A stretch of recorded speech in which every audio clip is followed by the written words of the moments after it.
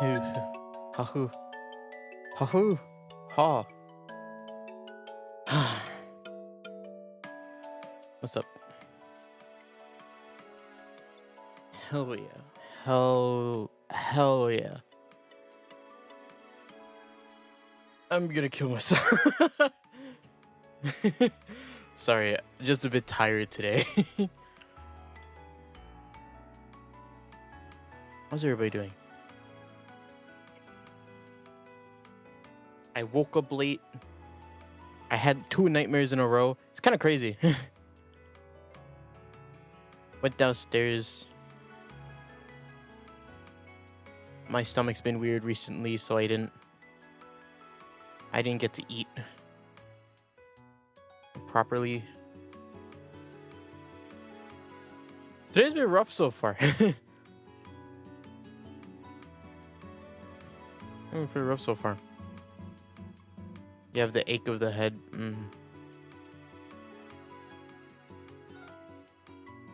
I see. Don't you? You're always tired. Shut up. Shut your mouth. Today's not the day. I know you don't mean anything by that. But today's not the day to be coming at me with some kind of quip, alright? Because you know what? I'll tell you to shut the fuck up and I'll go on with my day. That's where I am right now.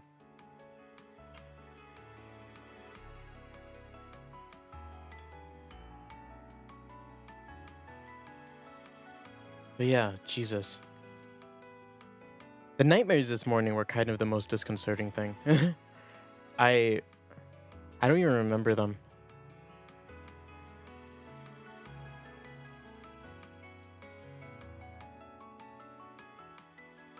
Shut the fuck up. What did I just say?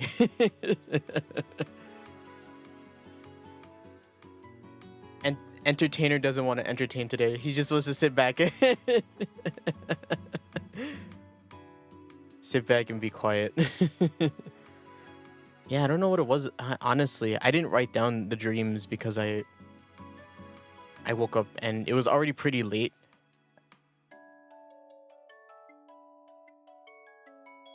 It was because, first of all, I had a really hard time falling asleep last night for some reason. I was tired, but I couldn't, like, I closed my eyes and just kept, and was just like, fall asleep. Nothing, I can't fall asleep.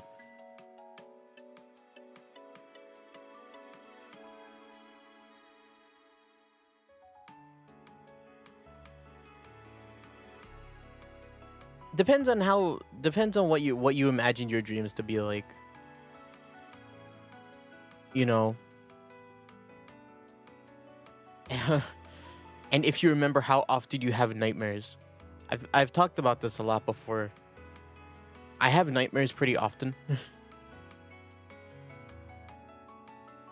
Like I'd say for every like 1 regular dream, I'd have about like, I'd say 5 or 6 like nightmares. And that's not including some nights where I just don't dream, period.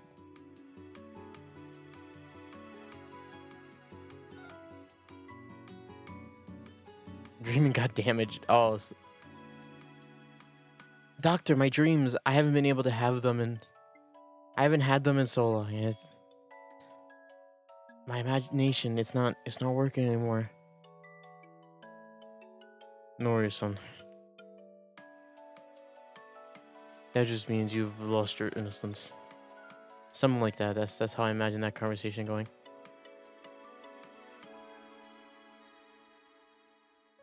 Now whip it out for me. I gotta check if everything else is okay.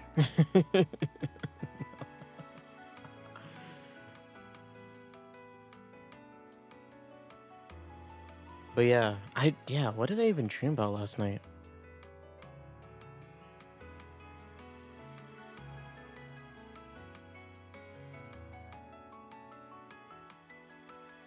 What was it? It was pretty... Oh, I remember. I'm like slowly remembering it.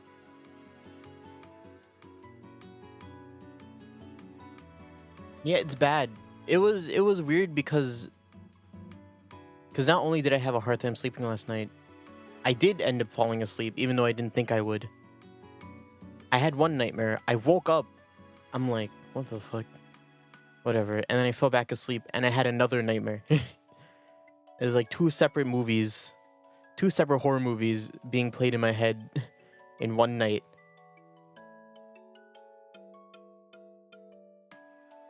And I was, I don't want this. I don't like this.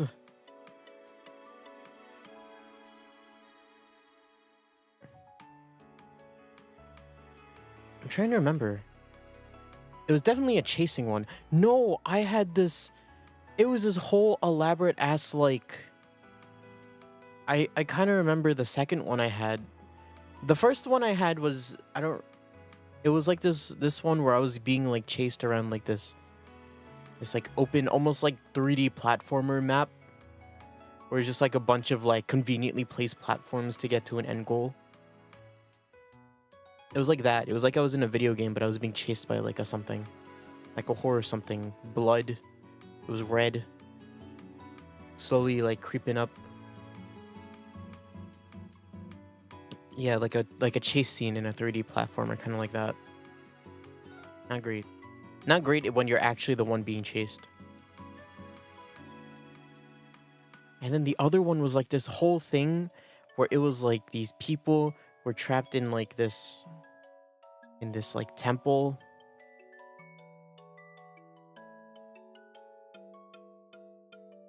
Trapped in this temple, and we'll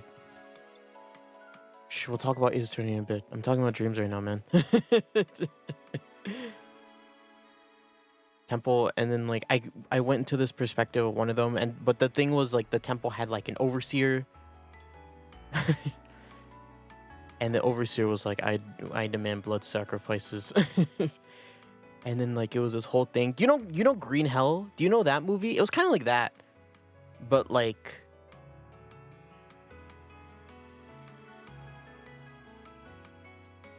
it's kind of like that. Like, but instead of it being like, oh, is it called Green Hell? Is that what that's called? The one where the peeps got crashed from the helicopter and then they got captured. Isn't Green Hell a game? That's what I was thinking. I'm like, Green Hell doesn't sound right. Green Hell is the game.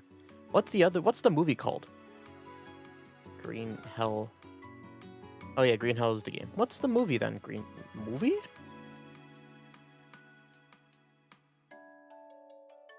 No, Green Hell's not the movie. What is it called? It was the movie. It was a movie where like these guys or this group of people were like doing like a touristy thing in like the Amazon. I think it was the Amazon. And then they crashed, and then they got captured by this tribe in the middle of the forest that put them in a cage, and then like every day or so they had each of them like got taken out of the cage and was like put for like these like ceremonial like sacrifices. It was like that. It wasn't exactly that, but it was like that feeling. You know what I mean? Of like, oh shit, we're just walking in or waiting for our death, you know? It's like that. It was a very graphic movie. The multiple scenes where it's multiple people just getting mutilated. Very, very, very rough. Very rough. Don't watch it. Because I don't know what the point of the movie is outside of being kind of a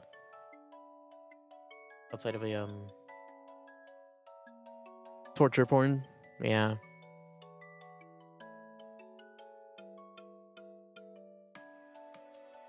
Yeah, what is it?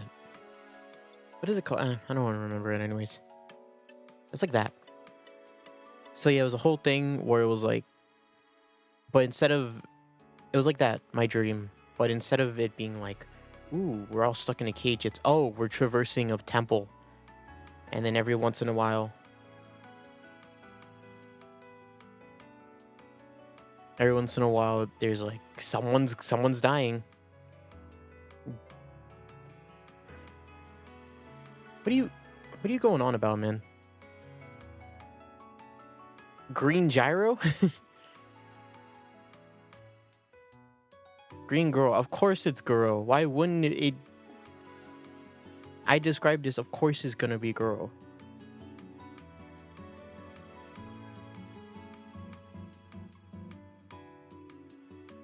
But yeah, the one specific thing that I remember was like this guy like getting. I was in the perspective of this dude that was like, I don't know what was wrong with him, but he was like really like ticked off about something, and he ended up like wanting to rumble the that kind of overseer character that I had in my mind, the overseer of the temple. And he like ran off into his own room, and he started like doing this thing. It was like this challenge. It was like a challenge room where he had to like punch things, and he was running around punching things, but then he fell into like this hole, like full body fell into this hole, right? Like feet down, and then it ended up like squeezing him, and it was like, ah. And then he like died right there, and then it like blood started to come out of him through these like trails from the hole, and that's what was used to like open the next door of the temple. It's very strange. Didn't like it though.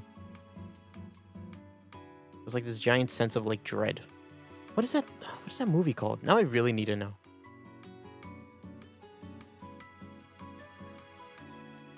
Horror movie. Green Inferno.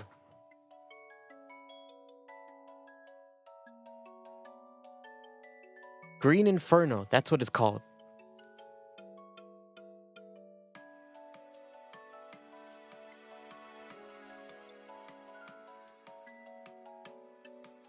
Yes. Fucked up movie. It really is. A lot of prolonged killing scenes. One of those ones where like the graphic artists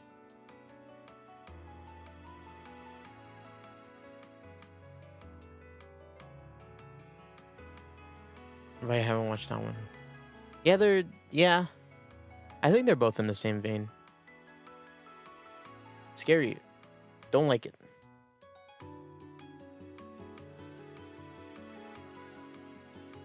But yeah. I woke up with those two dreams last night.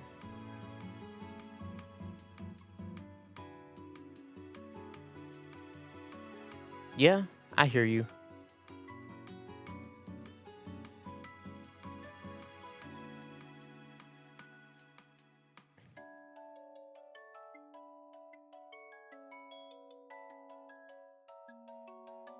Really?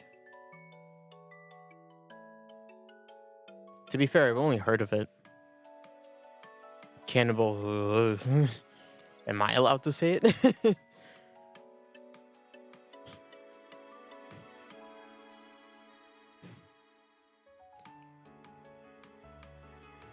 Oh. No? Okay. I won't say it then. But we all know. Actually, now that I searched it up, and one of the first things that came up was that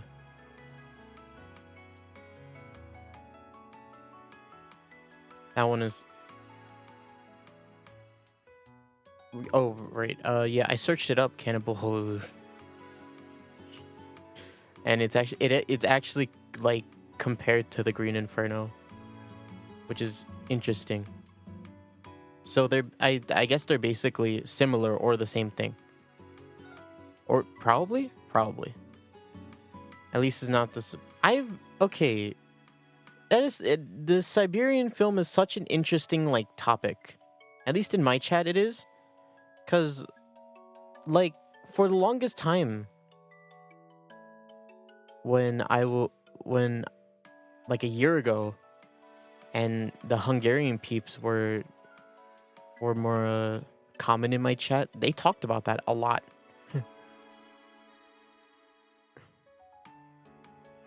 The Siberian film. And I'm like, first of all, is it really that big of a thing in Hungary?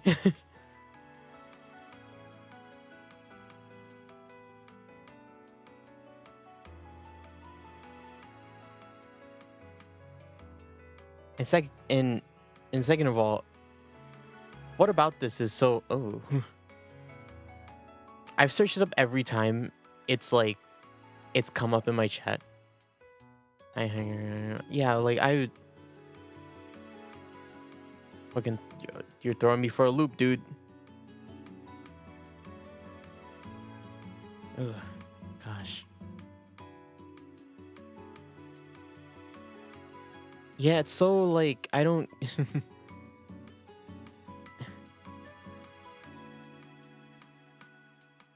I wonder what their I truly wonder what their fascination with this movie is, because it is like every time they brought it up at some point, I was always like, what is that? And they were like, don't search it up. And then I was like, if you don't want me to know about this and don't want me to search it up, why bring it up here?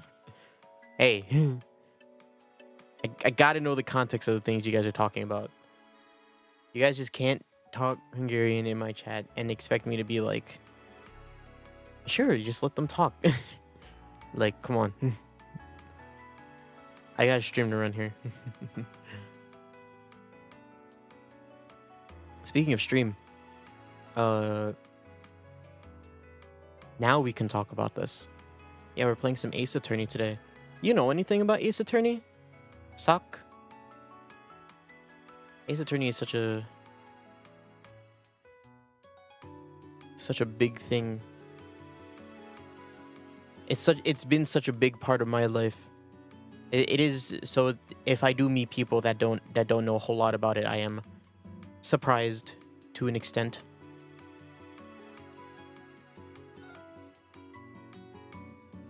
It's like Danganronpa, but it has a better reputation, so I'm okay with being like saying I'm a fan of it.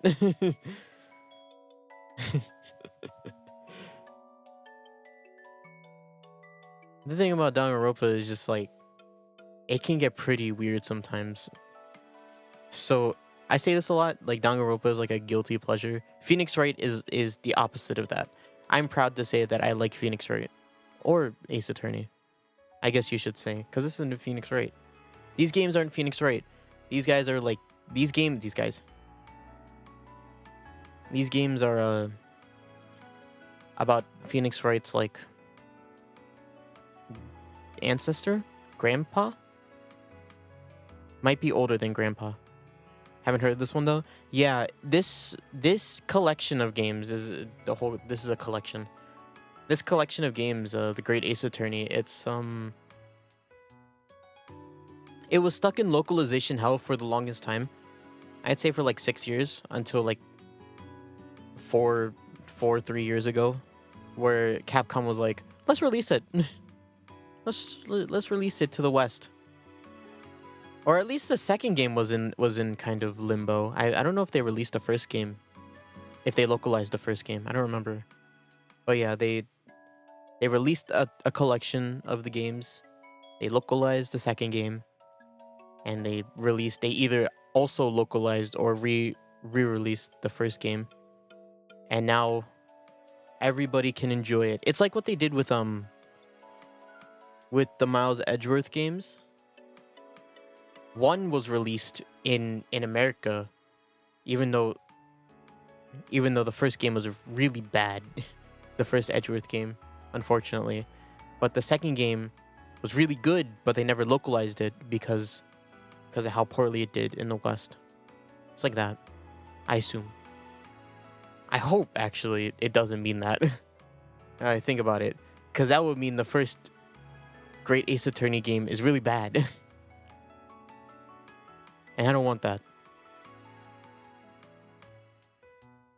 I want to play a good Phoenix Wright kind of fresh experience, because I'll tell you what, this is one of the few times where I've kept myself completely like spoiler free, despite how old this game is. It was young. I was young enough when this game released where it was in my general like interest range, and I would have been like, I want to watch this, or I want to watch someone play this, but I didn't. I did exactly not that. So that's why I'm excited for today.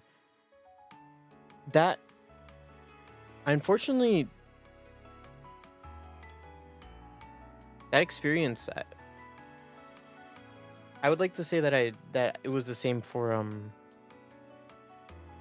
Phoenix Wright versus Professor Layton. Hold on, I'm gonna turn on my AC real quick. Give me 1 second.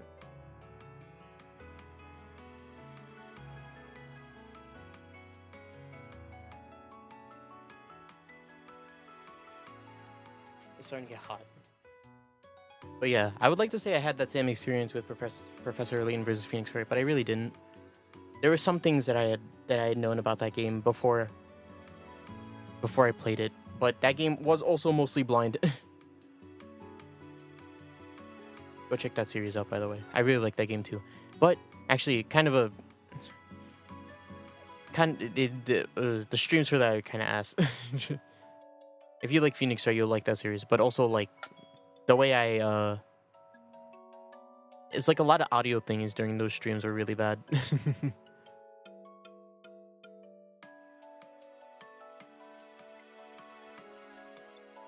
But yeah, I'm glad I'm playing this blind, because I'll tell you what, streams like these and series like these wouldn't have the same amount of value if I just played them and I already knew what was going to happen. I kind of had this revelation a long time ago when I played Honkai Star Rail actually on stream, where it was just a lot of me being like, yeah, I started a Honkai Star Rail account for Hase, even though I already played Honkai Star Rail like on my own time.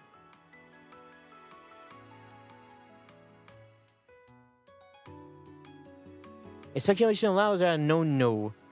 I generally am fine with it. Okay, because it's actually that's a good topic. Because I'm okay with it, unless it absolutely feels like, you know, the type of person. There's a specific type of speculation that I don't like. And it's not even speculation, it's just spoiling. People who already know what's gonna happen and hint at it by saying like, oh, I really hope this and this doesn't happen to this guy, and that happens. It's very frustrating when stuff like that happens. And when I read that, this happened a long time ago when my brother, I'm gonna talk about my brother, because I know Jack. I should be, yeah, right. But this actually happened recently, because I'm pretty sure he didn't do this on purpose. Not my brother, but this is another thing. When we were playing Potionomics the other day, almost last week, Boy said something in the chat where I was like, oh yeah, imagine that. Like he's, I'm not gonna say it because I think it's really close to what's actually gonna happen. But yeah, he said something where I was like, yeah, that could happen. And then I kept playing Potionomics, and I was like, and the character that was related to what he said, the speculation, he kept dropping hints that was like, that would make sense if that speculation was correct. And I was like, holy shit. And the thing is, right, he was joking. Like, Boy was joking at the time. He was like, imagine if this character, this happened to him. And I'm like, yeah, that'd be funny. And then I'm playing it, and it's just like, yeah, no, I really wonder what happened to him. And I'm like, God fucking damn it. It was really like, at the time, it was really funny. And I was really frustrated too, because I was like, I can't believe this.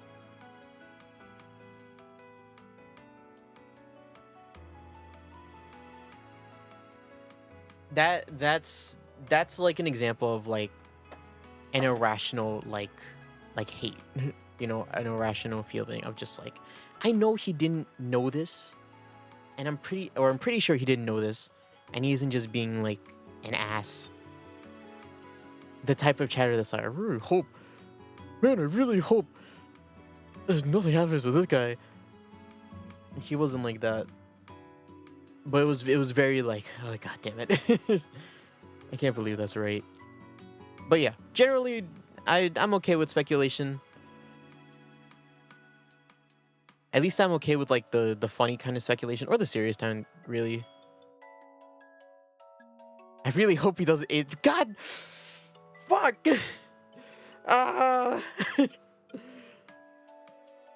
Yeah, I really hope he doesn't. And then we're gonna keep going. We're gonna play the game, and then they're gonna bring up some like, he's an attorney, but there's a higher rank of attorney, ace attorney, and he's never gonna reach that. And I'm like,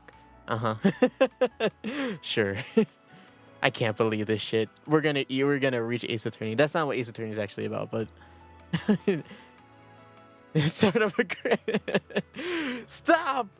You can't keep cooking. These predictions are too real. But yeah, I'm gonna bring in my brother during this, and I don't know if he's gonna appreciate this one, because I did find this very frustrating, and this is the one thing that I kind of disliked about watching him do this when he streamed this. My brother, a long time ago, before he was a kind of a spooktuber, he plays a lot of horror games now, but back then he used to just be like a variety guy like me. And one of the games that he played all 3 Danganronpa games. And I'm like, oh, and I like Danganronpa, right? So I'm like, oh man, I really want to see his reaction and how he plays all these games. But then I'm watching him play the first game, and then he has this chatter in his chat where it's just like, yeah, he did the thing, right? He did like, I really hope nothing happens with this character, or yeah, just you know. And I'm like, yo, dude, shut the fuck up. Like, I just, like, how can I can't, like,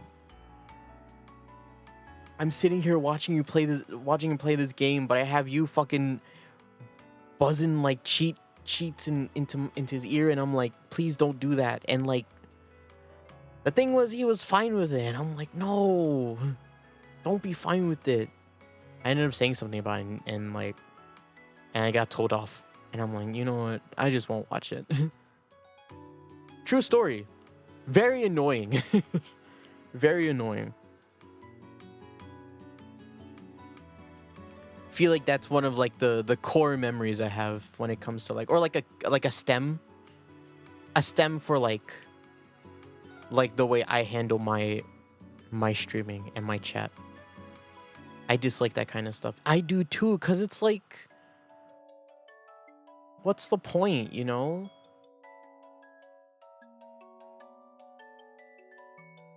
It's one of those like, I'm glad you know about it, and like you're excited to see someone that you enjoy the content of play a game that you like, but also like, you're actively, not only are you actively ruining your own experience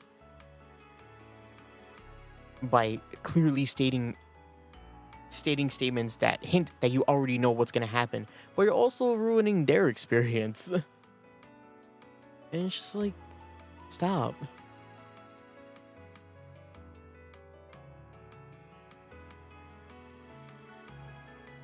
Right? It's just like, oh man, you got that right again. Right? And it's just like, wow, it's like you already know what's gonna happen. It was very annoying. It's extremely annoying.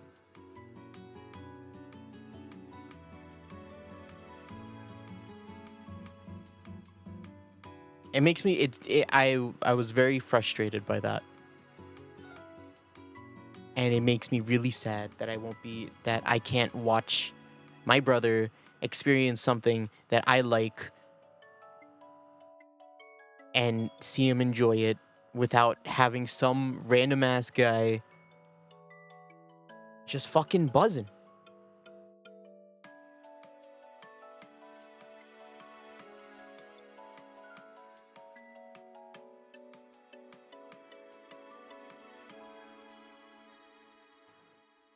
It's just it's just so it's just so I don't dwell on it much anymore because it's been so long. I'm just like, don't do that shit with me, you know. That's why I don't, because this is also why I don't allow the little do they know you actually can. I also know what's already gonna happen, so you saying that means I could ban you. You know, like if someone tries to do that in my chat, that's what I'm gonna say. That's what I'm gonna say. But yeah, that's also why I don't allow the whole like the whole backseating thing. You know, I don't like, first of all, I don't enjoy being told what to do ever. And second of all, I don't know if like what people say, if there was a world where I did allow like backseating, like I don't know in what world like or what chatter would be saying something and it would be someone that already knows the answer, or someone just trying to like quote unquote playing the game with me and trying to figure out what to do alongside me. Which, to be fair, I say I don't allow any like backseating or help, but like if it's the case where it's like you also don't know what the answer is and you're just putting out a suggestion, I'm pretty fine with that. The backseating is more to scare the people that already know is what's already happening. Wait, did I do backseat? No, that's what I mean. That's what I mean, right? I had a feeling that you didn't know what was happening in the mouthwashing game. So I was like, okay, oh, right. Okay, yeah, sure, let me try that. You know, I was very like I had a feeling you didn't know what was happening in that game, so I was okay with it, you know, but like if someone came into my stream and they were like, if I see someone new coming into my stream and then them being like, oh, you got to get the gun from the nurse's the bed, I'd be like, or well, maybe you should check. Yeah, someone new comes into the room and they're like, hey, maybe you should check the nurse's bed. I'd be like, what the fuck? Who do you think you are? You know? That's when I'd be like, don't do that. don't do that. You're not setting a good precedent for yourself with me. And I am already someone that is very hard to please. I can have fun. Just don't fuck with me. Follow my rules. There's a reason why I say I rules. Excited rules. But yeah. That's the secret sauce. That's the secret sauce to enjoying a Hase stream. Half the stuff he says he doesn't mean. I say no backseating's allowed. You can help me. I don't like, as long as it seems like you also don't know what's happening and we're all just kind of experiencing it for the first time. Sure, why not? You know, as long as I don't feel like any animosity or like any kind of like dunceness coming from you, who cares? I don't care.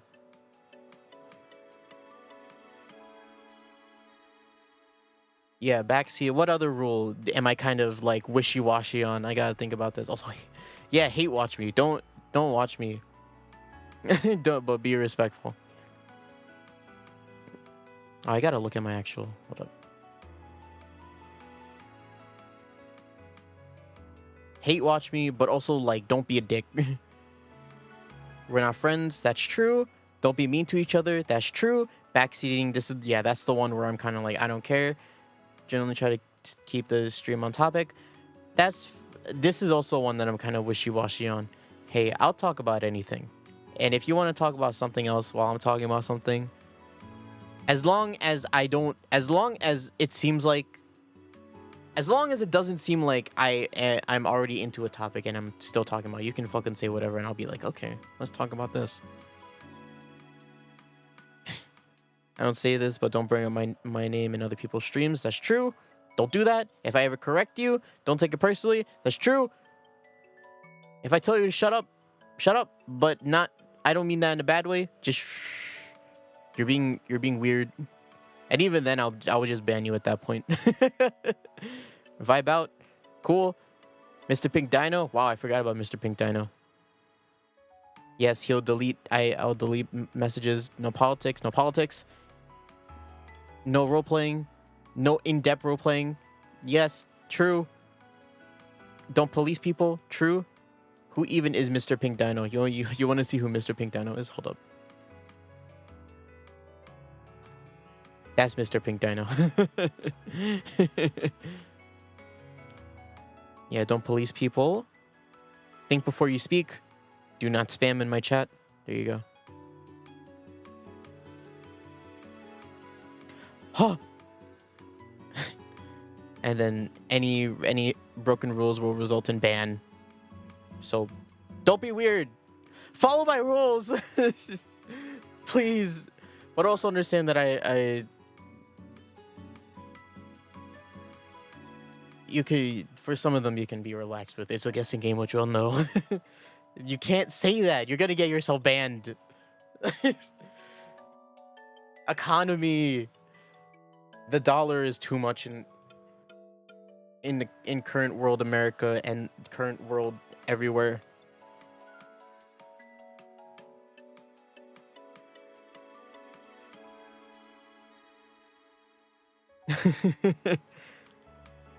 Fuck. That's it. You're banned. Yeah, right, but like, you chose the wrong one to guess on. Actually, I don't know. Can I play this game with a controller? Hold up. Give me 1 second. I want to see this real quick.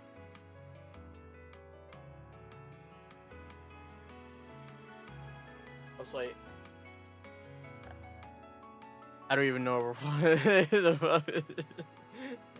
Don't do it. Like, maybe even if you, like, even talking about like fictional politics, I'll still ban you. I'll be like, oh, the Targaryens. What's Targaryen? What is that? Is that Game of Thrones? It is. They're like really ruling over the the continent. I'll be like, what? Who are you talking about? I'm gonna ban you.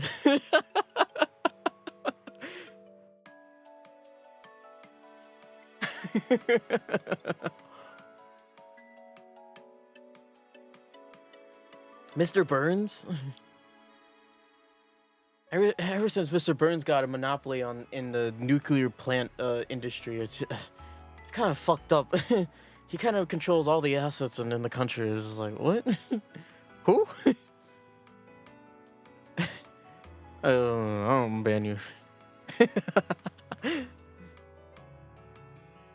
I find that very funny. Oh, I can't play this with a controller. I'll play it with a controller then. Also, people filtering in. Hi. I don't know if people are filtering in for this. I talk for another 15 minutes and we can play the game, okay? Understand how we do things here.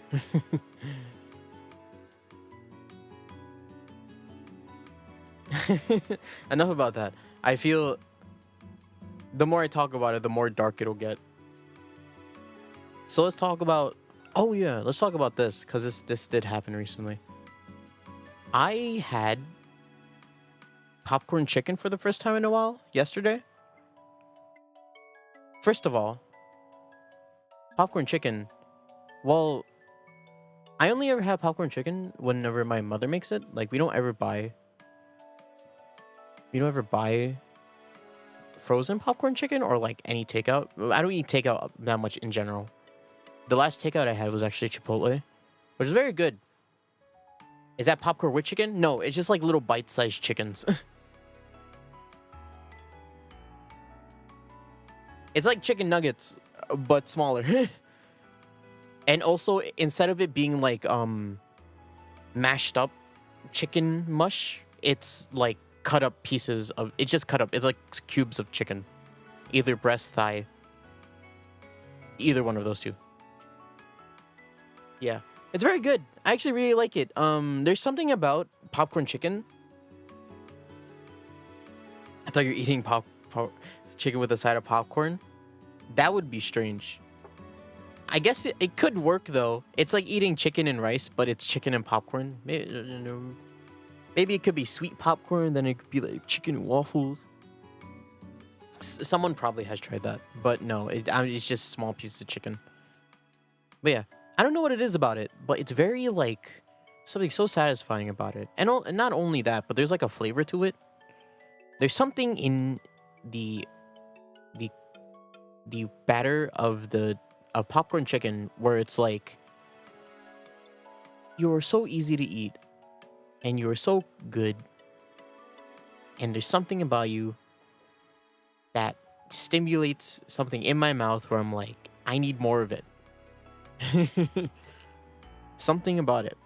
Yeah, my father yesterday, he just made some for some reason, and I was like, oh, let me try it. And I'm like, oh, this is really good. I think the main draw and the main thing I think I'm learning about myself with food is that I'm a big crunchy boy. I like crunchy. Because he actually made two separate plates of popcorn chicken. And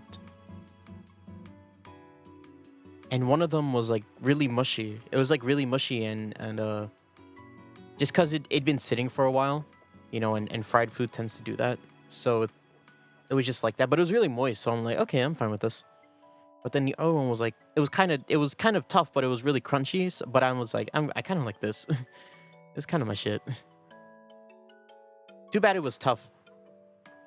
If it was moist like the other one but also crunchy, it'd probably be perfect. But it wasn't. And I ended up eating the whole plate of the crunchy one. There wasn't that much. And I'm like, this is good. I like this. Yeah, I don't know. I guess I'm a crunchy boy. What's a country that I don't like? I have a sudden craving for popcorn chicken. Did you? It's like, it's really good because you know what the main problem with like, well, not problem, but like the main like flaw of like eating chicken normally that's not popcorn chicken is that chicken, there's so much meat in chicken where it's like you have like, if you have like, say you have like fried chicken, for example, or like a marinated chicken, you're only gonna eat and taste whatever the batter or like whatever marinade you had on the outside, and the rest of it is just gonna be chicken, right? But with popcorn chicken, you know, it's small. There's a lot of surface area because it's fried. There's a lot of little nooks and crannies, and like whatever you season it with, right, you'll really taste it. My father, right, he actually used this this is kind of a god find from my brother when we went to the mall like a while ago. But while we were at the mall, he actually found like these bags of like ramen seasoning. It was the strangest thing. It was like you know Shin ramen? Like Korean Shin ramen? It was like that, but they sold it in like a small resealable pouch. Like the seasoning, and you could just add it to whatever. instead of having to dig through your Shin ramens in order to get the small packets of soup base and then just do something else with the noodles.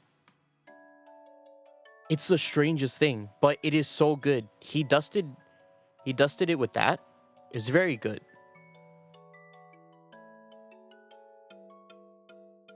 I do like chicken. Another thing I realize as I live, the longer I live and the more I live this treacherous life, is that I like chicken. People are always saying like, oh, I'm so tired of eating chicken and rice. But I'm here basically doing that, and I'm like, this is fun. I'm fine with this.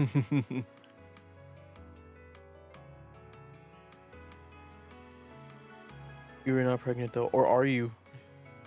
You could be whatever. Will you lie to me again? How pregnant are you? Are you expecting? Your blob child. I'm pretty sure I'm not. Have you tested?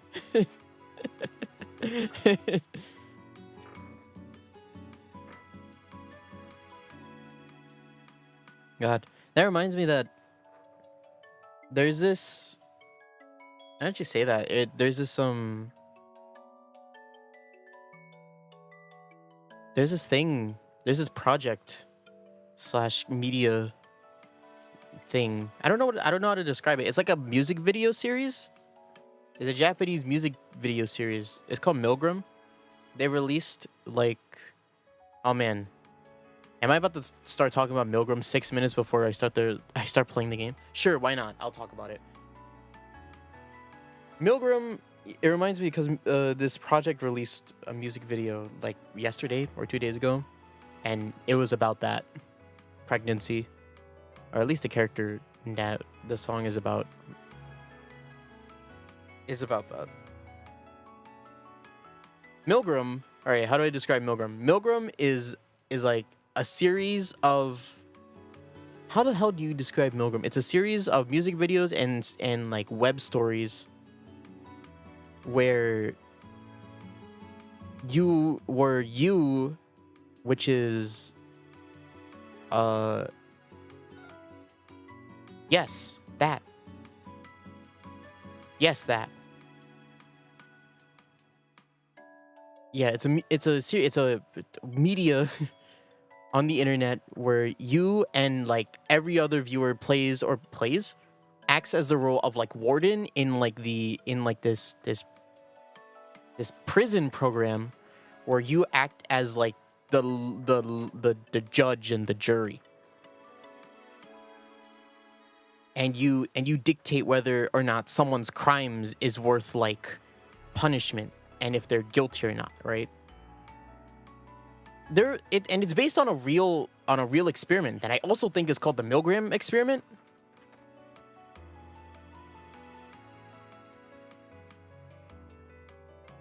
Yes. So yeah, you and the viewers, the other viewers who watch and engage in the media, you guys vote on whether or not someone's crimes is if they're innocent or guilty of their crimes. Well, not even innocent or guilty. It's whether or not you find them morally correct or morally incorrect. Because they all did something. All of them did something. Depending on whatever the severity is. Like, for example, the girl that you found, her whole thing is, I'm pretty sure she like, her crime is that she's a high school student that engages in Japan's like nightlife, and she goes around and gets down and dirty. I don't know if I want to say it like that, but it's along those lines, I think. And because of that, she ends up getting pregnant at some point. I'm pretty sure they implied that she only gets pregnant once. But she gets pregnant and then parentheses pregnant s multiple times, or yeah, either or, and she either has the baby aborted or an accident happens, and or is it an accident? I don't know, because it's hard to, because one of the things about Milgram is that you kind of have to assume, or you have to learn what they did and like what led them to what they did through the music videos. And in the latest music video, I'm pretty sure they imply, don't take my word for this, I'm pretty sure they implied that when she fell down a flight of stairs, and that's what ended up killing the baby. But we don't know if she fell down the stairs on purpose, or if she just fell. You know? I don't know. I'm not too into Milgram. I just watch it and I'm like, this is what it means. That's dark. It's a very dark series. Like if I was to give you the synopsis on all 10, there's 10 of them. There's 10 prisoners where you have to be like, this is right, this is wrong, right? It's like kid with traumatic childhood and like severe mommy problems who killed other kids, who killed other kids at some point. Then there's Yuno, who is who I just said, right? The whole like abortion kind of, not even abortion, but just like, you know, killing the baby in the womb, either accidentally or not, and only having that happen because she participates in the nightlife for the prostitution, if you want to call it that. And then the next guy, he led a girl to suicide by leading like a social media, like he basically canceled her, or like got her in a lot of heat with a lot of people on social media, and she ended up killing herself.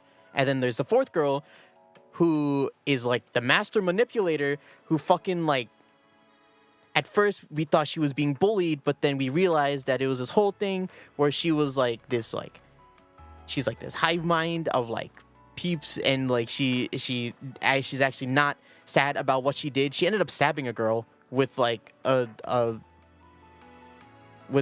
box cutter, I think it is, yeah. Ended up killing her. And then who's after that? Oh, and then the guy after that was harvesting the organs from, he was a doctor who was harvesting the organs from patients in order to bring back his own dead wife, I think. His own dead wife or kids, one of them. And then after that, it's this girl who was so obsessed with her boyfriend, but he ended up breaking up with her, but she kept stalking him afterwards, and that led him to suicide. And then the guy after that, he was cheating on his wife with someone at the bar. And then one day when he came back from the bar, he ended up finding his wife at the balcony of their like hotel room, their hotel like house, and she ended up jumping. And then after that, is like a young kid, like I'd say like single digits, who is like indoctrinated and broken into like this cult, and she believes that like anybody who defies, or anybody who's like a quote unquote sinner, deserves to be dead. So what she ends up doing, hers is really sad. Like her first video, it shows her like helping like this like injured, I'm pretty sure it's supposed to represent like another person, a part of the cult, and she helps them, right? But she has to go behind the back of the people who run the cult. But then the people who run the cult find out that she helped them, and then she ended up like getting like tortured. She got beat. She got shocked. She got I want to say like something with water, like drowned, something like that. She like a lot of things in order for her to be, in order to like try to reform her into the beliefs of the cult. And then she ended up, and it ended up working, and now she's like this like crazy cult member who's like trying to indoctrinate other people into the cult, and she fully believes in the whole thing of like, oh, people should, if you're a sinner you shall die, or like if you deserve to die if it's the will of God or something like that. And then like the guy after that is like this guy with a split personality who's like, he's like one half of him is like a serial killer, but the other half of him is just like a normal dude who doesn't know what the other half of him does. The other half just like goes around and kills people. I don't know for what. I don't know the exact reason, but he just does it. And then the other guy is just, what's happening? Why am I here? And then the last girl, she's like a vigilante. She like goes around and she kills, like, I think, what is it? She like kills people who like just does crime. I think it is. That's a general breakdown of like all the like the first trial music videos, at least. Like the first, like if all the ones that the first trial music video, like that's basically a synopsis of all of them. From what I remember, because that's when I was really into Milgram. But then I kind of drifted away. Mainly because I have other shit to deal with and focus on. But yeah, so basically you play as like the quote-unquote warden, but you act as judge and jury. Not executioner yet. I don't know if an executioner will exist at some point, especially now that we're the third trial, which is the last trial. I don't know if we're gonna, if that's gonna be relevant.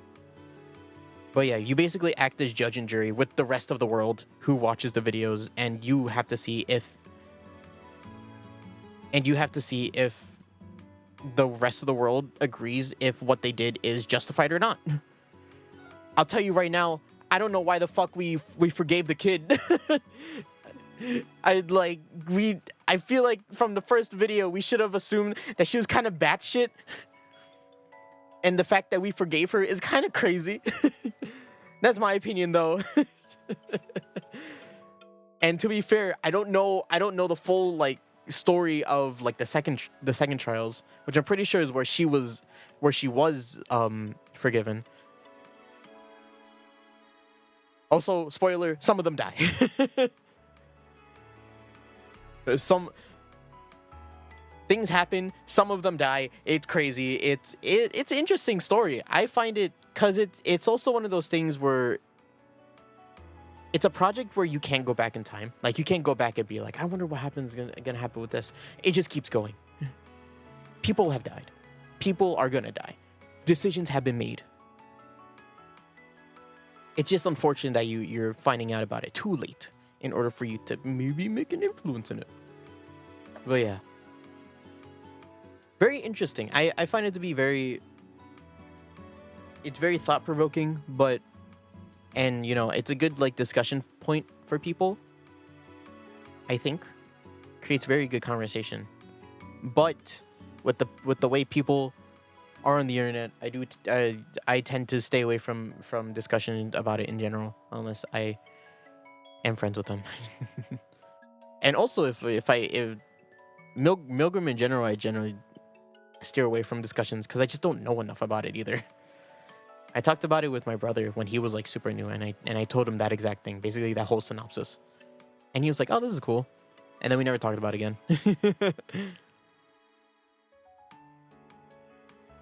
It's like if you need a reference with like how big it is, I'd say it's like as big as like, if you need like another media source to compare it to that you might know, it's kind of like Alien Stage. Alien Stage is kind of a big thing.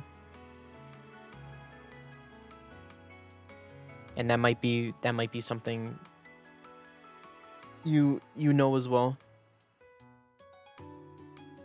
If not, I'm not going to talk about Alien Stage. Alien Stage is like its whole its a whole thing, and it's frankly much more like in depth than Milgram. They're both pretty like cryptic and pretty like you gotta learn and like assume a lot of things in order for anything to make sense.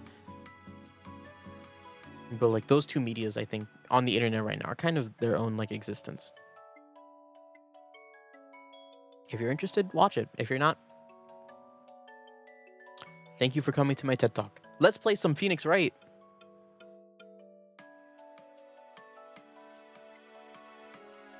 Phoenix Wright. Also, before I start, gotta do this too. I gotta check my audio, man. Okay, we're good. My audio, I'm so paranoid about it now. Like the whole like just there's one day where it just doesn't sound good and it's like why? It ruins an entire stream. I'm just like, no. Last time on Phoenix Wright, nothing happened. We're playing a new game. So yeah. Today I generally assume today will just be a voice acting day, so not too many bits from me. Actually, the game's not even open on your screen. I completely forgot. The Great Ace Attorney. There you go. Welcome to Ace Attorney. What was I saying? Right. Today is voice acting day. Probably not much commentary, just me talking to myself. A script. Also, before we start.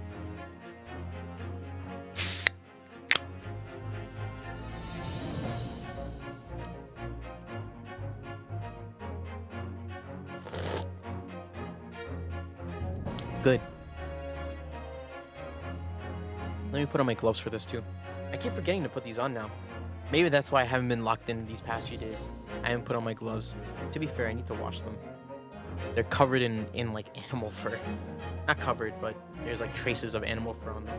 And it's extremely inconvenient. If like even like a trace of it like touches my nose, I'm gonna start like sniffling. But yeah, let's get started. I don't know anything about what's gonna happen, so. New game. I'm pretty sure our audio is gonna be fine. The Empire of Japan.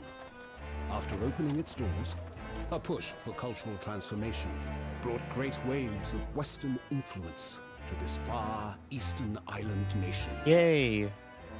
Japan! The revolution washed over the land, making life in the capital exciting and unsettling. It was a period of great change. Oh, this is... Some was swept away by the tide.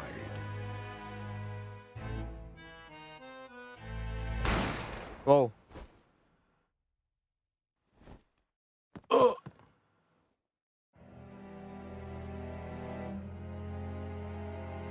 Oh, shit. For one man, the turbulence of that era was just the beginning of an extraordinary story. Uh-oh. Hey, that's me. Or that's the main character. Oh, man. The adventure of the Great Departure. Oh, we're starting this game out strong. 22nd November, 8:43 a.m. Supreme Court of how do you say that? How do you say that? Like,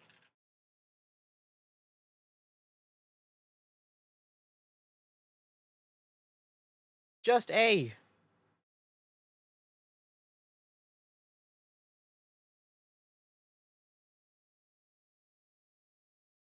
Is it judicature? Oh my god, I knew it. Defendants antechamber 5. I still can't believe it. I still can't believe this is happening. How can it be that just beyond the doors of this quiet little chamber is the highest court in Japan, waiting to decide my fate?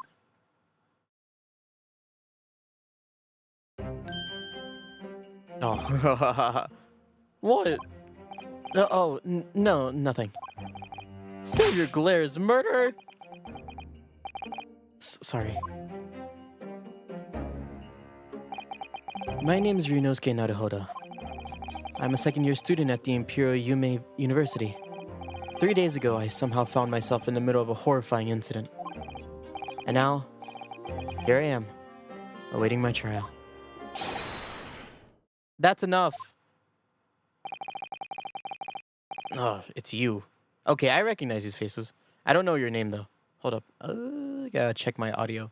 I think it's just like a tad loud. So I'm just gonna turn it down like this. There. Shit! He's not obliged to listen to such abuse, officer. Who are you? I'm this man's lawyer. I'll be defending him today. Lawyer? Yes. And until the judge has given his verdict on the case, no one has the right to treat him as a criminal. So you will hold your tongue. Technicalities, look at you! You haven't even graduated yet! And yet, I still seem to know better than you how a court officer should behave. Right. Ryunosuke? Oh, yes, of course. Sorry.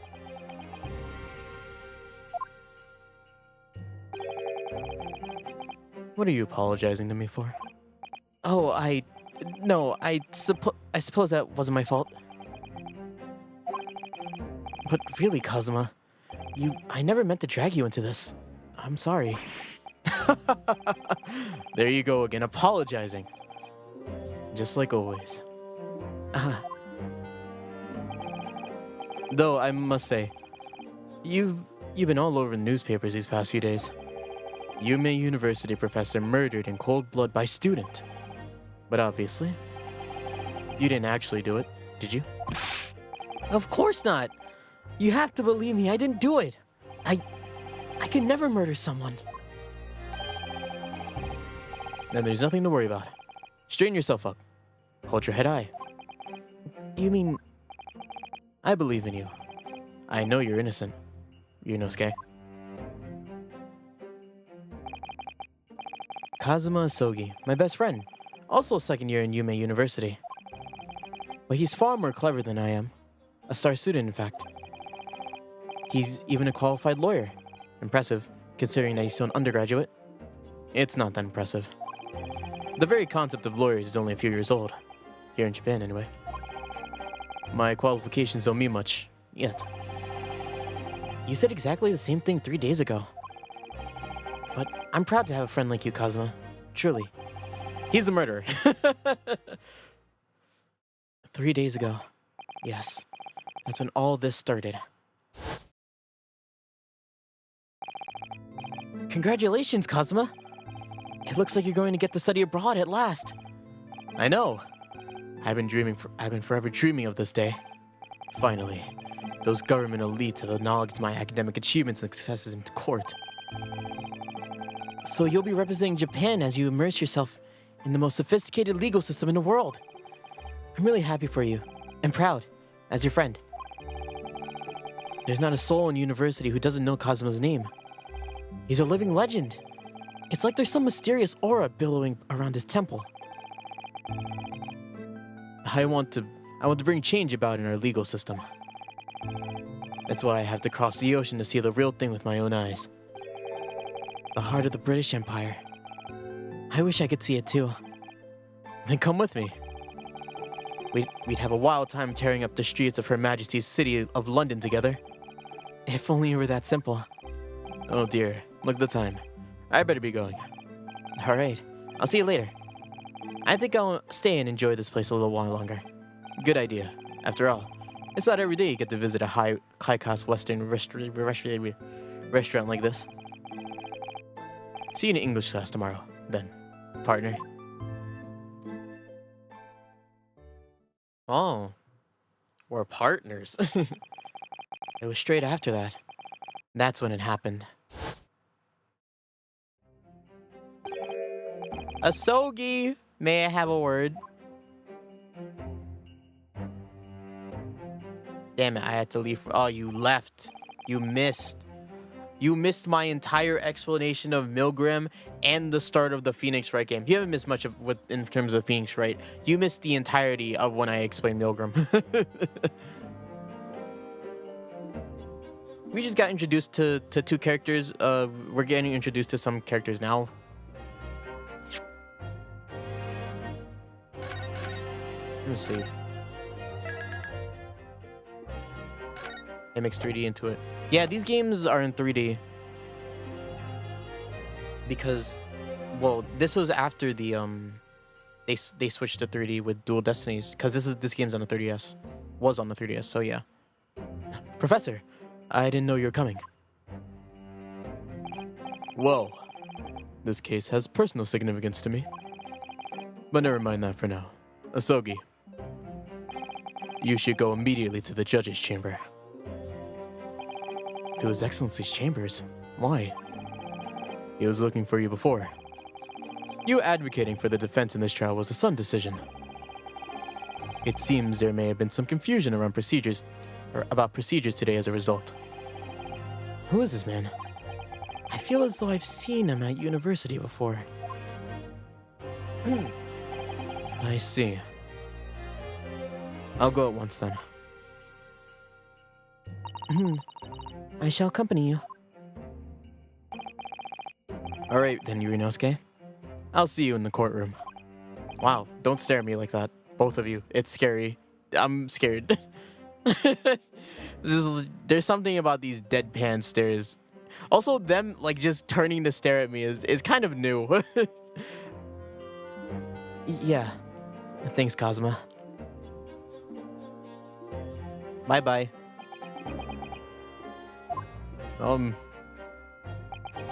Don't turn to me too. Oh, this is Stop staring at me, all of you. This is awkward. If I may. Yeah, sorry. You must be the defendant, Ryunosuke Naruhodo, I believe. Yes, yes, that's right. My name is Yuji Mikotoba. Mikotoba, that's your name. I'm the professor of forensic medicine at Yume University. Ah, Professor Mikotoba. I have heard that name from Kazuma before. As I recall, he's been pushing to get the government to agree to Kazuma studying abroad. Asogi told me about you. You and he are best friends, I understand.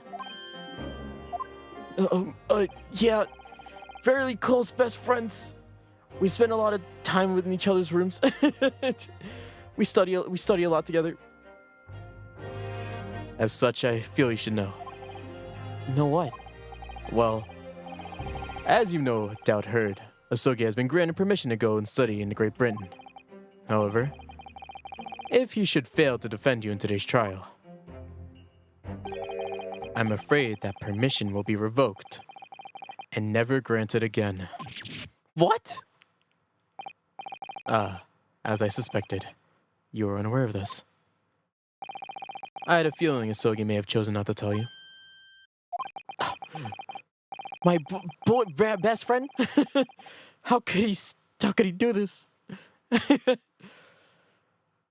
He's agreed to defriend me. He's agreed to not be my friend anymore. He's agreed to defend me, knowing that if he fails, his dreams will be shattered? But I don't understand. Why would the government do such a thing? The administration has to choose from a large number of applicants for overseas study. It's very difficult to persuade them to grant permission, even in the most favorable of circumstances. I don't believe it. But I didn't do it. I swear it. I'm not a murderer. I'm sure that's true. Nevertheless, I can assure that proving your innocence will be no easy task. You see, there are certain particularities about today's trial. Sorry? What do you mean? You'll soon understand. Once proceedings get underway, you're the murderer. But then what should I do? Well, naturally, I'm not going to suggest doing anything that could lead to a conviction. Right, so as soon as the trial starts, the judge will pose a certain question to the defense. When that happens, you must answer before anyone else. You must say, I do. I do? Asogi's hand in marriage. But what will the question be? Surely not, do you accept the accusations brought before you? Of course not. Defendant! Court is about to begin. Proceed to the courtroom at once. Ah, it would seem our Sur...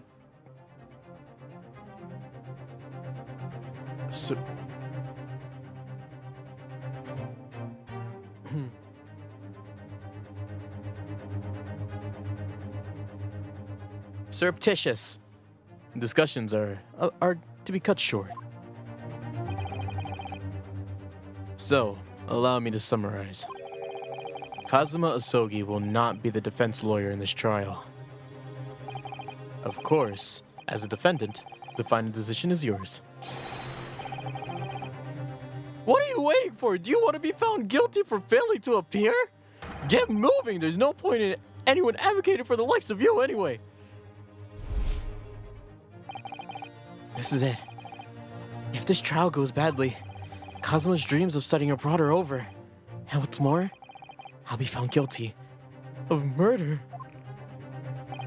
And so, with absolutely no idea of what lay ahead, I embarked on that unforgettable trial. My one and only chance to prove my innocence. The trial that would decide my destiny.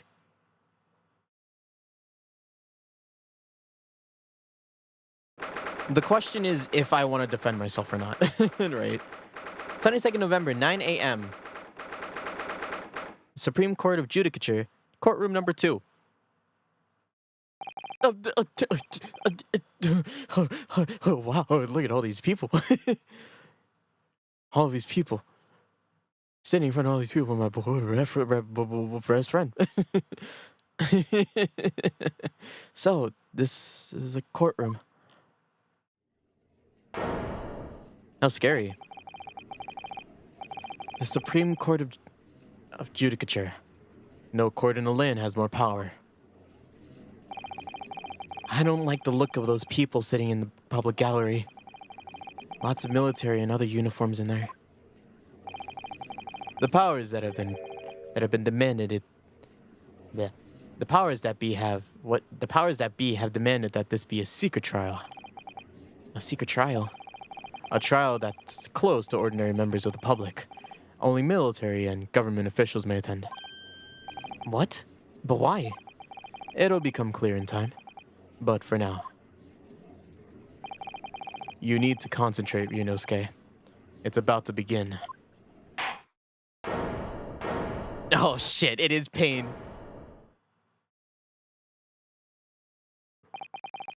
The court will now hear the trial of Ryunosuke Naruhodo. Nah, he's a regal judge. Oh, you hear this track actually? Oh wow. That's nice. Wait, it's such a good track actually. The court will now hear the trial of Ryunosuke Naruhodo. The prosecution is ready, Your Excellency. Not honor. As is the defense. Before we begin, there is one point of order I would like to confirm. Yesterday evening, the defense made a last-minute request for a change of advocate. That is correct, Your Excellency. I made the request myself. Normal procedure is for the defense advocacy to be decided 2 days prior to trial. As this is an unusual circumstance, I am obliged to ask for final confirmation now. Who advocates for the defendant in this trial? This is it! This has to be the question. Let's save and wait for Kazuma to advocate for me.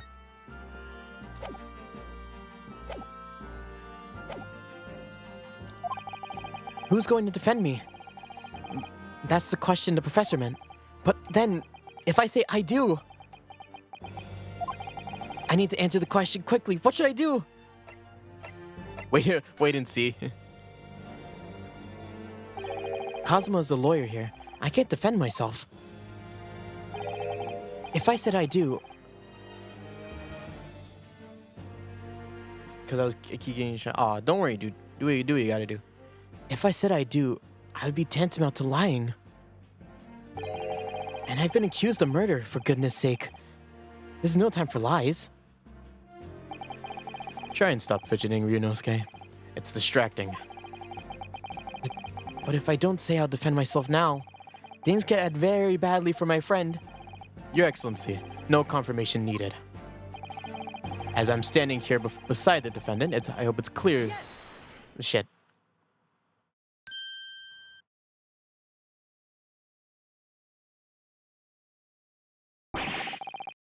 Hold up, I gotta read the other line because you interrupted me, Ryunosuke.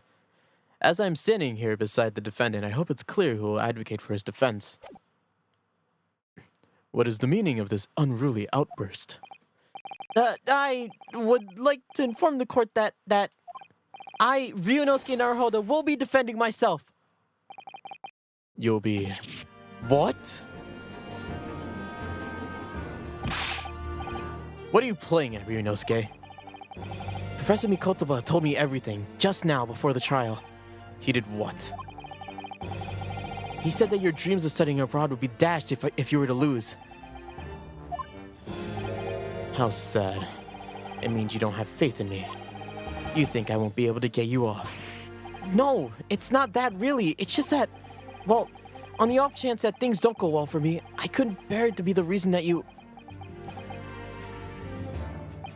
Yes, I knew that's how you'd feel, which is exactly why I decided not to tell you. Professor Mikotoba shouldn't have stuck his nose in. Very well. The court hereby recognizes the defendant's desire to advocate for himself in today's trial. Well! Does the accused admit defeat already? Renouncing his own counsel, really? Objection! Make no mistake, counsel. This merely shows that the defendant's innocence is so apparent, he's confident he can speak for himself. Isn't that so, Naruhodo-san? Oh, yeah, exactly. Exactly what I wasn't thinking. I'm not confident at all. In fact, my mind's a complete blank. I realize you're in charge. I realize you're in charge now, but still, try not to look so bewildered. Well, for a mere university student to be brought in before the Supreme Court. Does that say Tsumi? Is that Batsu? If it's Batsu, it means punishment. You must have perpetrated the most heinous crime indeed. As you are no doubt aware, this is the Supreme Court of Judicature of Japan. Accordingly, the very highest standards of conduct are expected of all present. Do I make myself clear, Defendant Naruhodo? Yes, Your Excellency. It is therefore my duty to assess your competence for the task you have undertaken. My competence? What does that mean? He's questioning your ability to do the job. Well... Shit. What am I doing? Well, he can't be questioning it more than I am. So, let's start with the most simplest of questions. Yeah. Kindly state before the court the name of the victim in this case. Well, that's easy enough. I've heard his name more times than I care to remember. But, wait. I'm so nervous I can't even remember that. What was it again? Ryunosuke. Let me guess. Your mind's gone blank. You know me so well. All the relevant information for the case can be found in the court record. But But I can't even find that. It's simple. You can assess the court record with the press of. If you ever forgotten something, just consult that. It's all in there. I have to just press for the court record. All right. There's no time to lose. This is the list of evidence you collected. Now try switching the people instead with our.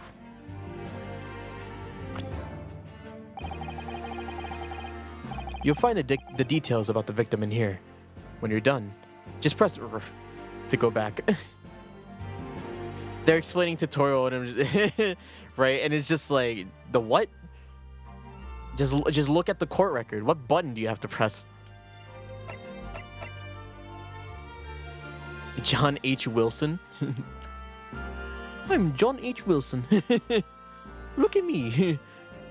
Funny mustache. Stout hat. All the pottery of the Englishman's attire. Like, what is happening here? So remember, everything to do with the current case can be found in the court record. Now, you better not keep His Excellency waiting any longer. Go on. Find the victim in the people section of the court record, then press Y to present. Try it now. Ah, present. The victim's name was Dr. John H. Wilson. Well, at least you can remember the name of the esteemed member of your own university. Dr. Wilson was a visiting professor from England, invited to Yume University 3 years ago. Indeed, which is the reason why this case has such profound implications. The British Empire is at present our country's most valuable foreign ally. And as most of you will be aware, we have just signed a new treaty together after lengthy negotiations. There can't be anyone who hasn't heard of the Anglo-Japanese Treaty of Friendship and Navigation. And yet, despite the delicate circumstances, the blood of an Englishman has been spilt on our soil. You two are both undergraduates at the Imperial Yume University, are you not? Murdering a professor from the very institution that provides your education, have you no honor? But I didn't do it. This case is coming under great scrutiny from our allies on the other side of the world. The court therefore wishes for a speedy resolution to this matter. In other words, our feeble government is scared of upsetting England's policymakers.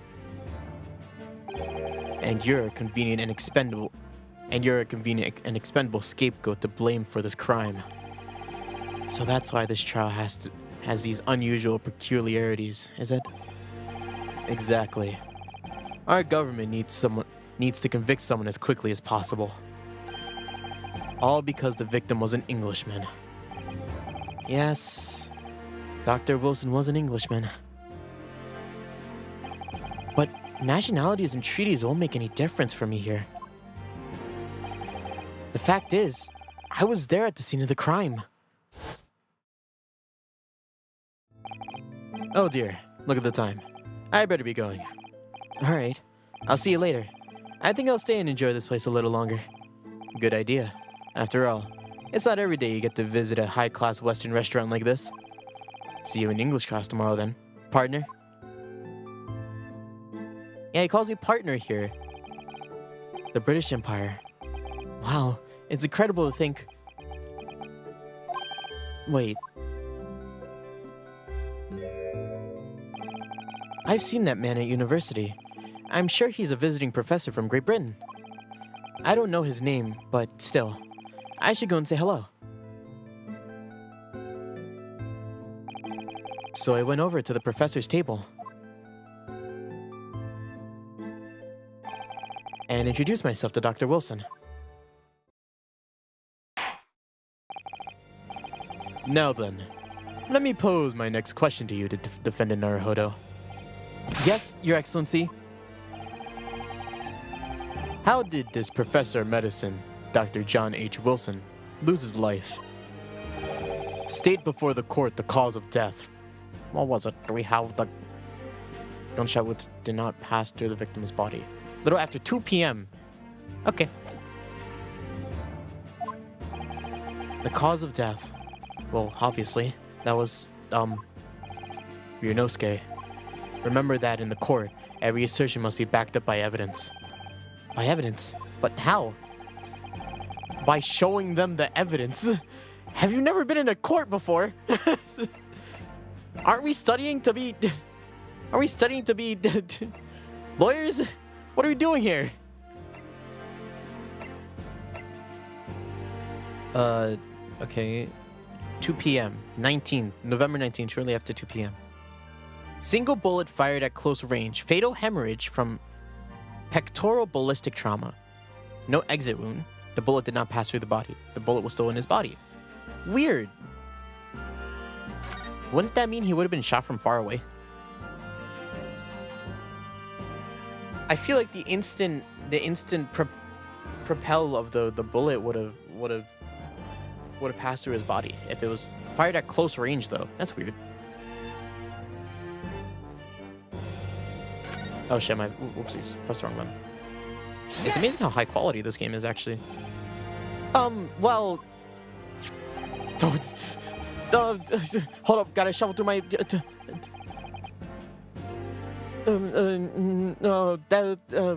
Shit. My collection. I mean, whoops. My pictures of Asagi. He's my partner. Did you know him? According to this document, the victim suffered a hemorrhagic death due to gunshot trauma. Learn to read, you imbecile. That's the post-mortem record. I take it. Sorry, yes. That's right. The post-mortem report. In the West, a doctor dissects the corpse to identify the cause of death in an autopsy. But here in Japan, a police merely inspects the body and draws conclusions that way. Oh, I see. As long as I'm not going to be tested on any of this later. This is a so-called photographic print of the crime scene. You can clearly discern scorch marks around the bullet hole produced by the powder explosion. In other words, we should assume that the victim was shot at close range. I see. Yeah, that is the way to determine that. Thank you, counsel. The court will accept this modern scientific evidence into record. The photographic print of the victim has been entered into the court record. So that's the photographic print. Well, that's something I've never seen before. It's clearly superior to a drawing. The detail is incredible. Very well. I am satisfied with your answers. Let us start with the trial. Certainly, Your Excellency. So, without further ado, in order to better appraise the court with the facts of the case, the prosecution hereby calls its first witness, who was there at the scene of the crime when it happened. This is it then. I think I may have worked out what the professor had in mind.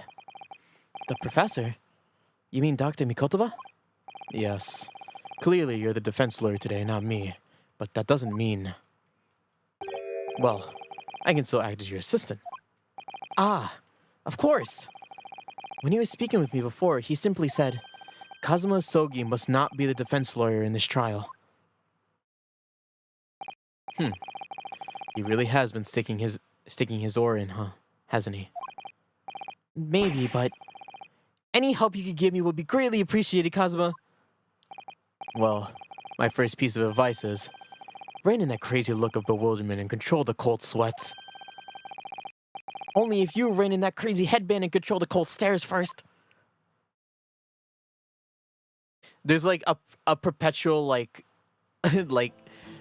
fan blowing on him. It makes me look cool, don't you think? He's so hot. Just Ryunosuke in the corner.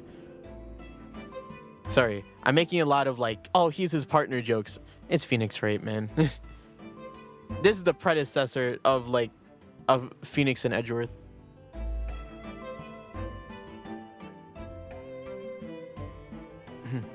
Witness! State your name and occupation for the court, please. Of course. I am Satoru Hosonaga. I am the head waiter at the Western restaurant called Le Carnival.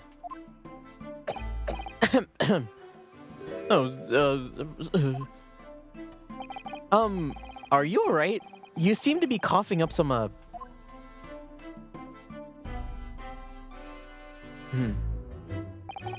It's a regular occurrence.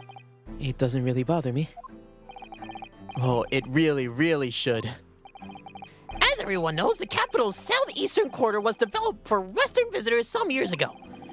It's become a very fashionable district now, full of hotels to accommodate overseas guests. This grim crime occurred in one of the district's so-called restaurants, an Occidental eatery, 3 days ago. Understood. Hosonaga-san, you will kindly tell the court everything you can about the incident. At once, sir. And no petty interjections from the aspiring lawyer boy, please. Oh, perspiring maybe, but aspiring? It was just after 2 p.m. on the day in question. We have a few diners at the time of day. What? The lunchtime rush was over, and there were only 3 tables still occupied. And that fits with my memory of it too.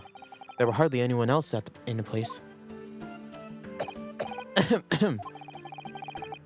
It was when I was in the kitchen putting away the cookery and cutlery. A gunshot rang out, so I hurried out into the dining area to see what had happened. I found the victim, an English gentleman, slumped in his chair. And standing immediately beside him, gun in hand, was the accused university student. Yes! Hold on! Let me just clarify something here. While I did pick up the gun I found laying on the floor beside the professor, I didn't shoot him. I believe I asked you to refrain from petty interjection. The court wishes to listen to the witness's report of what he saw, you amateur. But the next time you interrupt in an inappropriate time, you'll be penalized, Defendant Naruhodo. Don't worry, Ryunosuke. You'll have your chance to fight back. For now, you must just quietly listen to the witness. If I may confirm one point, waiter, standing beside the victim with the gun in his hand was the same man we see here in court today. Blood. Yes, without a question. I see. And apart from the accused, was there anyone else standing beside the victim? No. There was no one around at the table but the deceased Englishman and a university student. Huh? Wait, what did he just say? There was no one else around that table? What's the matter, Ryunosuke?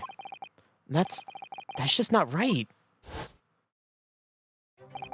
When I went over to Dr. Wilson to say hello, there was a woman sitting opposing him at the table. Really? And that's not something the waiter could have missed. I've been warned about interjecting, but still, what should I do?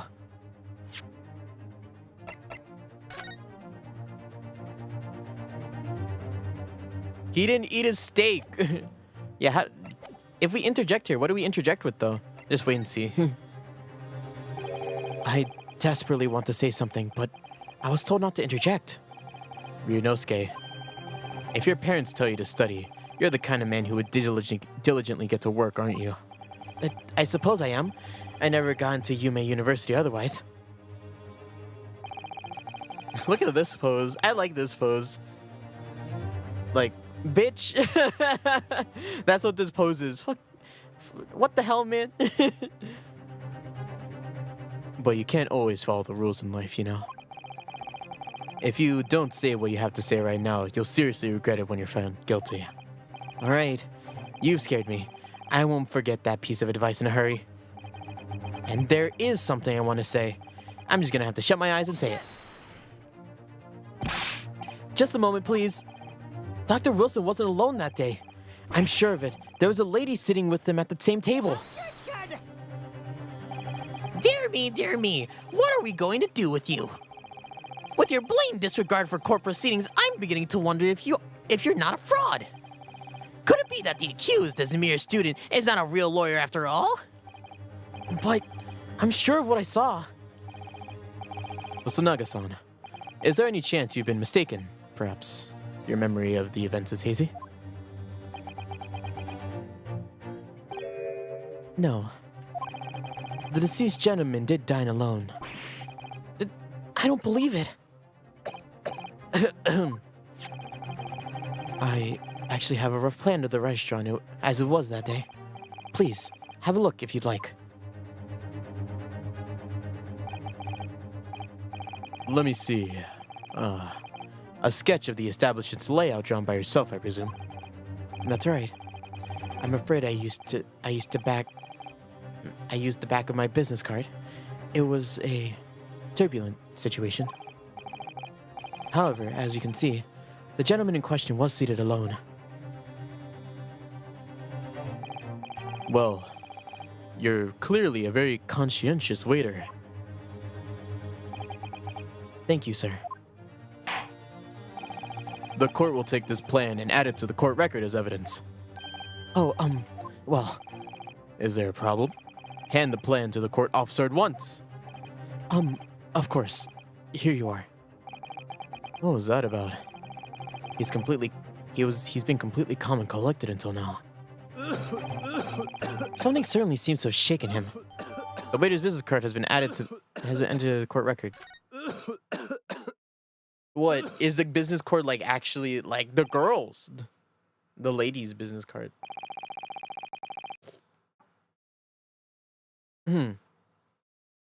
So, the court has now heard the process of this case. Yes. At the moment of the gunshot was heard in the restaurant.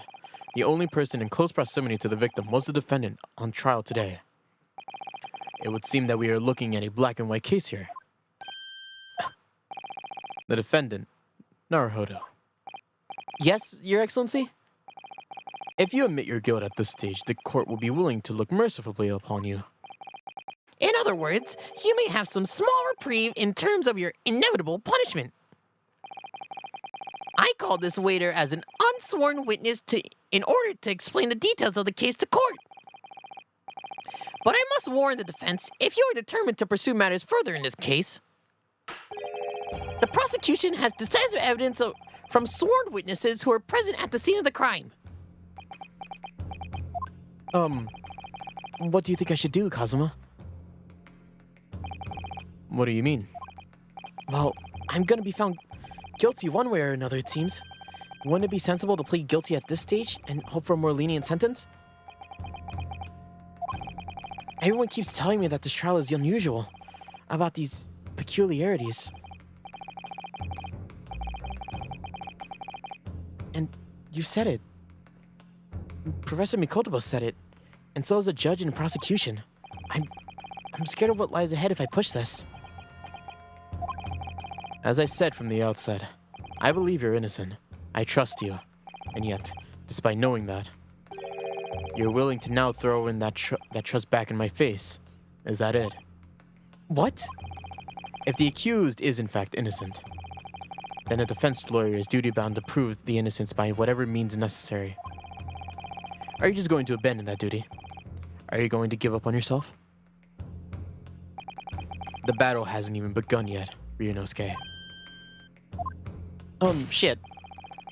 The defense pleads not guilty, Your Excellency. We invite the prosecution to stop making empty threats and bring out its witnesses. Then we'll see just how decisive this evidence really is.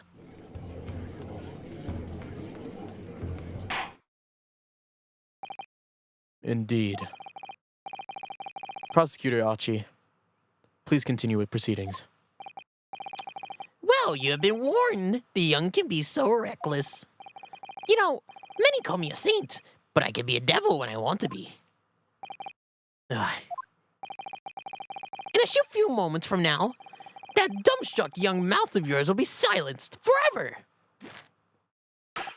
The prosecution calls its next witness as... Very well. Officer, bring forth the witnesses at once. Is it gonna do? I think we're gonna do multiple witnesses, right? It is. Witnesses, kindly state your names and occupations for the court. Yes, sir. The Great Nippon Imperial Army Sergeant Iesa Nosa, reporting for duty, sir.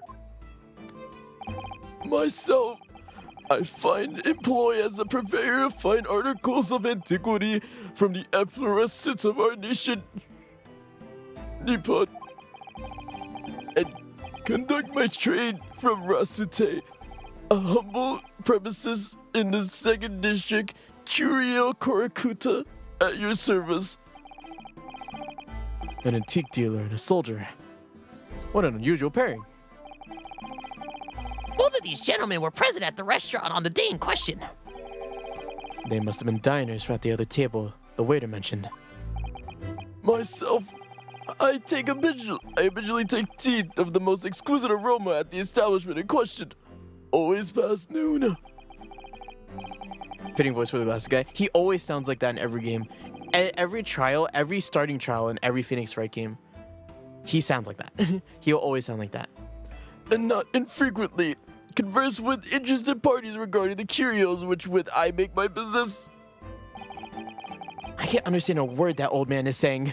His voice is so hoarse and hollow. I can't hear him. He's an antique dealer, and it sounds like he's a regular at La Carnival. Is it Carnival? I think it's Carnival. He seeks out potential customers who may have an interest in antiques and tries to sell his wares to them. He obviously targets Le Carnival because it's a high-class restaurant with rich clientele. Right, I see. Although, to be honest, the sergeant looks like he'd be a seller rather than a buyer. Now, you both witnessed the precise moment of this atrocious incident. Is that correct? Affirmative. The enemy unit was seen attacking the foreigner in what can only be described as an act of war. Word? What's a word? It was a... Whoa. He has a kid. It was a black uniformed rogue infantryman over there who unloaded his firearm, sir. This man's as impossible to understand as the other. But I'm almost sure I heard a strange noise during that last thing he said. So, this is the decisive evidence the prosecution was threatening. The soldier is claiming that he actually saw the precise moment you shot the victim dead. Yeah. Well, are you starting to feel uncomfortable? If I'm being honest, I was feeling uncomfortable from the start. Now, the court will hear your formal testimony, please. Let me say first.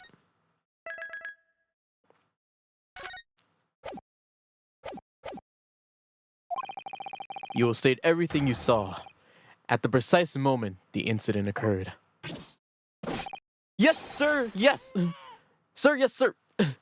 Standing by, ready to report, sir. Unsavory memories of the most aberrant afternoon.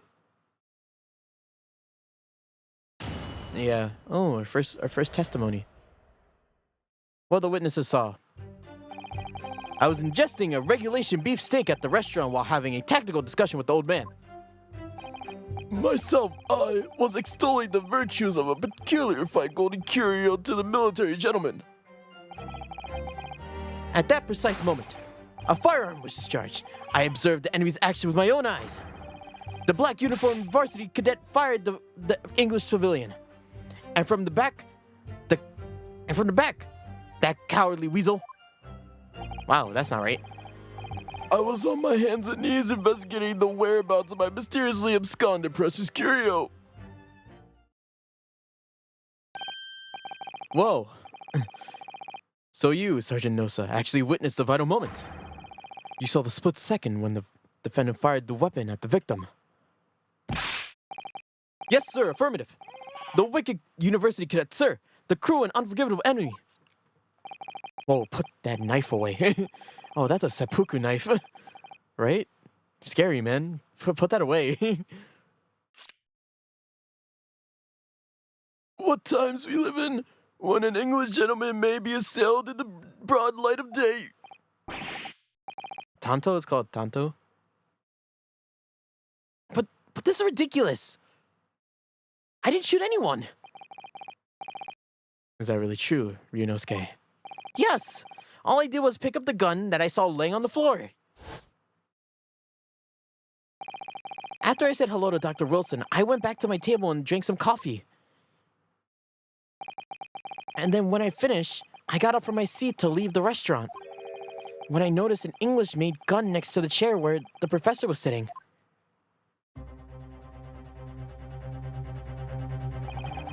I thought perhaps the professor had dropped it. So I bent down, and just as I was picking it up,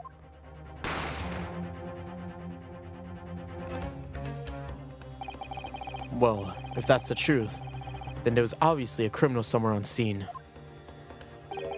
And somewhere in these two witness testimonies, there was a clue as to who that criminal was. There is? Ryunosuke, you must exercise your right to cross-examine the witnesses. Please put that sword away. he has it in the ready-to-draw stance. It's out. It's pushed out. Look at him. Cross-examine? Do it now. As we have heard, Your Excellency, there's no room for doubt in the testimony for these witnesses. The defendant is clearly guilty. It is time to bring this despicable student to justice. Certainly. The testimony the court has just heard eliminates any vestige of doubt. Therefore, it is my grave duty to... fuck. Fuck-ass student interrupting me all the time. Let me finish my sentence. Therefore, it is my grave duty to declare the verdict of this trial. One, the name of the emperor is the meaning of this outburst. The defense demands the right to cross-examination. Dear me, let me guess. The Hachimaki headband boy next door told me to do it. How pathetic. Huh? How did he know? The prosecution objects. This is a clear waste of time. The defendant obviously has no experience. How could he possibly carry out a cross-examination? The defense is asserting its right to a cross-examination. Whether or not you think he's capable of it is irrelevant.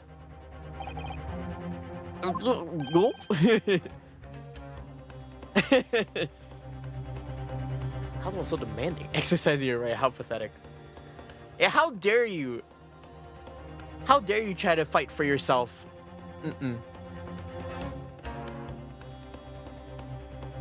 That's how they get you. They're just trying to scare me. Kazuma's so demanding. Just looking rude. Very well. Let the defense conduct the cross-examination of the witnesses. Alright. This is where the real battle begins, Ryunosuke. But I don't even know what I have to do in a cross-examination. Isn't it obvious? You have to expose the lies in the witnesses' statements. How? You didn't fire the gun, which means what that soldier said has to be a lie. Well, yes, but it's just a case of proving it. And the key to doing that is evidence. Right. Evidence.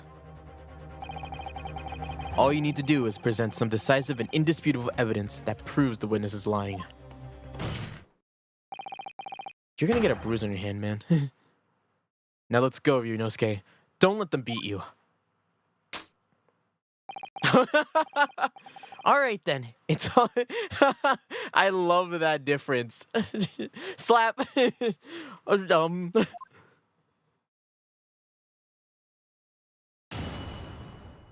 Ryunosuke is really funny to me.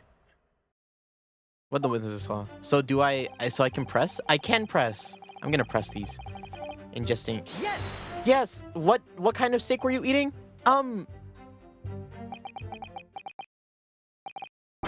Why? Why aren't you saying anything? Is this some kind of new interrogation technique? I hadn't actually thought of what I wanted to ask. Just ask about anything that catches your attention. Anything that bothers you. Alright then, this beef steak you mentioned, what kind of food is that? Tension! Beef steak is a delicious cut of veal, vigorously cooked on a cast iron grill and served piping hot. Oh. If food could receive medals of honor, beef steak would almost be highly decorated as a cutlet. Right, I see. Thank you, sir. So, next question.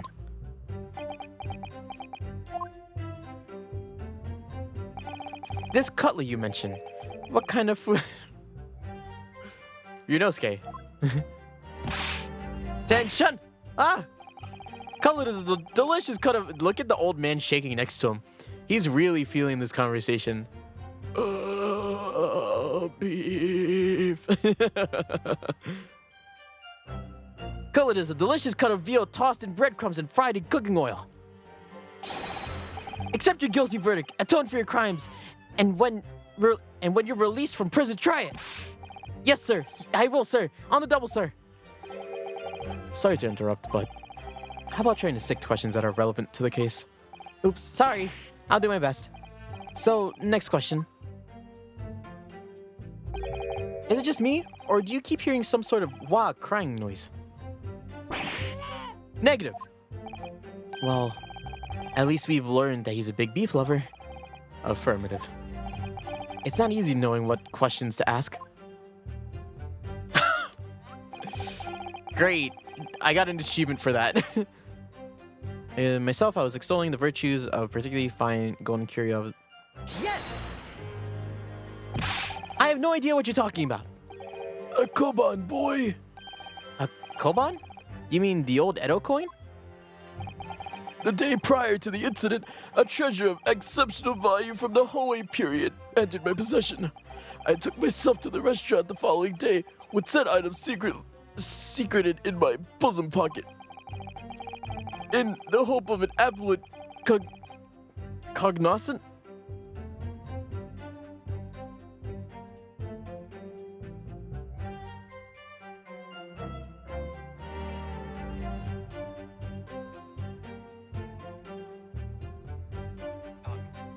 Fuck. Hold up. No, god damn it. Hold up, give me 1 second.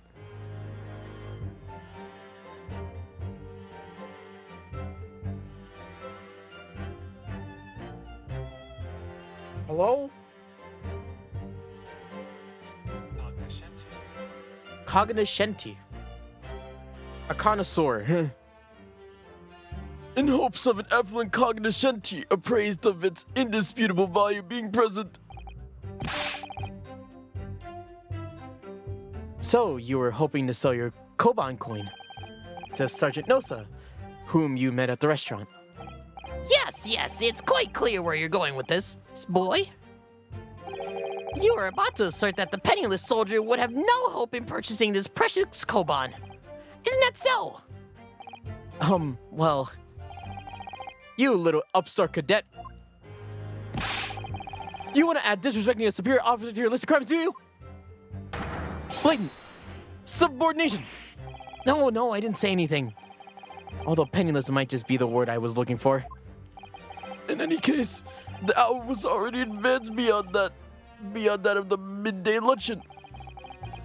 These remained precious few present with whom I could engage with discourse about matters of business. The gentleman assigned me, who was grappling with his braised veal at the time, was my sole prospect. I see. At that precious moment, the firearm was discharged. I observed the enemy's actions with my own eyes. Yes! No, you didn't. So, you're saying that you actually saw me at that time? Affirmative. I saw you. Laughing, cackling like a madman as you trained your the barrel of your gun on the English civilian. Shit!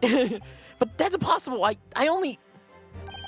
Allow me to confirm just one point, please. What is it, Private? Thinking carefully about the statement you just made, it seems like to me that it must have been just after you heard the gunshot that you looked over at the victim's table. So what if it was? Well, if that really is the case, would it mean that you really didn't see the precise moment when the killer actually fired the gun? Ah! And double ah! My sixth sense. Sorry? My sixth sense of danger! I picked up the waves of murderous energy radiating from your foul mind. Which means... a split second before you pulled the trigger, I was looking right at you, Cadet. Surely that's not really possible, is it? Do you think I've got where I am today in the army if I couldn't sense danger in the air, son? Well... it would seem that the soldier is absolutely convinced that he did saw you do the deed. This is not good. The black uniform varsity cadet fired... Yes! You say black uniform university cadet.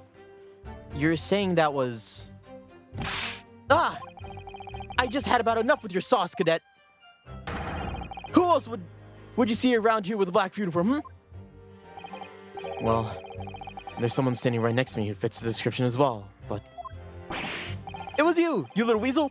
You unloaded the firearm on the man! From behind his back! Ain't called yourself a citizen of the great Empire of Nippon? You disgust me! What is it, Ryunosuke? I'm not quite sure. It's something that the sergeant just said, but I can't put my finger on it. Something's playing on my mind.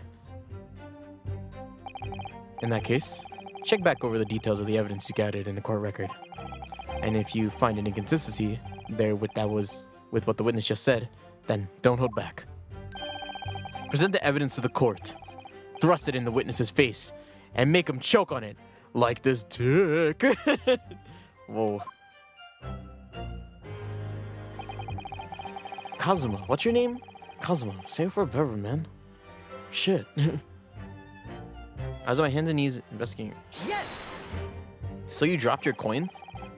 On your hands and knees. Could you explain that, please? That's right. Spurring into the arthritis I was in order to retrieve the lost piece.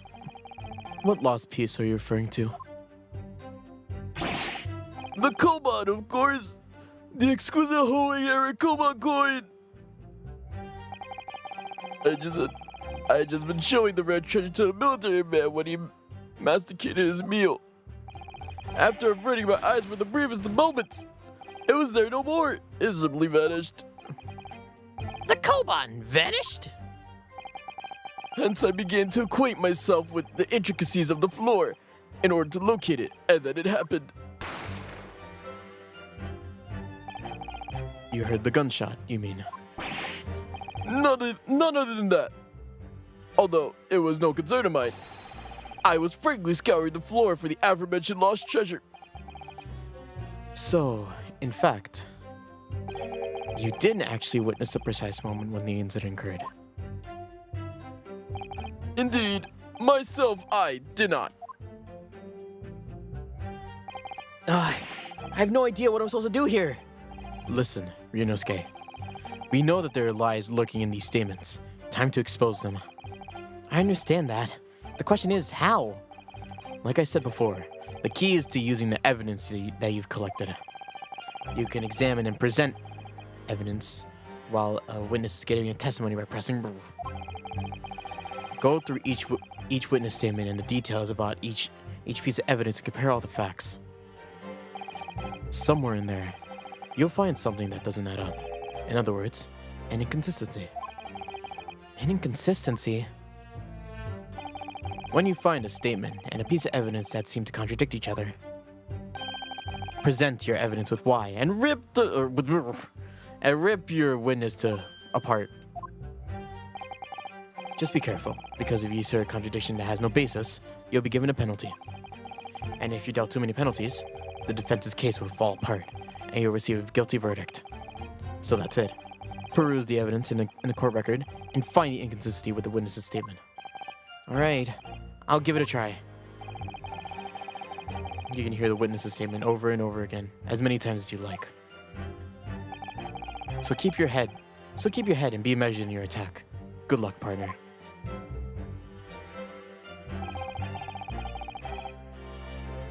Alrighty, let's save.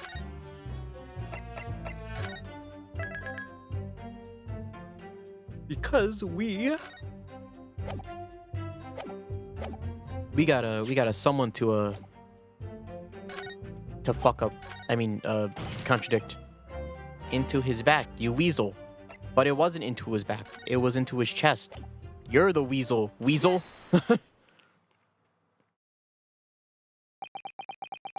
Shit! Yes! I pissed my pants! Fuck! It's just like that, like him saying that and then just going radio silent. It's like he said yes a little too hard.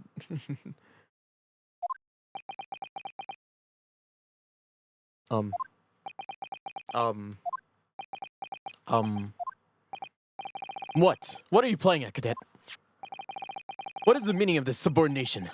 Thrusting this wad of papers into my mustache. Inconsistency, sir. I mean, yes. There's a clear inconsistency here. What nonsense! What can this document possibly tell us that we don't already know? Well, obviously, that, I know what I want to say, but the words will just come out of my mouth.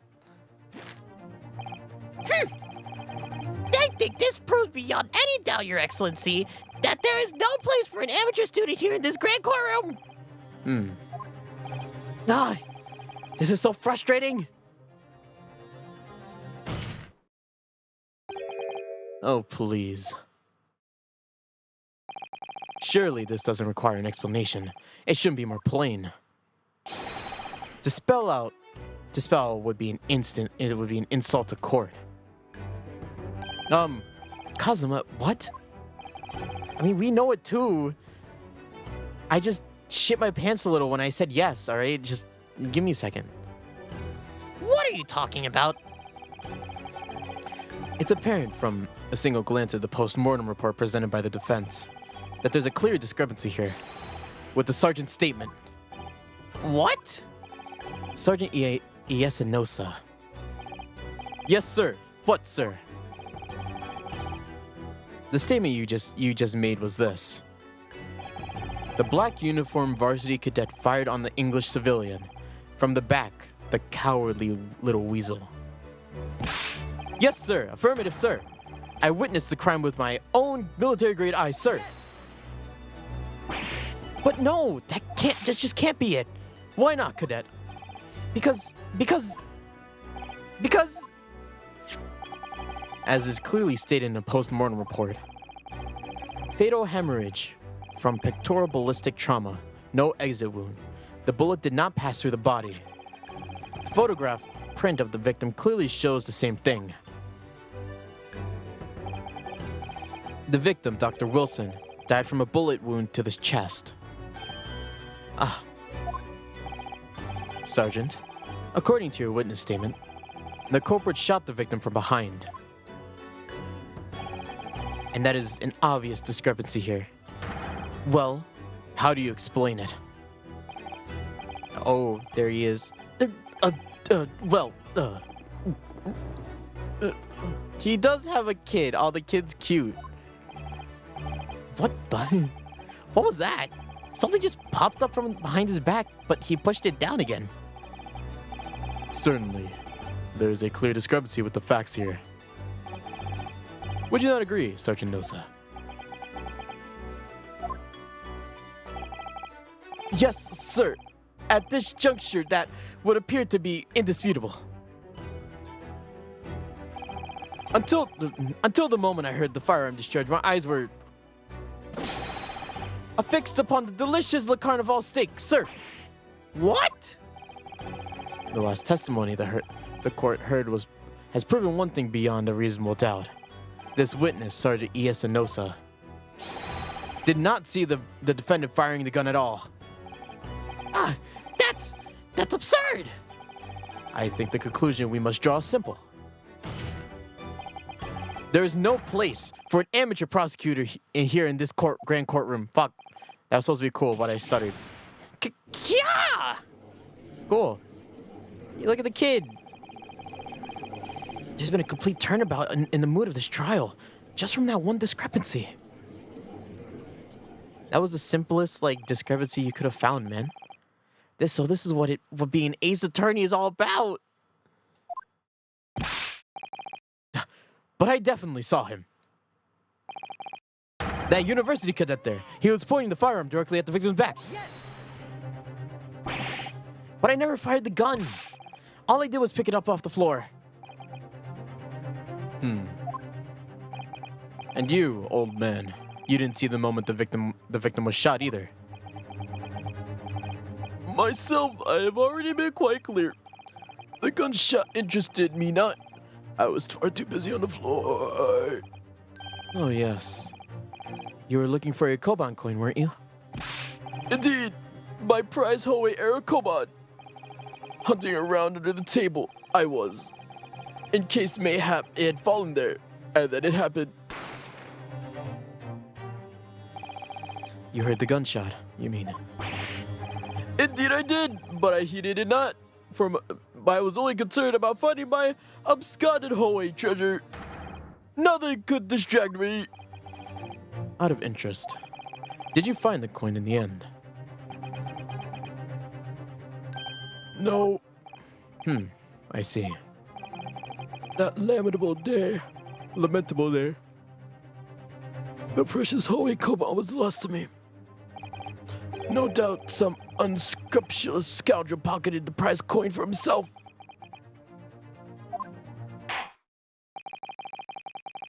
Are we gonna say the baby stole the coin? Is that what's gonna happen? I am sure everyone present is aware. This case demands a swift and decisive resolution. Our government has promised to send a full report to Great Britain by telegraph this afternoon. Nevertheless, the witness's testimony the court has just heard is inconclusive.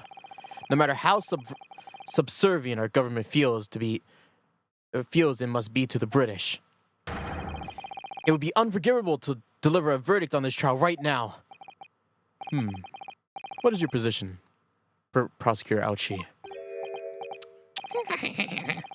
Worry not, Your Excellency. The defendant may have fled a tiger at the front gate. But he will find a wolf at the back. Huh? My witnesses have further testimony to make. Explain. Upon hearing their next statements, it will become abundantly clear that there is only one person who could have possibly committed this despicable crime. The equally despicable defendant, Ryunosuke Naruhodo. What? He really does seem to have a despicable opinion of you, doesn't he?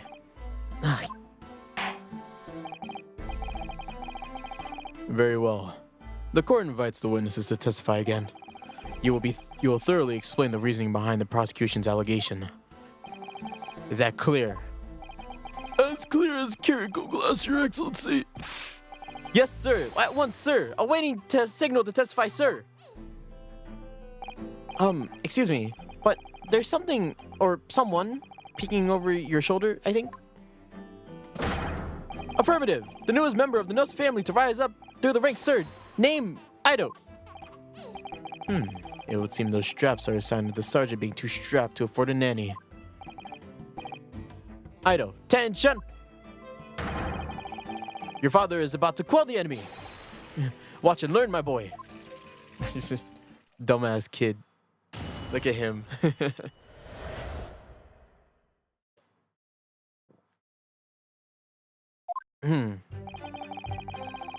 Even if what I saw wasn't the precise moment the firearm was charged, it was almost the same thing. Yes, pointing his gun at the foreign man, he was that young lad in black. That much I did see myself. Furthermore, a visual search of the premises at the time, we confirmed that we were the only personnel present. Indeed, alone he was, the Englishman dining by himself. Therefore, no one other than the black uniformed cadet could have dispatched the Englishman. Over and out. Yes! His testimony. Stop interrupting me. These testimonies are certainly compelling. Wait, that's nonsense. The victim, Dr. Wilson, he wasn't alone at all. Please, enough of these outbursts already. But there was a young woman at this table. You must have seen her. Everyone there must have seen her. You call yourself a lawyer, then you will respect the rules of the court and speak accordingly. We are not here to listen to your fantasies. It is evident beyond all reasonable doubt that the victim was alone at the time of the incident. The prosecution has photogenic evidence of this fact. Is this photogenic print of the scene of the crime, counsel?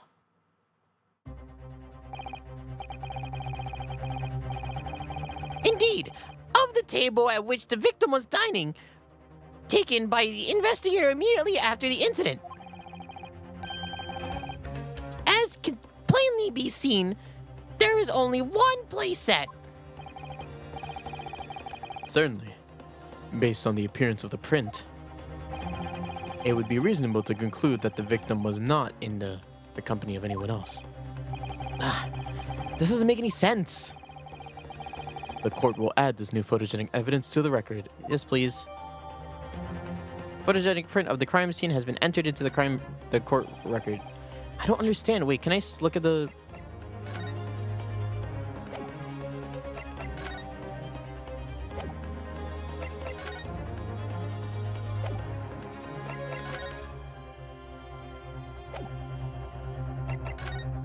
This picture was taken before... This picture was taken... Someone had eaten the plate after they killed them. I don't understand. What's going on here? It's just not possible that nobody else saw that woman. The waiter before said the same thing. He maintains that Dr. Wilson came to the restaurant alone as well. But that's not true. I saw her. I swear that I saw a woman with him. It would seem that we'll be able to telegraph the report to Great Britain on time after all. The witness testimonies we have just heard leave no further room for doubt. These are very sensitive political times as we know it. The ink is still fresh on the treaty with the Great Britain. I keep saying the Great Britain. To think that I, Taketsuchi Aochi, will have contributed to the enmity of these two great empires is an honor. How can this be happening? The judge is ready to rule. Stand tall, Ryunosuke. It is not over yet. What? What if you say it's true, then there's something going on behind the scenes. And now is your chance to expose it, to draw out the truth in your cross-examination. I don't know, Kazuma. The defense is entitled to cross-examine the witnesses, but make it quick, understood? Rules can be so unbending at times. Give me 1 second, I'm gonna turn on my AC.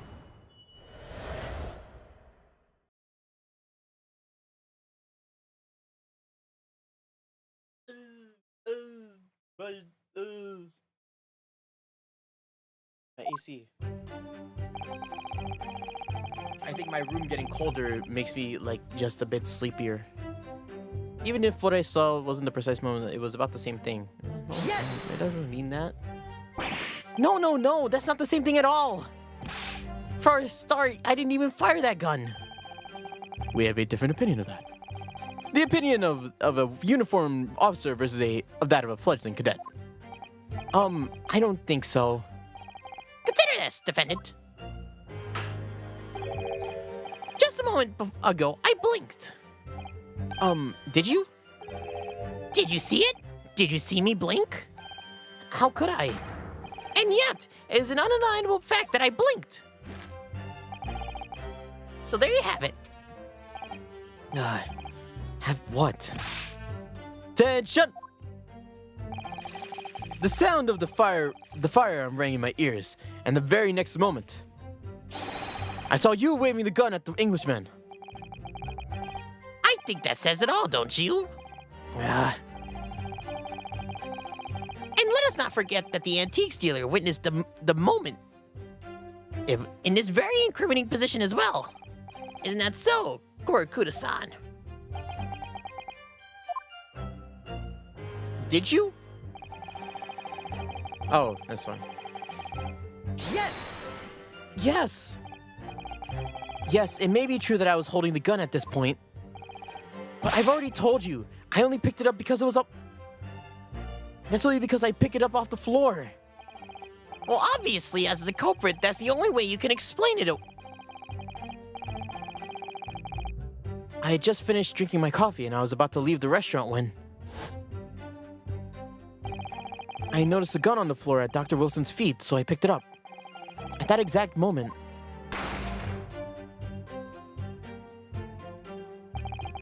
a gunshot rang in my ears. Full of... what was your voice? Full of events beyond our control, life is. Sorry? What do you mean? In your case, you found a pistol on the floor, picked it up, which precipitated the testing predicament. Whereas conversely, I failed to pick up the Koban off the floor and find myself in an equally testing predicament as a result. What was your voice earlier? I completely forgot it. Anyway, the fact remains myself, I did see you. With pistol in hand standing over the foreigner. Furthermore, visual search of the premises at the time confirmed that we were the only person. Yes! You must have noticed someone else at Dr. Wilson's table. There was a lady there. As you have you been at pains to point out time and time again, I feel I'm growing a callus in my ear. And yet, no one appears to have caught even a glimpse of this woman. If only there'd been more people dining there at the time, then there'd be someone who noticed her. Unfortunately, it was already past 2 p.m. when it happened. The quiet time between lunch and dinner in any restaurant. I know. Of course, the place was almost empty. It's what you'd expect. Hold up, let me stretch.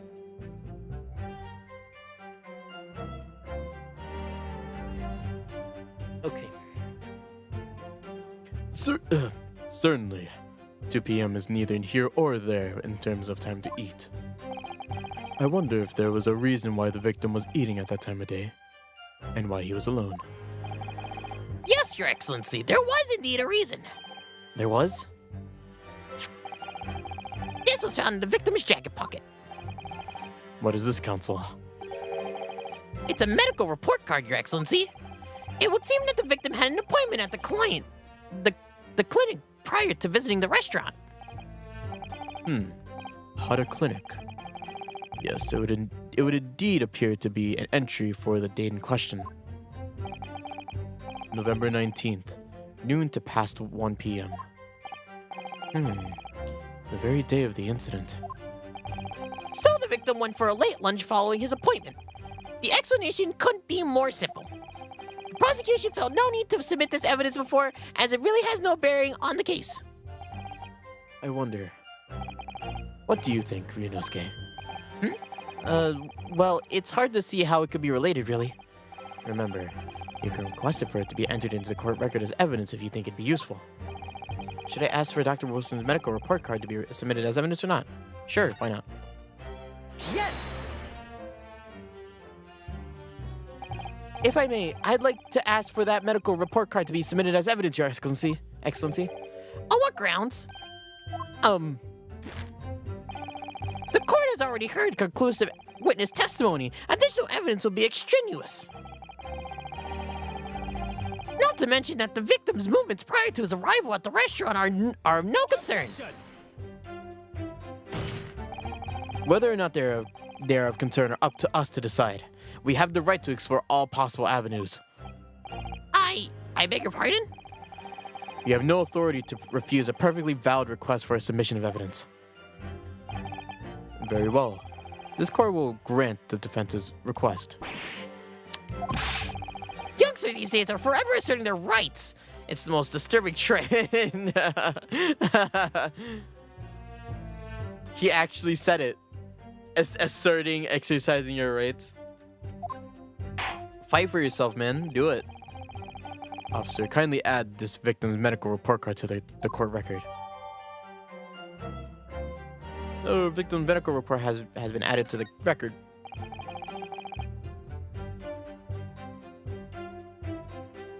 What we need right now is new clues. We have to explore things from every possible angle, even if they don't seem relevant at first. Right, I hear you. You can conspire to prolong this trial as long as you like, but it's the day after the festival already for you. Or perhaps you'd forgotten that these witnesses' testimonies leave no room for doubt. Feel free to reiterate for the accused, Kokuda-san. Indeed, I was alone. Yes! So you actually saw that with your own eyes, did you? The victim, Dr. Wilson, dining alone. That I did. Forgive me in the position I place you in. So the testimonies of the old man and the soldier and the waiter all agreed on that point. Isn't that interesting? And let us not forget the incontestable evidence we have to support their statements as well. As clearly can be seen, there is only a single beefsteak in the victim's table. A meal for two. A meal for one, my bad. No.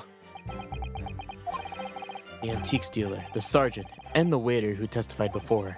It's not impossible that they're all lying. But if so, then why? If I'm being perfectly honest, I have absolutely no idea. Therefore, no one could have dispatched the Englishman. Over and out. Yes! Why aren't you telling the truth? What? What do you say, cadet? I can clearly remember. There was a woman sitting across from the table of the professor. Perhaps you might have not have noticed. But for both of you to have failed to see the professor's dining companion, that's just not possible. Unfortunately for you, Defendant Naruhodo, it's not just a case of these two witnesses alone. Sorry? The waiter, whose testimony the court had heard earlier, clearly stated the same thing. He had also said the victim was alone. That's right. Precisely! In other words, you are the sole proponent for this phantom lady. But If such a woman were indeed present at the scene, the prosecution demands to see proof. Fuck. And if no such proof exists, the prosecution demands that no further mention of this phantom woman be made. It is a blatant waste of the court's time. there's nothing I could say to that.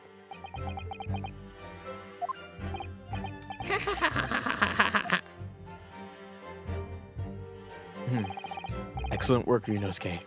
We've gleaned some new information now. Well, yeah, but I don't feel like it changes much. I still can't see that it brings any real discrepancies to light. I wouldn't be so sure. Let me see that medical record card you got before. Oh, you mean this? Yes, this is a brand new piece of evidence. So perhaps we should examine it a little more in detail. How exactly? You'll notice that some pieces of evidence bear a magnifying glass. Those are the ones you may examine. Press A, and you can take a closer look at the piece of evidence in question. Use the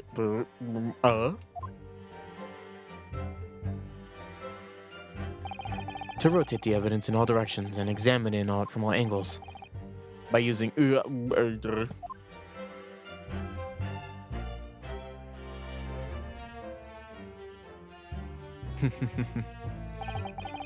can move the crosshairs around town for clues that may have been missed before. If the crosshairs start pulsate, press to investigate further. So, partner, I think you should take a closer look at this medical report card. See if there's anything, see if there isn't something new to be learned by examining it a little more in detail. All right, I'll see what I can do. I just need to use and to inspect any areas of evidence that look suspicious.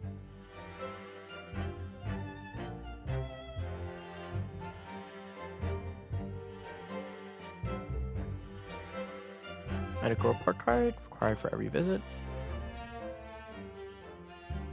Just slowly like rotate it, just like, hey, we okay, get back. Okay, this is fine. That does says John Widuson. John Widuson. It says Hada Clinic on this medical report card. I hate clinics, almost as much as I hate hospitals and surgeries. Aren't they all the same? When I was 5, I caught the only cold I've ever had in my life. And I remember, even though I felt awful already, I had to take this hideous injection into my right arm. I'll never forget it. Never in my whole life. Most people would give their right arm to only have had one cold in their whole life.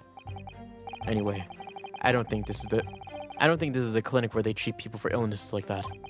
Let's keep looking for more clues. We don't want to miss anything. Yeah, there's nothing else on the front page? Yeah, nothing else. It looks like a medical report card was first issued quite some time ago. It's probably a record of a long-term treatment, that's why. With a family doctor, I imagine. Well, I can't imagine. Going to a doctor, I mean. As long as I'm alive, I'm never consulting one. Well, if you were dead, there'd be no point. So you don't like doctors, huh? Why would you? They make you drink horrible tasting medicine. They give you painful injections. And then they demand lots of money from you for the privilege. All when you're at your lowest ebb. You sound like a model patient. With a bad case of stubbornness, no less. For which the only cure is a very bitter medicine indeed.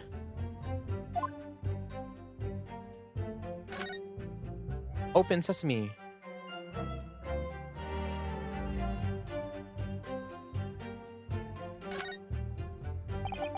Let's have a look.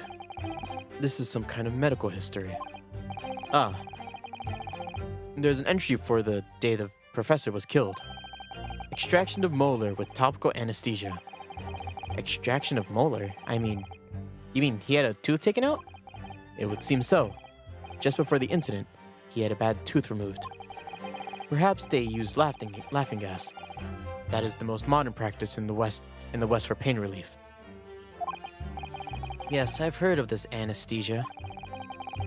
I need to clean my glasses. Anesthesia used to clean glasses. Very normal. Although it's hard to believe that there's anything that can actually stop you from feeling pain. Ah, there's a cautionary note from the medical practitioner as well. Strictly no food or drink besides water for 3 hours post-procedure until anesthetic effects have passed. Really? Sounds like the information worth bearing in mind.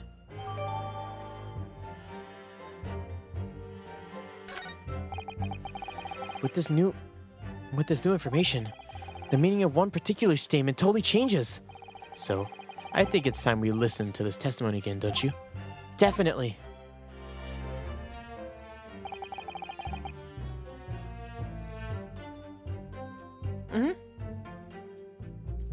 Oh yeah. I really like this game more than any of the other Phoenix Wright games. I feel like this one feels super like high quality, at least. Like I can't have a lot of like opinions on like the case right now, but the way it's being presented is really nice, especially for like a 3DS game. This is a 3DS game. Yes, pointing a gun at a foreman. Furthermore, indeed, he was dining all by himself. Okay, yeah, it's this one. How would he dine by himself? How would he dine by himself if he was... Good quality, very good quality. How could he... Oh, he wasn't allowed to eat. Oh, he wasn't allowed to eat.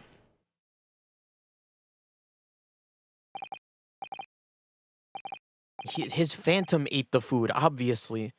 Well, I think, What are you withering, lad? Call yourself a lawyer. I wish I could. But first and foremost here, I'm the accused. Ryunosuke. Everyone stumbles on their words occasionally. Under the circumstances, I wouldn't worry about it. Also, I feel like as I love, yeah, right. For this case, I mean, right, I said I can't have much opinions right now, but I do find it like I don't know how they're gonna resolve it with. Oh, there I'm gonna close right now. It's gonna be like some like, oh, the woman was under the table and shot the gun there. It says he has no idea what's going on. Yeah. Everyone stumbles on their words occasionally. Under the circumstances, I wouldn't worry about it. Thanks, Kazuma. I could see it quite clearly in that cross-examination you just carried out. When you raised your hand straight up like that, so purposeful. You knew exactly what it was you wanted to say. Don't feel like you have to choose your words carefully. Just say what you're thinking. Alright, and thanks for the advice. Yeah, Ryunosuke is really funny. I like Ryunosuke. Korakuda-san, this is the medical report card belonging to the victim. I see, and I don't see. Whatever, boy. Comparing what is written on this report card with your witness statement. Shit. That's my favorite. That's my favorite animation. Usually when they do that in the Phoenix Wright games, it's supposed to be a loud bang. Kind of like how Kazuma does it. When he does it with his one hand. But fucking Ryunosuke is just like slap. It's just like flesh. It's just like, And then he looks back. It's very funny. Something clearly doesn't add up. Dear me, have you forgotten my word so soon, you amateur? Sorry, what? You are not to interrupt court proceedings with your amateurish drivel. But... Let's see if I can explain in words you might understand. It was after 2 p.m. in the afternoon when the victim was murdered in the restaurant. Whatever he may or may not have done before that time is completely irrelevant. But that's... Remember, Ryunosuke, you don't have to use clever language or fancy words. Just make your point.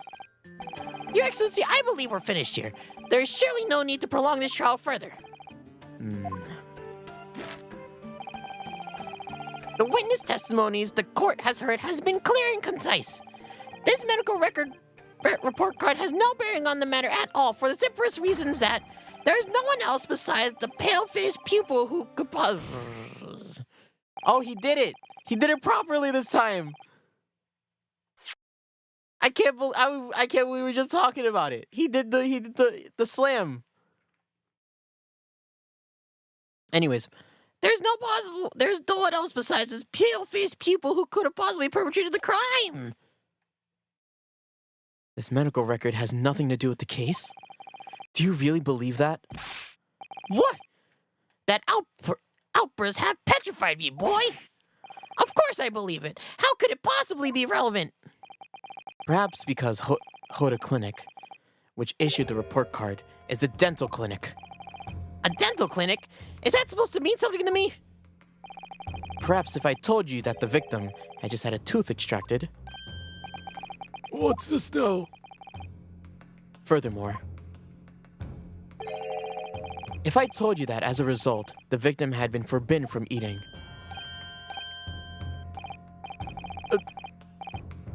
Just what are you trying to say, Cadet? He had orders not to eat, So what? It's all written up in here. No food or drink other than water for 3 hours post-procedure while anesthesia wears off. What? No, that can't. Korakuda-san. What, boy, what? As you just heard, when he was killed sometime shortly after 2 p.m., the victim couldn't have been eating anything at all. No. Additionally, there's more. You have asserted to the court with unwavering self-confidence that the victim was dining alone. But that can't be that can't possibly shit. That's a fucking lie. That cannot possibly be the case. Yeah. Because the victim, as we know now, had just had one of his teeth extracted and was still experiencing the effects of anesthesia. Expertly done, partner. There you go. Now lean back up. You're gonna hurt your back. What is this nonsense, you little upstart? That's not an insult. These are baseless accusations. Just look at this photographic evidence. You can clearly see the plate of food on the victim's table. Use your head. That's the very discrepancy we're talking about. Or can't you follow the logic? How dare you? I think it's fair to say that these tables in the restaurant case have turned. Wouldn't you agree, Ryunosuke? Yeah, most definitely. So just having undergone some dental surgery, the victim was unable to eat. Which leaves one very crucial conundrum. Who, in fact, was eating the pictured beefsteak? The court will hear the opinion of the offense on this new puzzle. I assume you're ready, counsel. Counsel? Oh, that means me, doesn't it? All right. The answer to this question is going to be pivotal. This is the start of you turning around this case. Show them what you're made of. Got it. So, the person eating the steak at the table must have been me.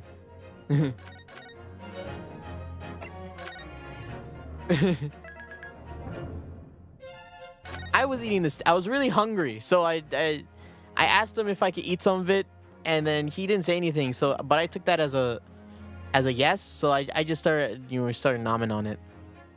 The as yet unknown third party. Obviously, it can only have been someone else who was sitting at the professor's table. You're not going to let this go, are you? There was no such person. There was, because I saw her.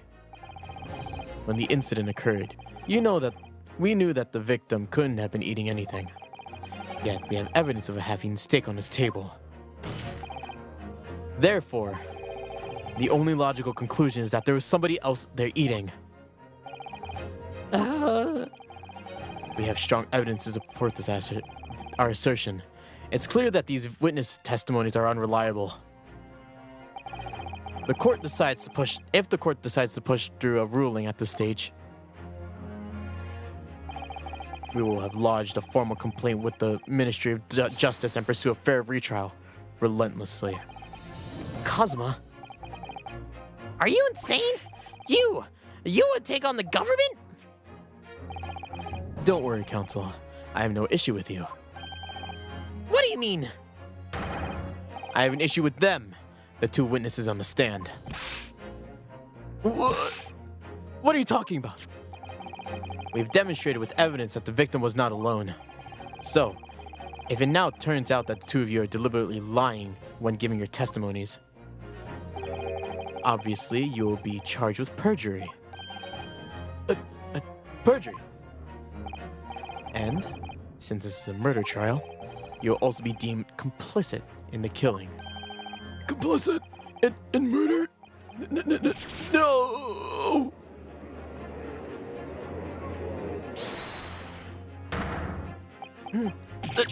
Negative.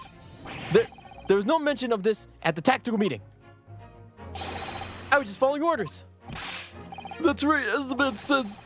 Just never mention a gentlewoman. That's why they told us. Who's they? Fucking liars. Oh, What? What did you just say, Korakura-san? no. You were just following orders? Hold on, lad. I was, Say you never saw the gentlewoman. When you say gentlewoman, do you mean you saw the victim with a lady from overseas? What? Objection! What is the meaning of all this? These witnesses gave false statements? Is this true, you pair?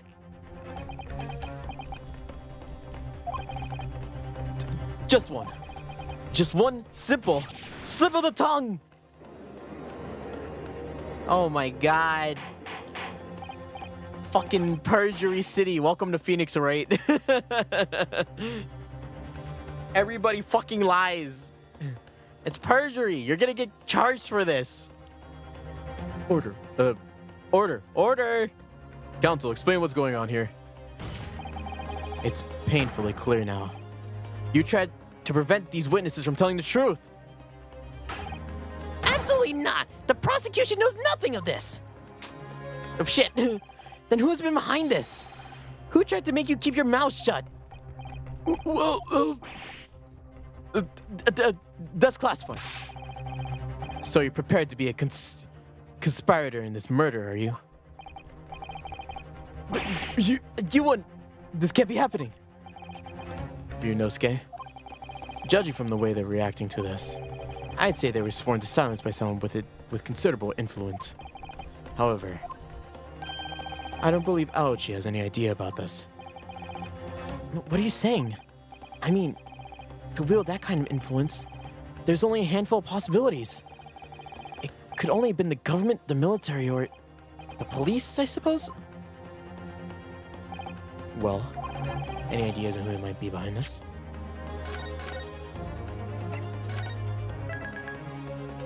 What, mate?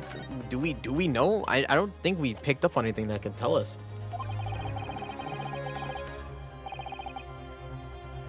If we can affirm who tried to silence these witnesses, then we can continue our pursuit.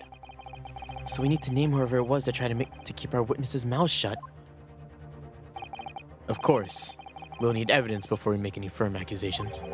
Evidence that proves whoever it was really did wield his or her power over here. But how? How can we possibly... Remember how we made progress before? Before, we examined this piece of evidence in more detail and found a new clue as a result. Oh yeah, that's right. Well, that's not the only piece of evidence we have, is it? Maybe it's time to re-examine everything to make sure there's nothing else that we missed. There's no time to lose. I want answers. If it's proven that these witnesses have been manipulated, I assure you the penalty will be severe. Please, wait! Your Excellency! I have no idea of any of this! I swear to every Shinto god! I know nothing! And what does the defense have to say about all this, Well, Your Excellency, no time to think. I'm just gonna have to close my eyes and shout at the first name that comes to my head. Oh, look at that. Besides the prosecution, the only person who could have the necessary influence to manipulate is...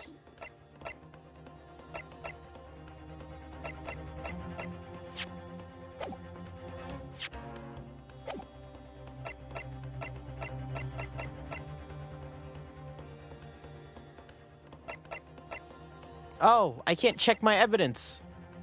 Why can't I check my evidence? I thought I was going to be able to check it before. They gave me a prompt last time.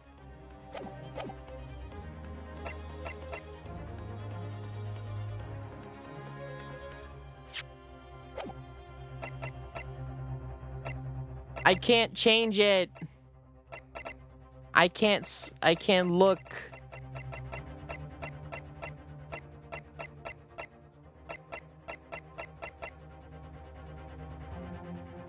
Yes!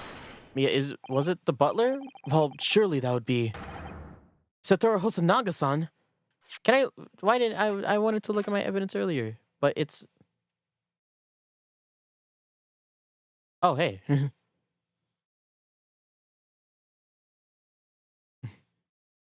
So this is the entrance kitchen. Oh, I see. Entrance kitchen. And this is where he was?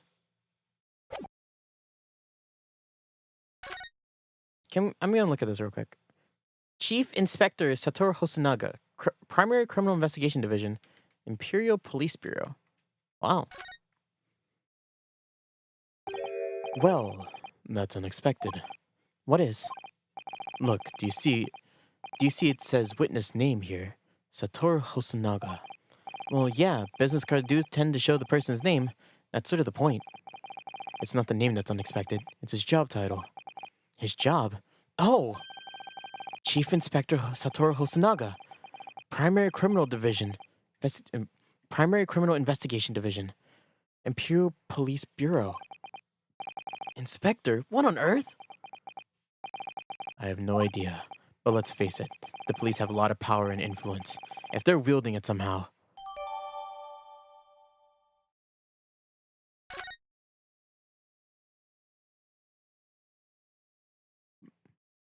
About to make the whole ass assertion without knowing him.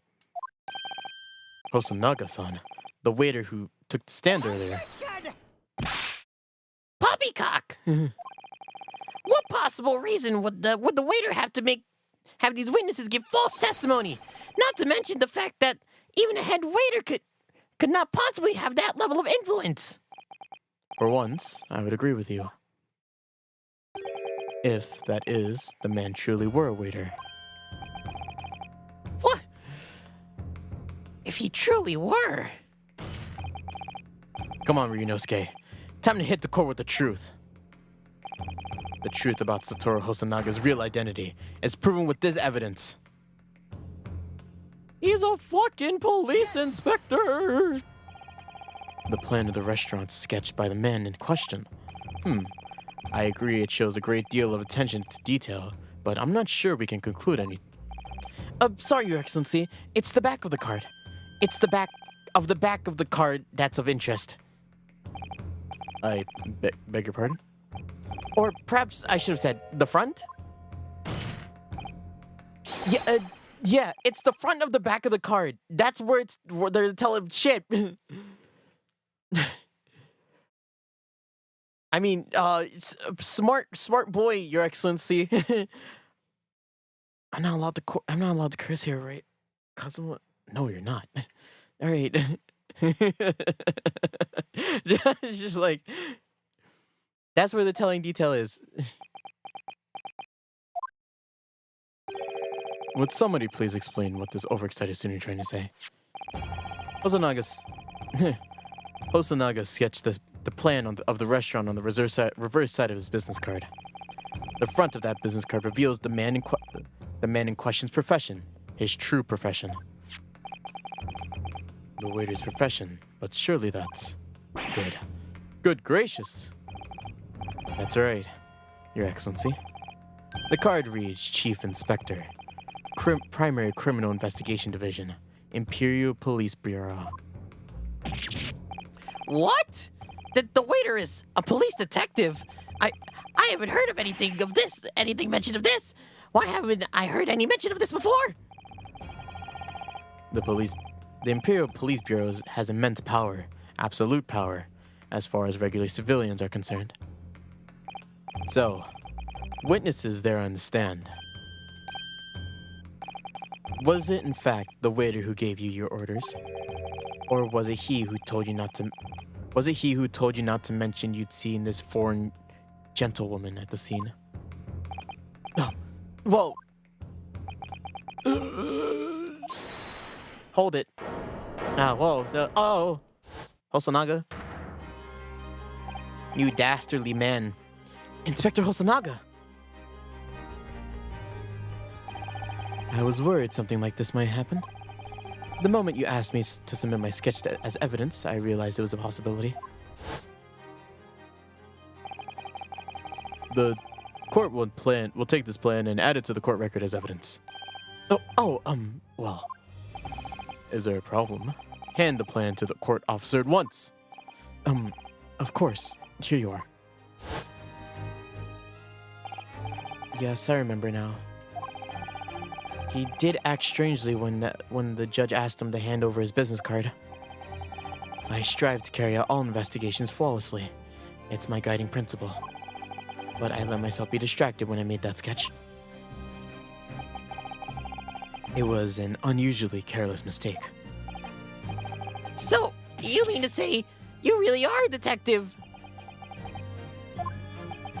But why would a detective be working as a restaurant waiter? Ah, of course! Your salary must be terrible! I was working undercover. Undercover? Yes. There have been a series of incidents at the restaurant recently. In order to investigate, I decided to get a job there as a waiter, working undercover. Incidents at the restaurant? What kind of incidents? You hear this track? This track is banging. The music in this game is setting up itself to be very good. That would be classified police information, which I am not at liberty to divulge. However, I can state categorically that they are unrelated to the case of homicide. Very well then, Inspector Hosonaga. But you will elaborate on one point for the court. Of course, Your Excellency. We have just heard new information from these two witnesses beside you. That at the time of the shooting, there was in fact another person present at the victim's table. If that is indeed true, clearly you would have been aware of this person's presence, having served at the table in question. However, your testimony did not allude to this other diner. Therefore, I am led to assume that in your professional capacity as a police officer, you required these witnesses to be in agreement. Would that be correct?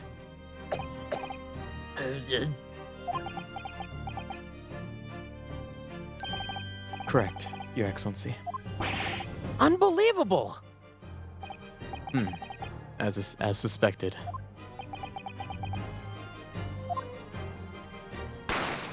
Bang. What? As soon as I heard the gunshot, I ran out of the kitchen to see what happened. The victim had sat slumped in his chair. Beside him, gun in hand, stood the accused student. Sitting opposite to the victim at the same table was a young lady, who I am guessed to be an Englishwoman. So, the truth comes out. I immediately sealed off the restaurant and reported the incident to the bureau. It was then that I received some special orders. Special orders? You mean to say... Remove the Englishwoman from the scene at once.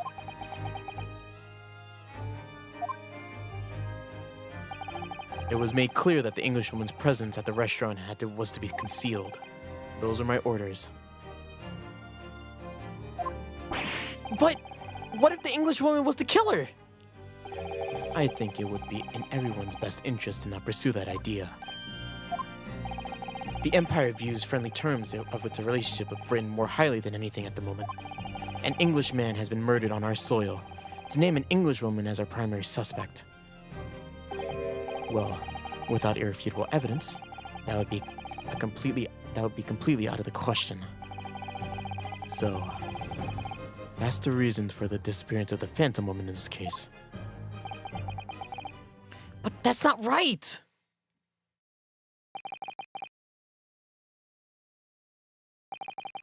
Right? It's not right! Guys! Looks around like the courtroom, just like... Is anyone hearing this shit? One possibility does spring to mind. What do you mean, Kazuma? Yume University is currently hosting a number of exchange students from Great Britain. And I'm fairly certain that one of them, studying in the medical faculty's research laboratory, is a young Englishwoman. What? You're a shrewd man. I see why you're the chosen candidate for the overseas study tour. You mean... When I removed the woman from the scene of the crime, I thought it would be prudent to check her identity first. Then the court demands you name the lady in question at once, Inspector. The Englishwoman is sitting at the university professor's table was a certain Giselle Brett. Miss... How do you see that? I'm gonna search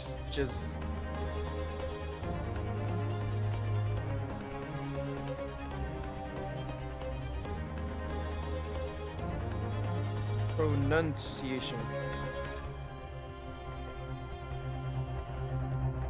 I just need to know.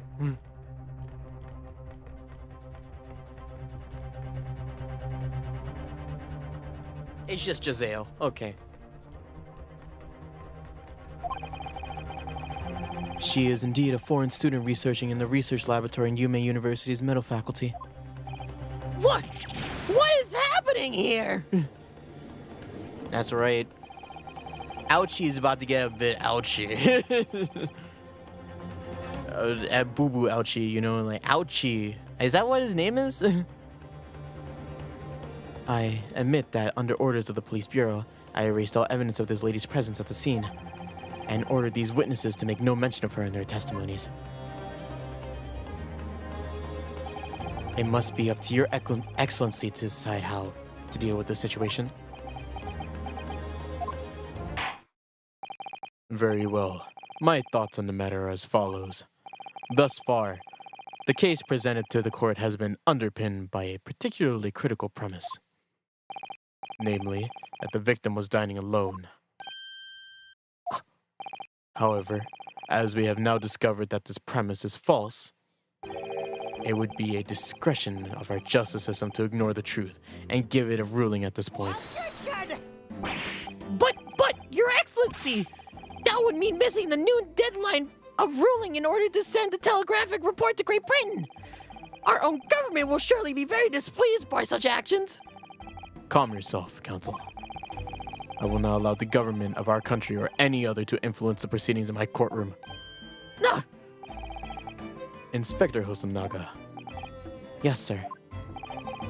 You will locate this Giselle Brett and escort her to the courtroom with utmost urgency. At once, Your Excellency. But that means you'll be going against the special orders you were given from the police bureau. As I said before, it is my guiding principle to carry out all investigations flawlessly. So it won't be a problem? He's gonna die. Nothing will get in my way.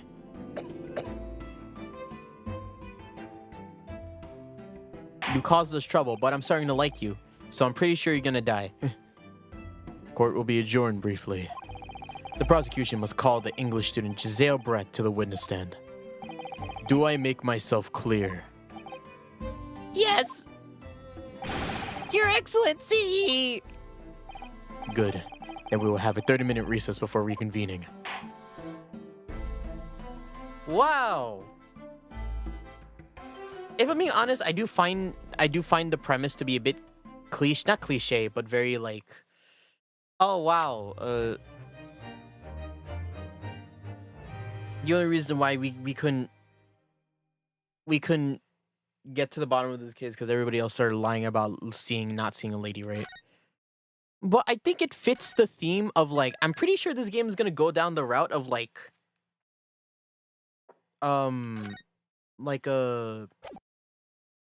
playing like Britain versus not Britain versus Japan, but it's gonna be a lot of like, it's presenting that theme, you know what I mean? Especially with Kazuma's character. Kazuma's very like,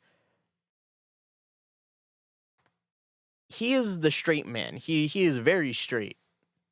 Like we will find the truth of this case no matter what people think, even like even like at our time now where like our cooperation with Britain is so like pivotal to our government and our system, like if Britain does like this, then fuck them, you know. He's very much like that. And I think it's going to keep bringing up that kind of animosity and like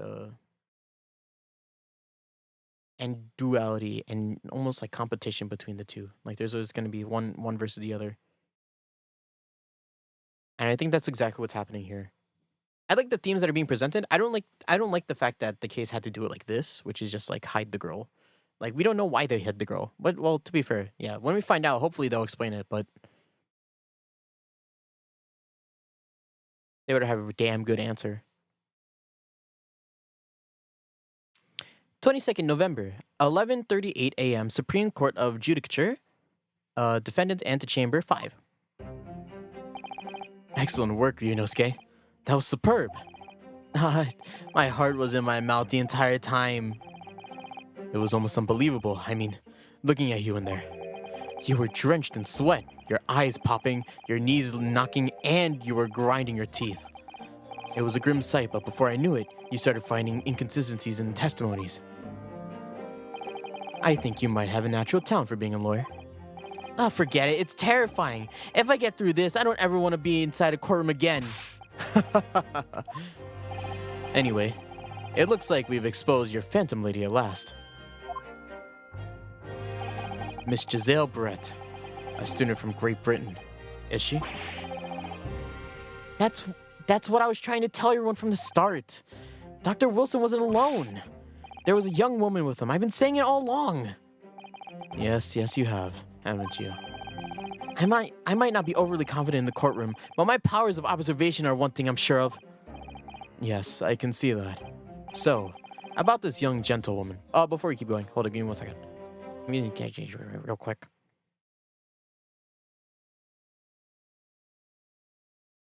Give me 1 second.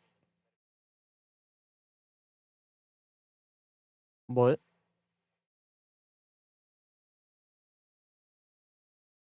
Whoa. Why does it sound like that?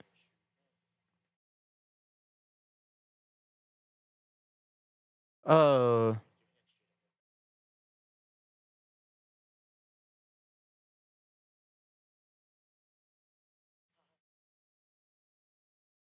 Okay, we're good. I just need to check something real quick.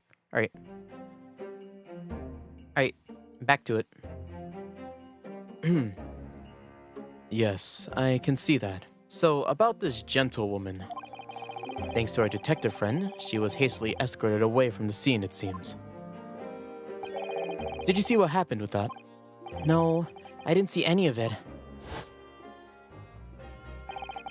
I was just on my way out of a restaurant myself, then on the floor next to Dr. Wilson's table, I noticed that there was a gun laying on the floor. And just after I bent down to pick it up,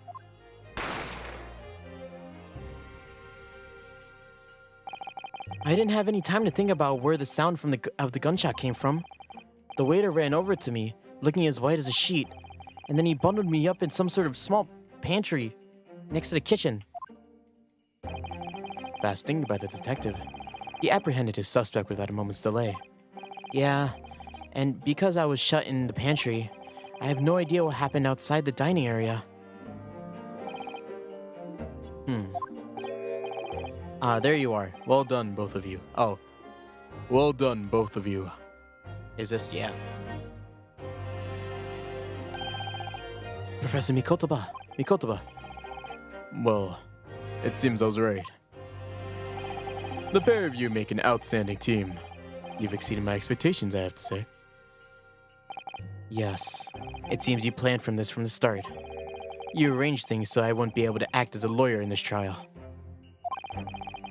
Our modern country is still in its infancy. Our justice system even more so. Which is why I firmly believe that we need to send our brightest young stars overseas to learn what they can. I wanted to avoid a situation where they may have resulted in your study tour to Great Britain being cancelled. Well, it makes no difference. Lawyer or otherwise, if I'm the kind of man who can't help his best friend avert the worst crisis in his life, I shouldn't waste everyone's time by going to study overseas anyway. What? What are you saying, Kazuma? So that's your stance. I was afraid you feel that way. Kazuma. Well then, it looks like it all comes down to you, young man. But to me? Yes, you need to prove your innocence and uncover what really took place in that restaurant. I must say, I really wanted to know the truth. After all, I have a personal connection to the case. Come to think of it, he said the same thing earlier this morning, didn't he? If you don't mind me asking, Professor, did you know the victim? Yes, I did. As you're probably aware, Dr. John H. Wilson was a visiting professor at Yume, and it was I who invited him. Oh, I see. I didn't know that before. Anyway, you're about to go into battle. The victim was a university professor from Great Britain, and a well-known one at that. Naturally, our government is looking to identify and punish the culprit as quickly as possible. But let's not forget who we're going up against. The gentlewoman whose involvement with our police bureau went to extraordinary lengths to hide it. Yes, and I'm sure the prosecution will be using every tool at their disposal to quash your case. But I have no doubt that you pair will put up a good fight, right to the last. Best of luck. Thank you. Now then, I need you to run an errand at the university at once. There's something I think we may need. Of course. Good luck, Kazuma-sama. Whoa. Sama. Defendant Naruhodo, court recess is over. Please make your way back inside to the court at once. It's time. Let's get back to it, partner. Let's go in there and deal the decisive blow before those old fossils know what hit them. Kazuma? What? Thank you. Really. For what? Well, if you hadn't said you believed in me then, I'm fairly sure I'd already been found guilty by now. Look, I have faith in you. As a lawyer and as a friend. Coming from you, that means a lot. Gosh, I really hope nothing happens to you. If I'm found guilty in this trial, he's really going to give up on his dream of studying abroad. That's the kind of true friend he is. So this isn't just my battle anymore. Whoever we're up against, we cannot afford to lose. Alright then. I'll save the thank yous for after the trial. You can treat me to one of those sukiyaki meals I like from Yume Cafeteria on University Street. With an extra large portion, of course. Portion.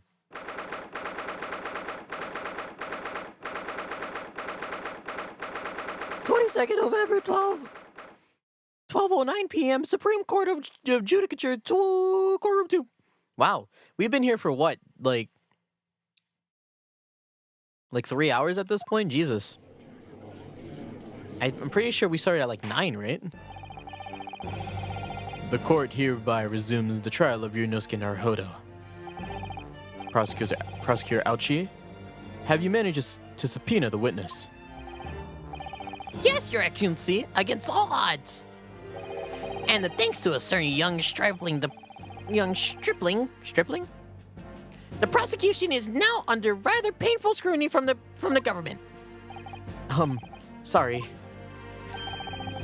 Let the government scrutinize. It's their job. It's nothing to worry about. It's highly unlikely that the good relations we forward with Great Britain will emerge from this trial unscathed. Will you still think it's nothing to worry about when the new treaty breaks down in our nation's founders? Again, terribly sorry. If our friendship between our nations is really so fragile, then the treaty isn't worth the paper it's written on. the fucking like duality between these two, you know? Like I like Kazuma. I like how he stands his ground. You really have nothing to worry about, Ryunosuke. What do you mean? A secret trial, anxiety over some foreign government's opinion, a bungled A bungled? Bungled investigation, missing witnesses. Is that what our nation's justice system is? This is the Supreme Court of Japan, or of England. Or is this the Supreme Court of Japan, or of England? Shut up, you jumped up rookie boy! You and your friend know nothing of the situation our nation finds itself in! By aligning ourselves with the great world power, we'll become strong! Diplomacy has never been more critical! Steady political maneuvering is what will secure our futures! I won't deny that I'm an expert. I'm just a student, and one who could arguably study harder too. But standing here now in our Supreme Court, there is one thing that I feel very strongly. A country that fails to uphold the truth in its justice system is a country with no future at all.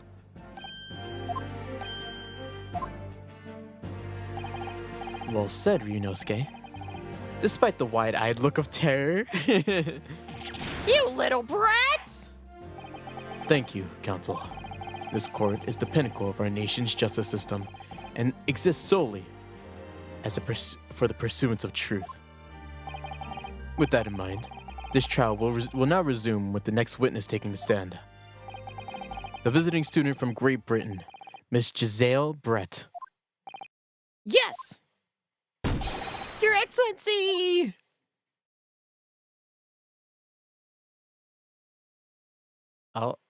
Oh. Hi, Hosonaga. Whoa. Your eyes. Can I see them? Well, what a delight it is to welcome such a fine gentlewoman to Japan, and from such a distant land. Tea. Someone bring English tea. In England, no discussion could take place without tea. Is that really true? No idea.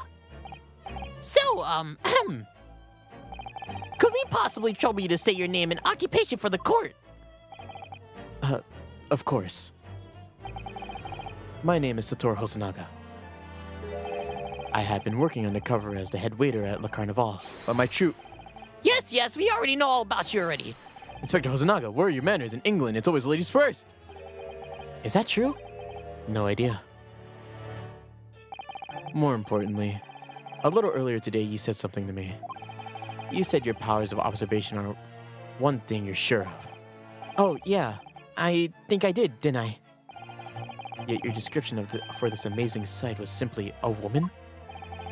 Sorry, Ryunosuke, but powers of observation aside, your powers of description are sorely lacking. Guilty. So, dear Daily, once again, if we may trouble you for your name and occupation, please.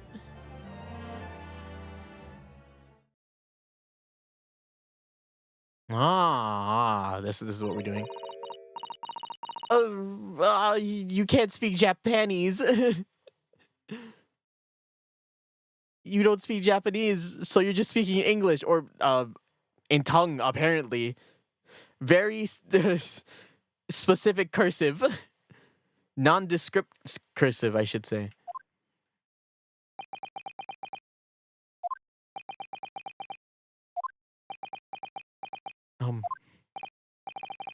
I'm terribly sorry, dear lady, but...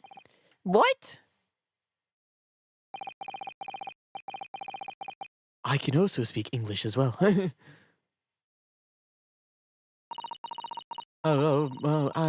Nondescript British lady. Noises. I'm British. The lady says her name is Giselle Brett. She comes from London, England. She is a visiting research student, currently enrolled in Yume University's medical faculty. Oh my, what a rare treat to hear such dulcet tones from a delightful language of the British people. I'm afraid I don't understand a word you said, but it was as beautiful as a hummingbird's song. As far as I can tell. The detective is translating her words faithfully enough. Yeah, I agree. You obviously do fine in England, Kazuma. Her English doesn't router you at all, does it? Nor you. You've clearly been paying attention to your English classes, Ryunosuke. The court Thanks, the beautiful lady, for taking the stand. Are we really gonna fucking lick her shoes because she's one from England and two pretty? Like, yeah, she's pretty, but she fucking killed someone. Are we gonna overlook this? No, if I may trouble you to confirm something, Miss Brett.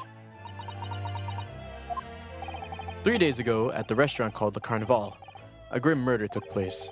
The court has been led to believe that you were dining there with the victim, Dr. Wilson, at the time. Is that correct? Did you suck that fucker? I think is the right way to say that.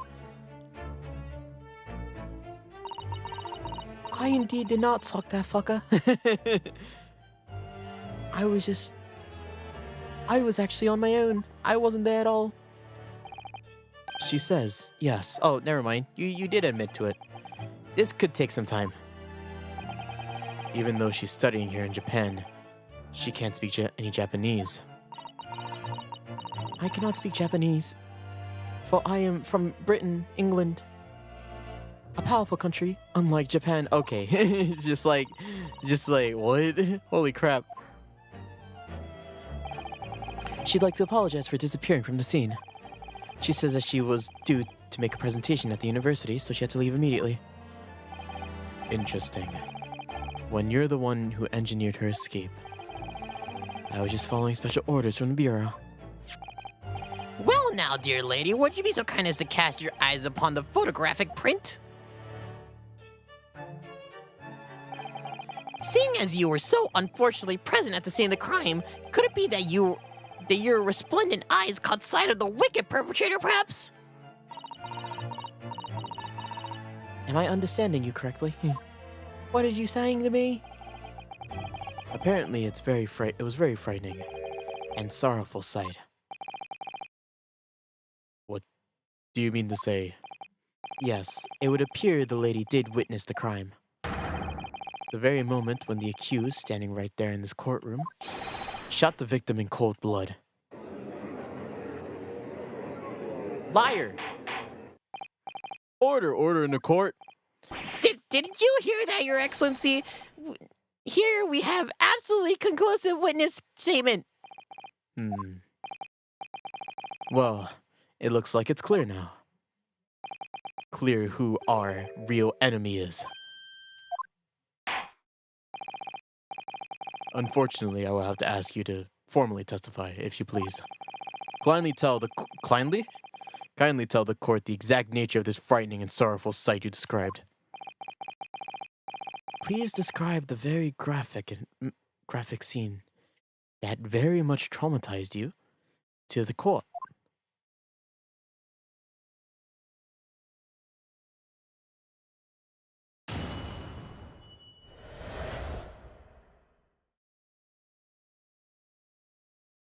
Okay, a frightening and sorrowful sight.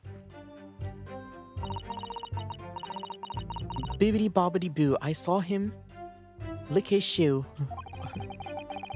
I arranged to meet for a slightly late luncheon with Dr. Wilson that day. The professor was unable to eat, so I ordered for myself only, a beefsteak.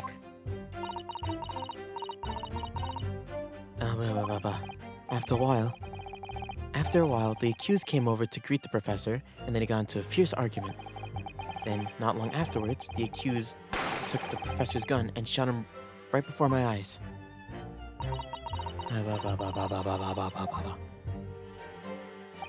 I do not carry a gun myself, so obviously I couldn't have been a culprit.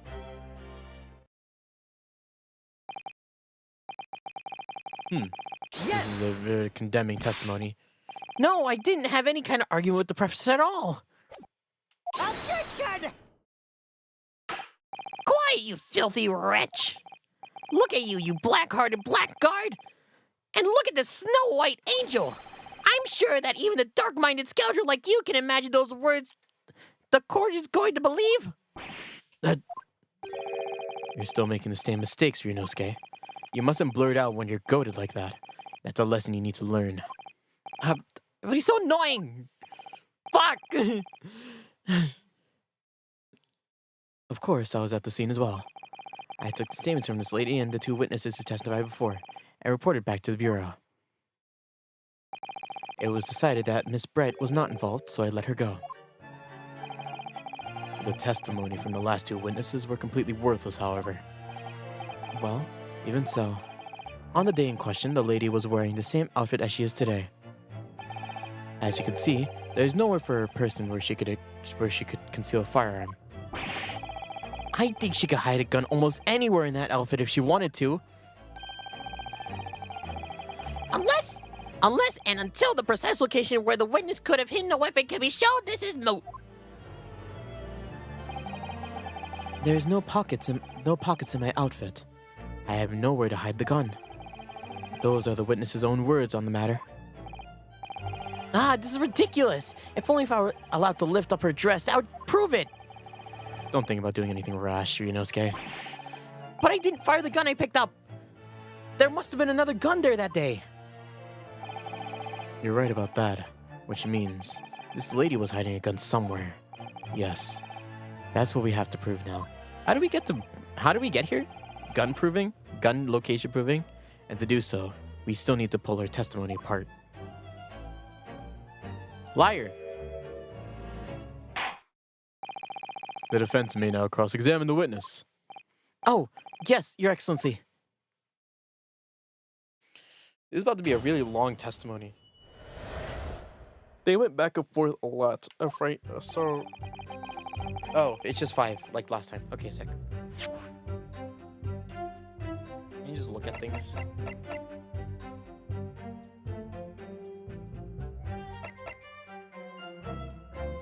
I can't present a person? Okay, well, go back. I need to press this. Let me press this. Yes! Yes! After 2 p.m., in fact, that's really quite a late lunch, isn't it? Objection! You don't keep up with the latest fashions of Britain, do you? Late luncheons are en vogue. In vogue? Isn't that right? No. A decisive English no is has quite a sting to it. The gentlewoman currently working in the victim's research laboratory, it seems. So it was apparently a daily occurrence that they would lunch together. But on the day in question, the victim had another appointment at the clinic first. Yes, which we can prove from the medical report card that was submitted as evidence earlier. That's right. Miss Brett and the victim went to lunch following the victim's treatment, which is why it was so late. Yes, that all makes perfect sense. Such wonderful logic. What a shining example of English intelligence this fine gentlewoman is. So you both arrived at the restaurant. What happened next? My stomach is rumbling again. Ordered for myself. Yes! Yes, you did. You sound like Sonic. Now I'll show you. Ryunosuke is secretly Sonic. Waiting for his hair to slowly turn blue. Hedgehog eyes. His eyes start to connect. That's when he did realize, like, whoa. He was unable to eat, you say? And that was because he had his tooth removed by the Hada clinic, right? That's right. You're supposed to actually check with the witness before answering. Was Miss Brett aware of this fact? It seems so, yes. She heard that the professor was to have some dental treatment. So that would mean that it was you who ate the steak pictured here, right, Miss Brett? You ate half of that shit. That's right, yes. The print you have there shows the table exactly as it was after the horrifying events. They have that like really. They have the cameras that use like the flashing capsules, right? Right, because this game is so like set back in time. I want to see him use it. Exactly as it was left. Dear me, what a harrowing experience, harrowing. To have traveled to a distant island on the far east side of the world, and to be embroiled in such tragic incident. Have no fear, my dear lady. I swear I will crush the evil fiend that subjected you to this horrible plight. So, the victim, Dr. Wilson, had nothing to eat or drink at all. That's right, other than some carbonated water. Just water? Yes. The professor was unable to eat, but he had been given permission to drink water. So it appears that the diners toasted their lunch with a glass of water each. They each raised a glass of carbonated water. What do you think, Ryunosuke, about the witness's last statement? I think it's meaningful. That last statement of yours, Miss Brett, has a profound meaning on this case. Well, how fascinating to tell us what this profound bearing is, hmm? I'll figure it out at some point. Shit. The significance of the statement will become apparent when the time is right. The defense calls for the witness' last statement to be formally added to the testimony. Well, sidestep, counsel. Very well. Ms. Brett, kindly repeat what you just said to be added to your official testimony. Gladly, she said. That was brilliant, Cosma. I'm going to remember that one. Which one? The significance of the will become apparent when the time is right. I could really use that phrase.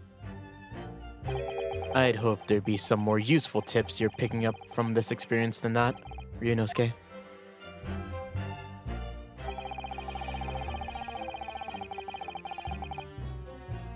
Yes! Let's just press it again. So you and the professor drank this carbonated water, did you? Yes. Being the waiter, I poured the 2 glasses myself. I clearly remember doing so. Except you're actually a detective. And the beefsteak. That was for you, Miss Brett. The lady says she heard it was not customary to eat beef here until Japan opened its doors to the world. Yes, that's true. Wait, what? The lady says she heard it's not customary to eat beef here. Oh. What a frightful place, is the lady's opinion. And I've heard that it's not customary to eat sashimi in Great Britain. Now that's frightful.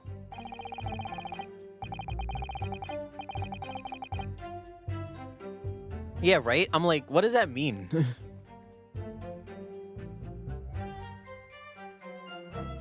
Like, there isn't beef in Japan? But there is beef. Wagyu comes from here. I don't get it. Every country has its own cuisine. As long as people have food to eat, what does it matter what it is? True. Come to think of it, the first time I tried carbonated water, it was much of a shock than the first time I tried beef.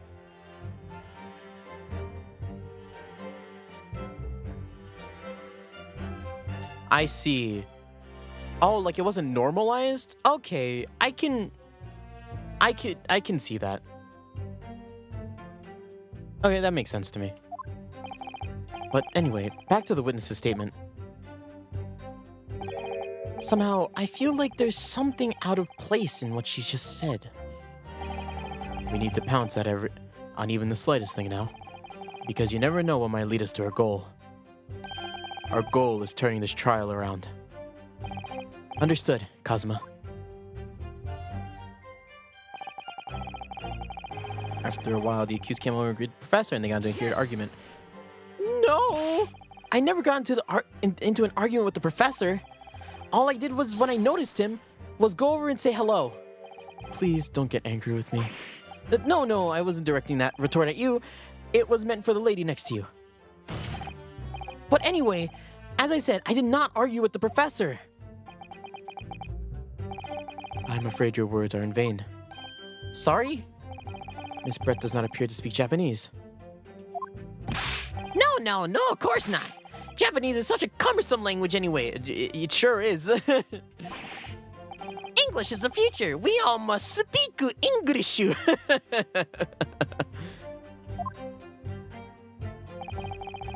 I wonder if the prosecution will feel that way forever, or only in the presence of a beautiful woman, Well, that beautiful woman is telling blatant lies with a complete straight face.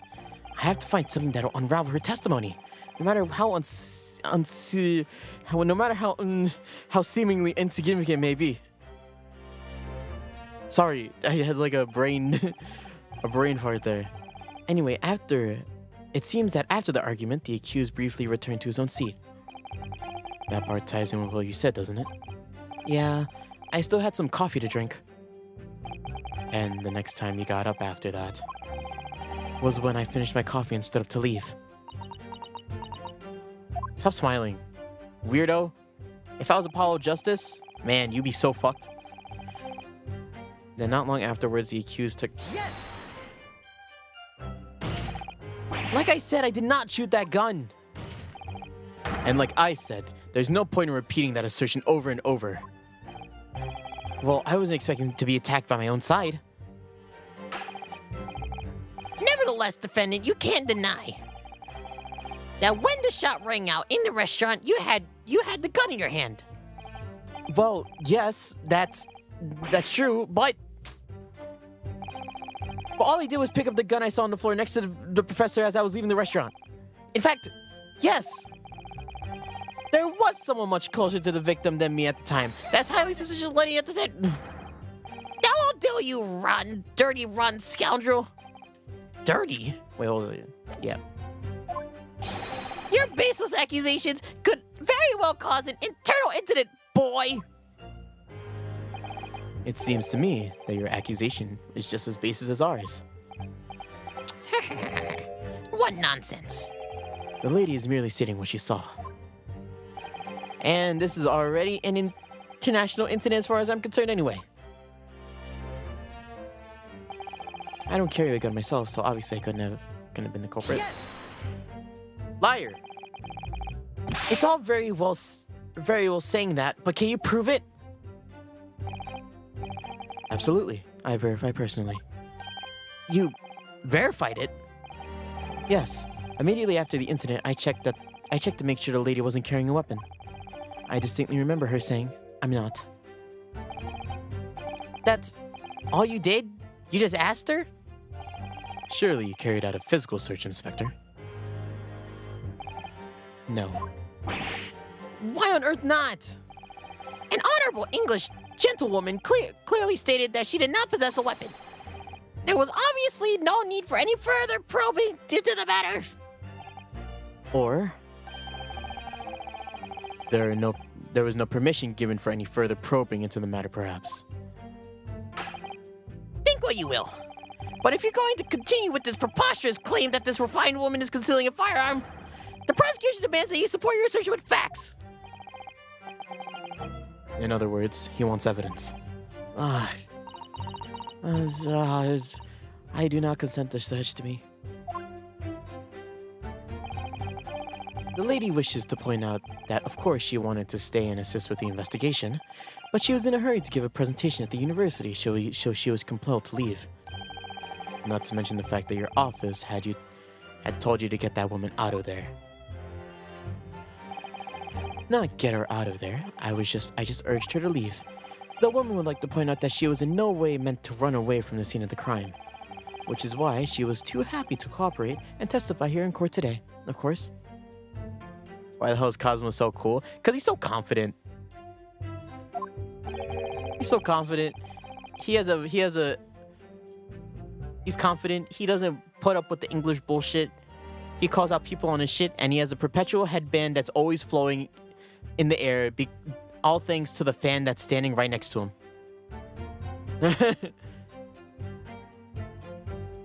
And his sword. His sword. Can't forget his sword.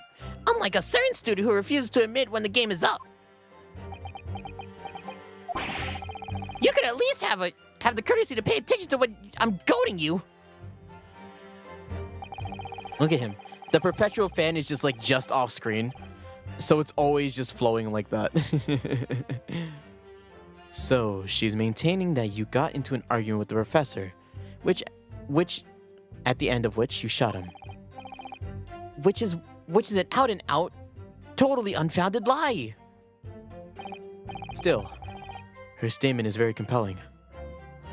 And he's just using Divine Wind. His studies in university have unlocked the power of Divine Wind within him. There's always... The wind is coming from somewhere. Where? Somewhere. We're in a closed room and it's still coming. Still, it's her divine... It's her divine... it's her statement is very compelling. After all, she's an elegant, refined, young, and beautiful gentlewoman from Great Britain. In stark contrast to you, dressed from head to toe in a dull black school uniform. Only the headband.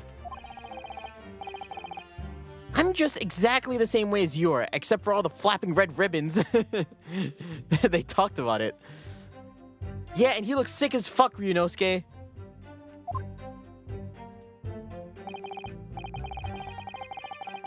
He's the GOAT. Look at him.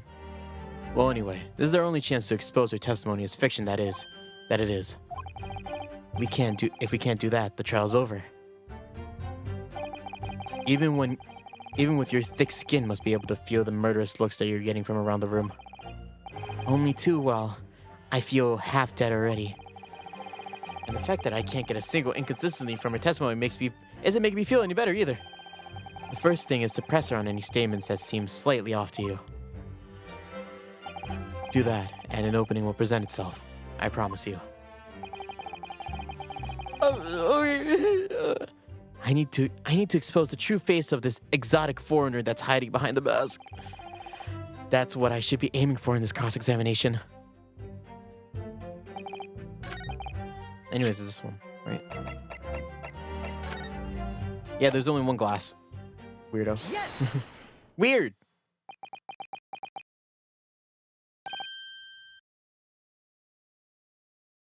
I love that wandering eye, look, he's like, wait a minute. It's like dumb, like wide-eyed, it's just like, it's like, I imagine he like does that at one point and he like just like a bit of drool just comes out of his mouth.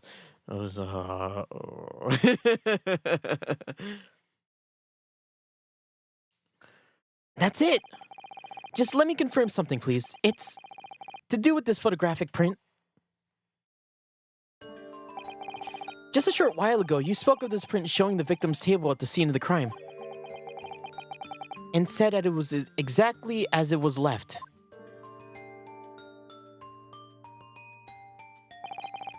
That is correct, the lady says. Shit. Well, it's odd. Very odd.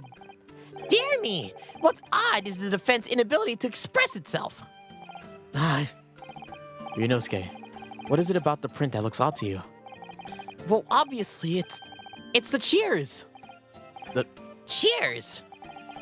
Miss Brett told us that she and the professor said cheers over a glass of water. But if that's true, there should be 2 glasses on the table, not 1. Ooh. You're right, Counsel. There's only 1 glass pictured here. Are we supposed to be impressed by this nitpicking over minutiae? Minute.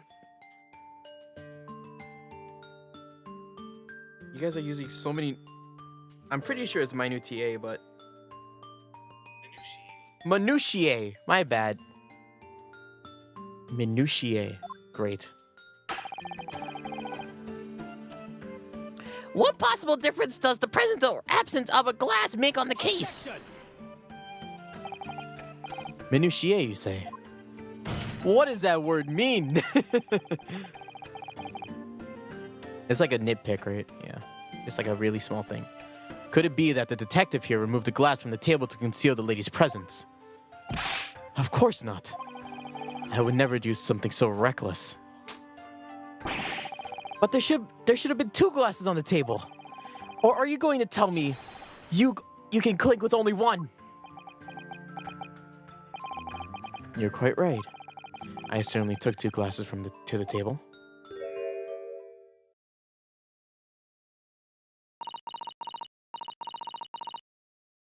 The glass was very delicious. Thank you for bringing 2. I was about to snack on the other one. Inspector, what did the lady say? It would seem that Miss Brett who took the glass. It was Brett who took the glass from the table. What? It was also terrifying, everything that had happened. I panicked and thought I should try to hide the fact that I had been there at all, she's saying. Goodness gracious.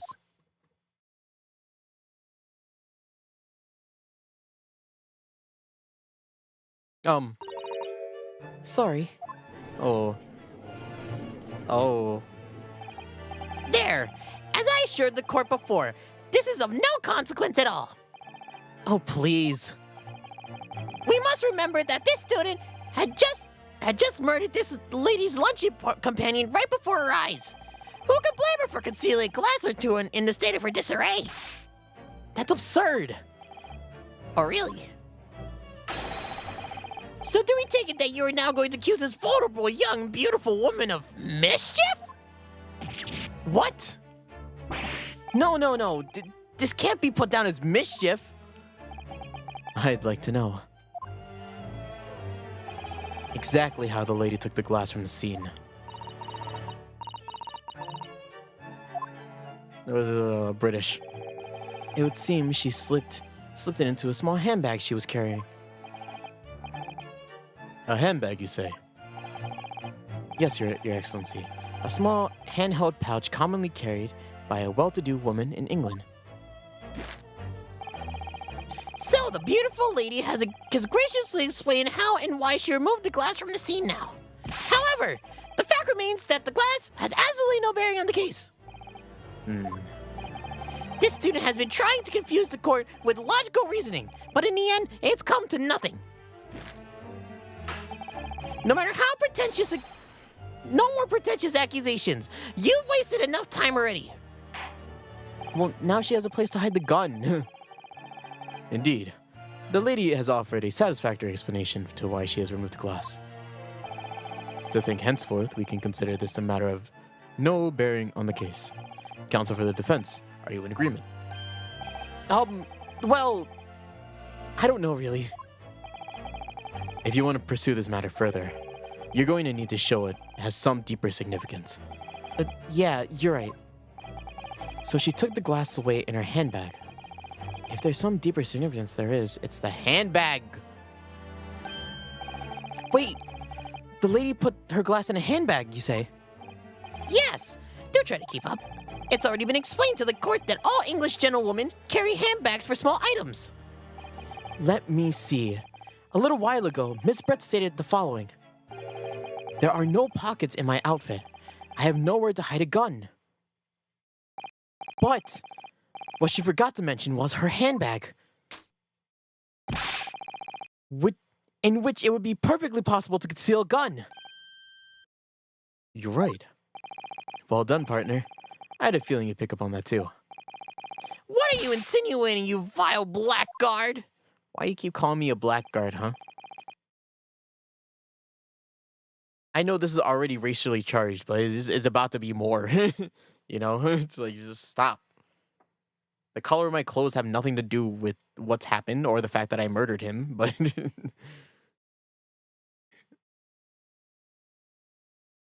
But, you know, stop. It's really simple, really very simple. The gunshot was heard when the defendant picked up the gun from the restaurant floor. As he didn't fire that gun, we can deduce that there must have been another firearm at the scene. The true murder weapon, if you will. You can't seriously be suggesting. Inspector Hosonaga. Yes? Did you or did you not search Miss Giselle Brett's handbag on the day of the murder? No, sir, I did not. As I thought. In other words, another gun, the one that was actually used to kill the professor, could have been hidden in Miss Brett's handbag. No! Oh, yeah, yes. She lied. Order, order, order. What's the meaning of this, Inspector? Meaning of what? Prosecutor Ouchie. Why on earth did you not have the lady open her handbag and show you the contents at the time? Thanks your bungling, but I don't want to say bungling so bad. Bungling incompetence. Now she has to endure just uncomfortable accusations. Brilliant work, partner. Now we have a chance to expose the real woman behind the mask. Do you think so, Kazuma?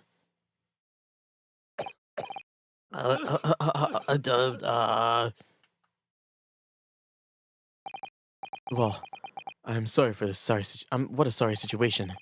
Clearly, I have no faith in the police. As I said, I did not search the lady's handbag after the shooting, simply because it was unnecessary. Unnecessary in what way? I ought to thank the student lawyer, really. I have a piece of evidence here that I had completely forgotten about. This photographic print. What? What? What the fuck is that? Why is there a bowl on his wrist? This print is of a photograph I thought would be prudent to take immediately after the shooting. As you can see, it clearly shows Miss Brett's handbag. Well, I never. You can see right through what's inside. That's right. Apparently, meshwork bags like these are a height of fashion in London at the moment. So the contents are clearly visible. Exactly. So there was no need to search the lady's handbag. If there had been a gun inside, it would have been immediately obvious. Ah. As you can see, there is nothing to imply Miss Brett's guilt here.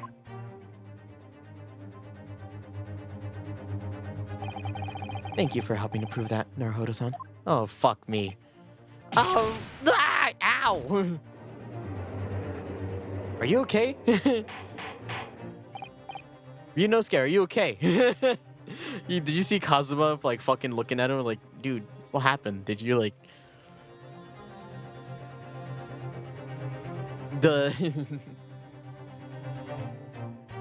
the force of the words that he said in that point was so much for him to blast you back against the wall. Make an audible noise too. Wow. Order. Order. Inspector Hosonaga, you will submit that print as evidence at once. Certainly, Your Excellency. Photograph of the handbag has been entered into the courtroom record. I think you've had long enough to cross-examine the witness, counsel. The counsel? Fuck. My bad. Wrong voice. The court has now been shown considerable evidence. Before you keep talking, I just want to keep looking. Oh, I can't inspect this right now. The photographic print just submitted to the court record appears to have no further significance. I am satisfied that there is no longer any room for doubt in this matter, and I must make my ruling.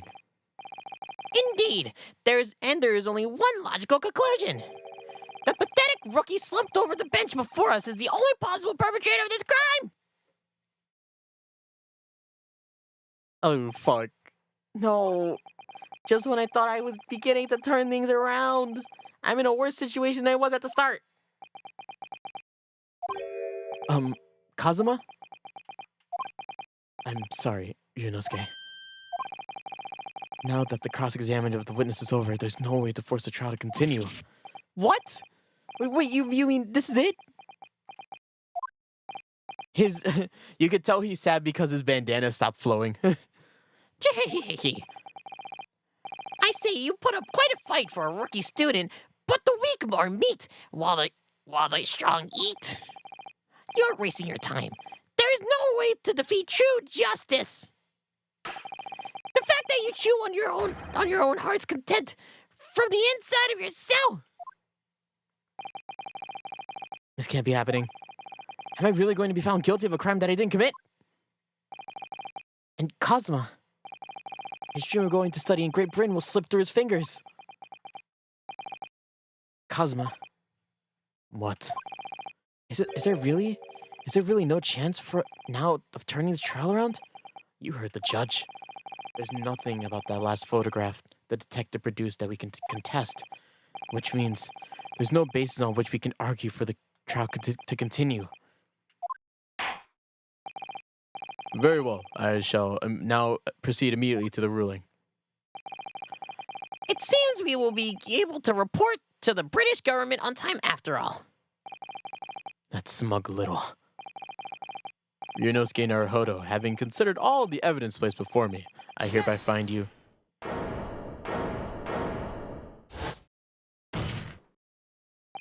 Wait, Your Excellency. Ryunosuke. I don't think you can rule on this case yet. This amateurishness is getting tedious. When His Excellency deems that the trial is over, he gives his ruling. This is the most basic protocol of the courtroom. Yes, it is, but also I want to fight. Your Excellency, just a moment ago you said, as photographic print just appears to have no further significance, there's no longer any room for doubt in this matter, and I must make my ruling. Now, that means that if there was a problem with the evidence, some significant detail I mean, then ruling on the case at this time would be out of the question. That's blatant straw clutching. Look at this photographic print. All it shows is the handbag of the gentlewoman that was carrying on the day in question. There can be no problem with this evidence. You better know what you're doing, Ryunosuke. I understand your objection, counsel. Certainly. The new evidence submitted by the detective has not undergone the court scrutiny. However, I fail to see how we can glean any new information from this handbag. Ha! My thoughts exactly. Really, the prosecution is becoming rather tired of this rookie's desperate wheezes. Yes, I am desperate, but this isn't a wheeze. There's something about this photograph which just doesn't seem right. If only I could put my finger on it. Maybe it's the obviously weird bowl pattern on his wrist. Very well, I shall grant the defense the final opportunity. Gotta save. I haven't saved the entire time.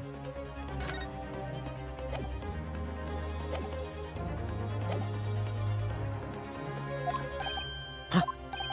What? But be warned that if I'm unsatisfied by your response, the trial will be over with immediate effect. Damn, that's intimidating as fuck. Look at those hands, man. Gosh. Those are hands that are gonna choke me to death. Those are strangling hands, man. Jesus, look at them. Do I make myself clear? Yes, Your Excellency. So, take another look at this photographic print Inspector Hosonaga submitted before. Will you identify for the court where in this print we see significant detail which you have alluded to? Obviously this. It's this. Yeah! Look at this here. There's a very unusual mark on the victim's wrist. That is true. It looks almost like a burn of some description. Objection! Dear me, I was pondering on what piffle you would come out with. A burn, you say, on the victim's wrist? Clearly, this has nothing whatsoever to do with the magnificent lady's handbag. Yes, that is a burn mark. You're right. Go on, Inspector. The police coroner also noticed it when he was performing a post-mortem examination. It was deemed to be unrelated to the cause of death, so he didn't note it in his report. What did I tell you? In any case, we have no idea when the victim suffered this burn, do we? And no possible way of knowing either. The more I look at it, the more I find myself intrigued by the curious shape of it. However, as prosecution Ouchie points out, without a firm connection to the case can be shown, I cannot allow any further time to be spent on precise details on this burn.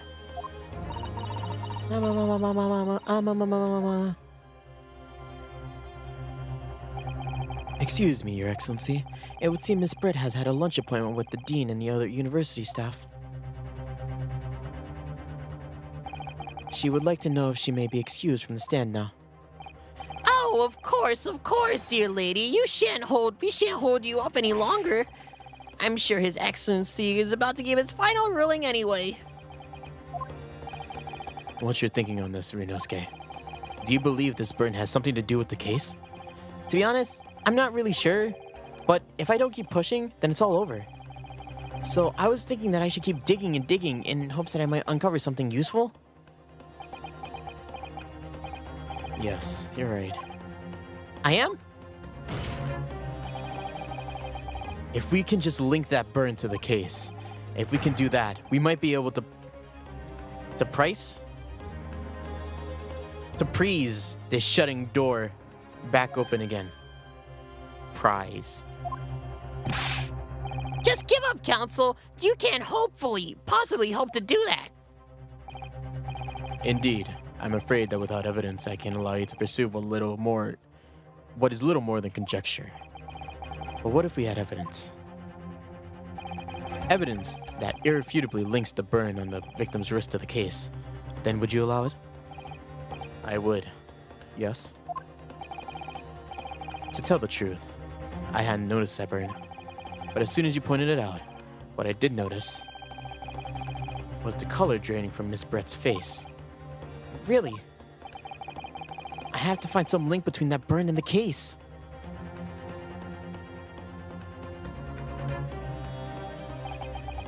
This is the moment of truth. Time to find some evidence that proves that the burn really means what the burn really means. So then, the defense will now present its evidence to the court. The evidence that demonstrates the inextricable connection between the victim's burn and this trial. Nope, it's not here.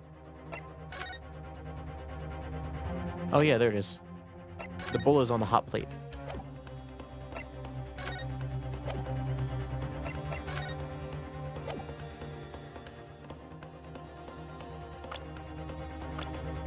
Oh shit! The victim's burn is clearly related to this piece of evidence in the court record. Fuck! Objection! I thought I was gonna keep my cursor on the piece of evidence. Explain to the court in 5 words or less what the nature of that connection is. Well, it's obviously, Thank you. 5 highly illuminating words. What? As I suspected, the rookie student is bluffing again. Ah, chill. You've been burned there yourself, Ryunosuke. Sorry. I do feel like I've seen the shape of that burn somewhere before, though.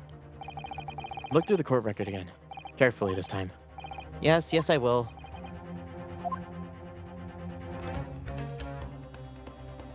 Yes, breathe, and don't rush.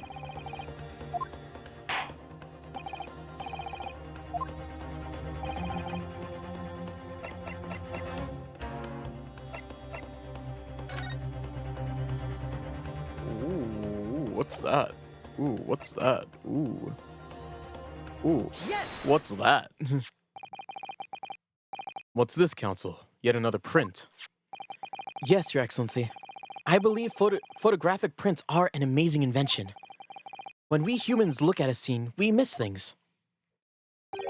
But in a photograph, things we may have overlooked at the time are recorded forevermore. Do hurry up, rookie. What are you trying to say? To inconvenience this poor lady any further would really be quite inexcusable. Actually, we may need you to stay with us a little longer if you don't mind, Miss Brett. You see, it's very clearly visible in the other photograph. How did the victim come to have such an unusually shaped burn on his wrist? The reason is recorded here forevermore. What? How? Objection! You can't fool me with your little bluffs, boy. If that's your game, then let's see how it plays out. Show exactly what you mean. What is it in this photograph that explains the reason for the victim's burn? The hot plate. The hot plate. The beefsteak. Actually, it's the metal plate the steak was served on. The metal plate. Your Excellency, are you alright? Don't have a heart attack now. As you can see, there's an emblem on the plate. I would guess it's some sort of trademark of Le Carnival. Ah. The emblem on the plate. And the victim's burn are exactly the same shape. Ah! Ryunosuke, you genius. Look at the little shine in his eye here. Look at that. Oh, look at him. Looking at his boyfriend, best friend. These two are great. I love these two. You're spot on. Which means the victim must have suffered this burn while he was present at the restaurant. Objection! But even if that is the case, we don't know if that happened on the day in question or not. It could have been the day before or the day before that. It most likely happened some other unrelated time. Well, Objection! sadly, Prosecutor Ouchie, the chances of that are extremely slim. Thanks. Why? The outline of the burn is clearly discernible. Such a serious injury would have caused quite a commotion in the restaurant. Wouldn't you agree, Inspector Hosonaga? I can't imagine having missed such a terrible disaster, certainly. But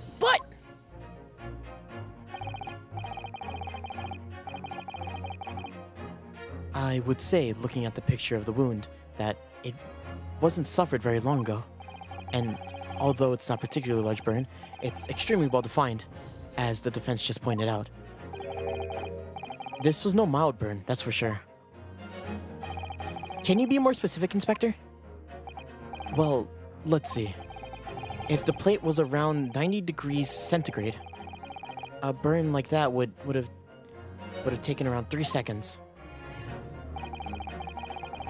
It's inconceivable that the victim wouldn't have let out a scream of pain or then. I've been investigating at the restaurants for several weeks now, but I've heard no one scream at all. As the head waiter at Le Carnival, I can testify to that. Well, you're a detective, not a waiter. Yes! Yes! There you have it. Something isn't right here. As the defense said, detective said, my bad. Anyone who burnt themselves on a piping hot plate for 3 whole seconds would scream in pain. There is no question of that.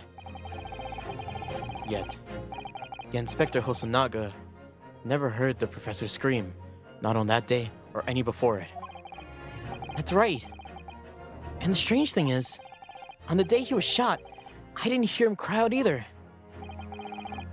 What are you suggesting?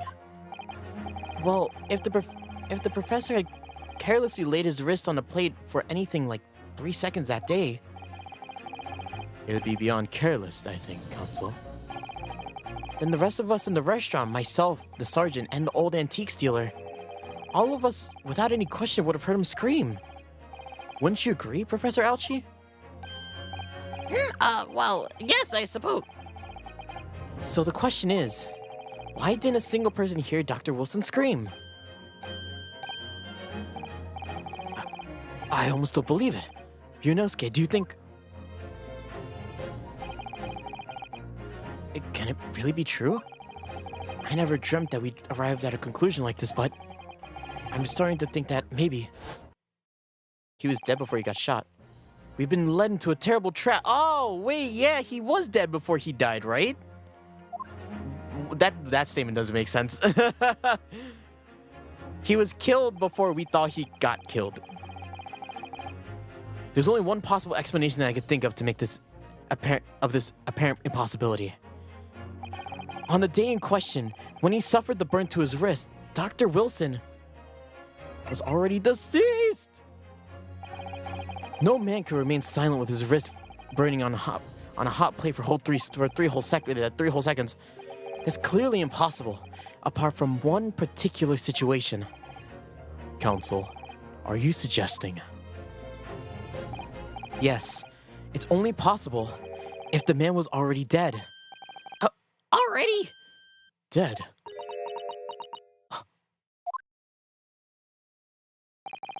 Knowing what we know now, it's the only possible explanation.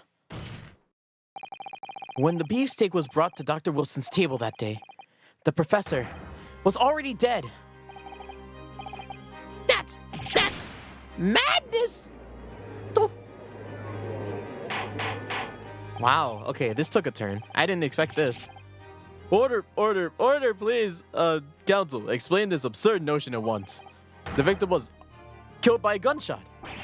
That's right. That's absolutely right, Your Excellency. This is just another ridiculous ploy by the rookie student, but clearly he has no grasp of the facts. Objection! Yeah, we don't do autopsy reports yet at this point, right? No. No, Prosecutor Ouchie. It's you who has no grasp of the facts. I beg your pardon? As soon as it became apparent that the victim had suffered the burn while at the restaurant, this whole case was turned upside down. Or have you not grasped that yet? Duh. Your Excellency, the court must hear from this witness again. If it's true, as we now believe, that the victim was already dead before the gunshot was heard, it's highly likely that Miss Brett knows something about it. Incredible. I certainly didn't anticipate this twist of events. I'm sorry to say, Miss Brett, but you will have to forget about your luncheon engagement. But, Your Excellency! The justice system in our country may be in its infancy, but rest assured, all reasonable doubt must be dispelled before I'm prepared to pass judgment. Thank you, Your Excellency.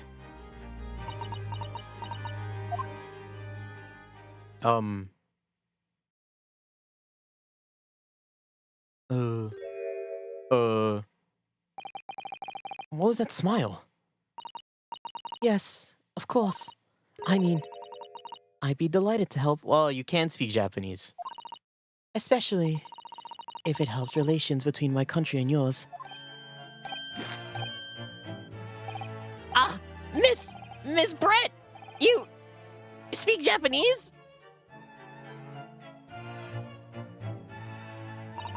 Well, of course I do. I am studying your country after all. But then, why have you been speaking through an interpreter until now? My mother tongue, the Queen's English, is the most refined, elegant language in the world. As a gentlewoman, I try to avoid speaking in your vulgar tones as much as possible. Wow. Holy shit. Really? You just fucking went mega racist.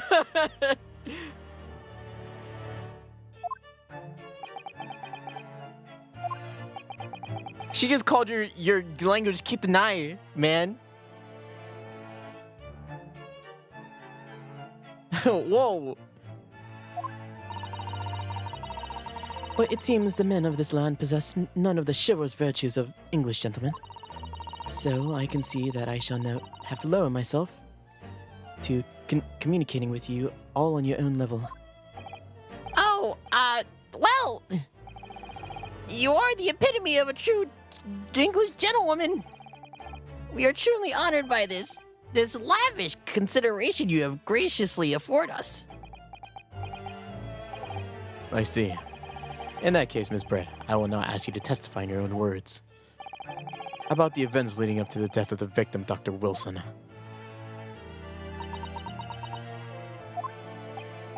So, we're finally going to hear her own words from the matter. Things are getting interesting, Ryunosuke.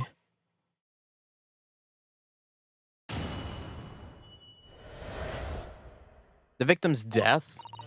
Unfortunately, I have no idea when that poor man burnt his wrist like that. When the waiter brought my steak, the professor and I raised our glasses in a toast. As far as I've heard, the post-mortem report shows no other possible causes of death beside the gunshot. If there's some other way to take a man's life without leaving a trace, please do show me. But of course, this country's inferior investigative techniques wouldn't be able to pick up on it anyway. Oh, fuck you. Why are you Jesus!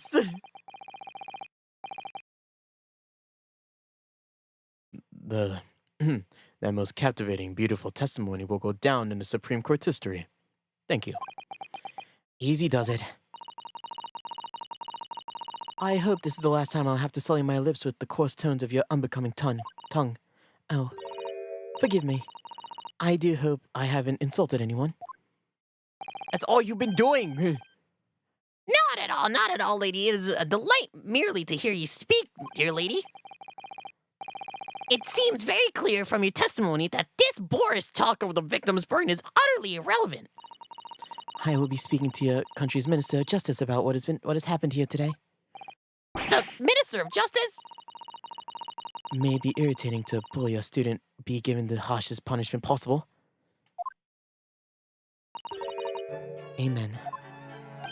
Huh? Thanks? Was that a prayer then? Well, you'll have to forgive the irritation, Miss Brett, and put up with this cross-examination now. I expect you've noticed that this little bully of a student, as you put it, doesn't miss much.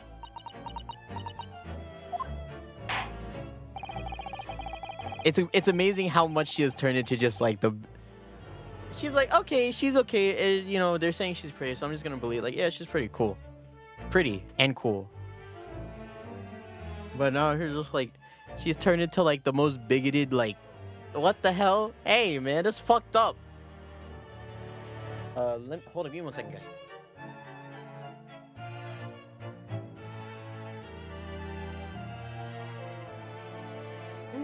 Alright. Sorry, I went to go turn on my AC again. I'm sure you don't need me to remind you, counsel, but this will be your final cross-examination in this trial. If you fail to demonstrate any problems with this witness's testimony, I will be ruling on the case immediately. Is that clear? Yes, Your Honor. Your Excellency, I mean.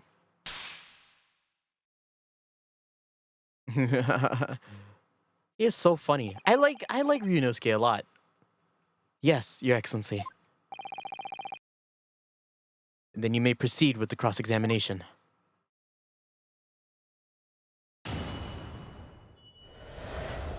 The victim's oath. Unfortunately, I have no idea. Yes! But his hand was on a searing hot plate for at least 3 whole seconds. You can't have not noticed. Do you think so? Then let me ask you something. Sorry? Ever since I arrived to this courtroom, and even still now, the fly on those unseemly black trousers of yours has been wide open. You can't have noticed that, can you? Huh? What? Ah! You're fly, dude. Haha, what fun. You hadn't realized. The lady is absolutely right. As your friend, you've embarrassed me as well yourself, Ryunosuke. Why didn't you tell me? Dr. Wilson was a true English gentleman. He chose honorable silence over a vulgar scream. Can your tiny brains imagine such a thing? Oh, yes. I think my tiny brain can. No, we can't. Well, I can't. Anyway. You know, I'm kind of glad I was able to bring out the British accent for this one. Thank God for her speaking Japanese. Yes! As you testified before, you were drinking carbonated water, is that right? Dr. Wilson was only permitted to drink water at the time, if you remember. Which explains why he ordered that drink, correct, waiter? Exactly as you say, sir. Although, whether or not the professor actually drank any of the water when I delivered the steak at the table, I am afraid I don't remember that. Damn you. I have enough English to remember that at least. For the benefit of others in court, it means bless you. I think it means the exact opposite. Anyway.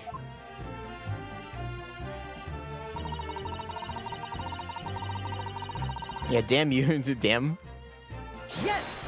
Yeah. Yes, it's written here in the paperwork. Fatal hemorrhage from ballistic trauma. Yes. Luckily for all of us, a little burn to the wrist is going to kill us. And there are no other signs of trauma on the victim's body to indicate some other cause of death. It could only have been the bullet from your gun to put the end to the innocent man's life. But it doesn't make sense. That burn must have happened straight away when the plate was first brought to the table by the waiter. Yes, that's true. If it had been cooled even slightly, it wouldn't have been able to make a burn like that. And if the victim burned his wrist on a hot plate as soon as it was brought out from the kitchen, then he must have already died at that point. And yet, the fact that the victim was killed by the gunshot to the... The fact is that the victim was killed by the gunshot to the chest. Until you're able to show the court evidence to disprove that, this is a complete waste of time. I concur. Prosecutor Ouchie is correct. Ah, Damn you, English woman! If there's some way to take him, please you show me. Without leaving a trace. If someone is shot, strangled, or stabbed, or thrown from a height, however a person's life is taken, there are always telltale traces on the body.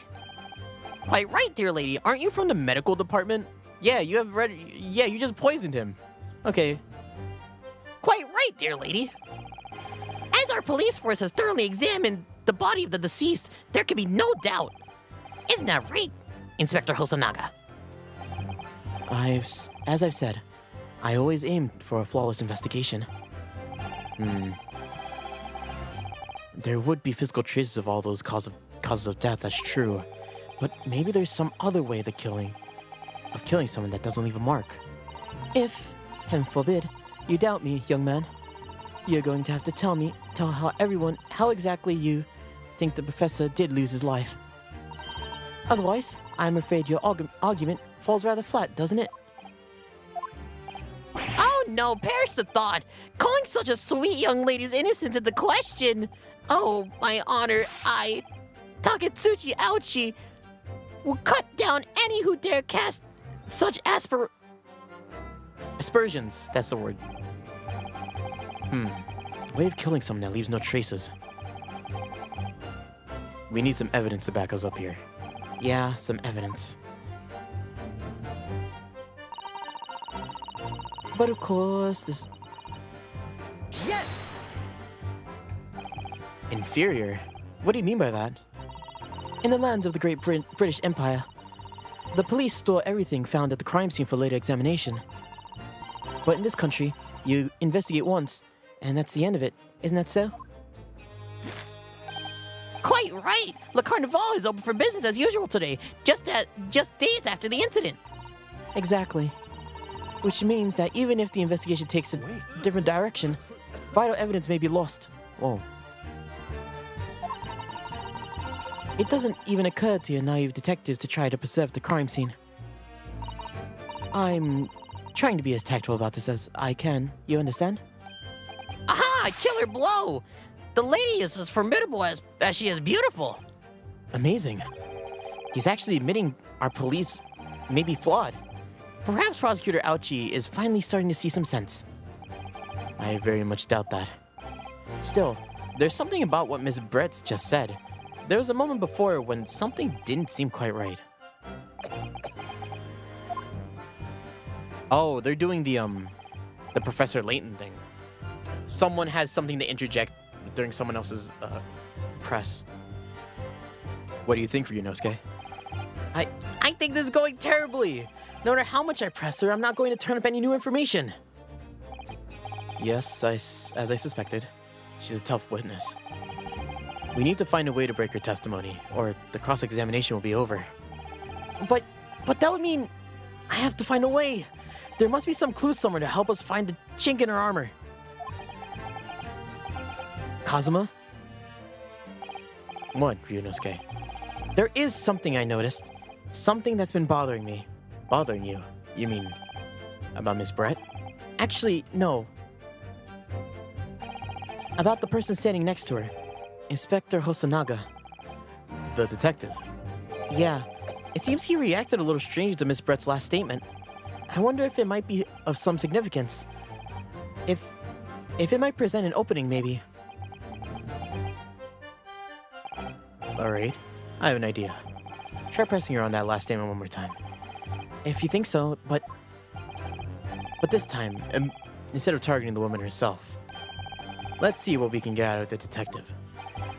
Alright then. I wonder what Cosmo's thinking. I'll find out soon enough, I suppose. Once I press Miss Brett on that last statement again. Yeah.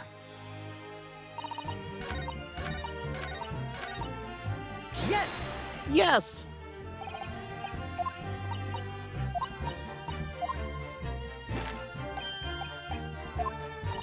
Exactly. So, can we, like... Yes, there it is again. The detective's reaction to is just about the same as before. Why? Up until now, the detective has been in the stand with Miss Brett as her interpreter.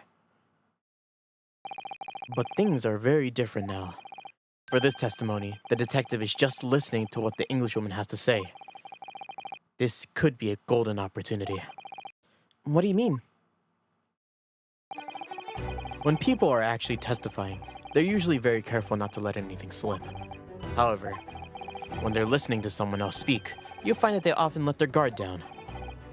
You're right. Look at him. He's lost his thoughts. He's lost in his own thoughts. It's time to pursue that man in his train of thought. Sorry? Pursue? I'll explain how to do it now, Ryunosuke. It's all to do with the witness marker. What marker? At this moment, we're focused on Miss Brett, who is the person actually making the current comment. But by moving the marker left and right with you can turn your attention to the other people in the stand. While you're looking at the other witnesses, you'll be able to pursue them with you might catch the person at the right. If you catch the person at the right time, you might be able to uncover new information to peruse.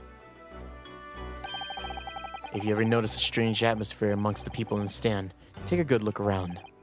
Alright, so I should first move the marker with and then focus on the detective. Then pursue him with and see what's on his mind. Here we go! Wait. Oh my god! Excuse me! Excuse me. Oh, what's the meaning of this?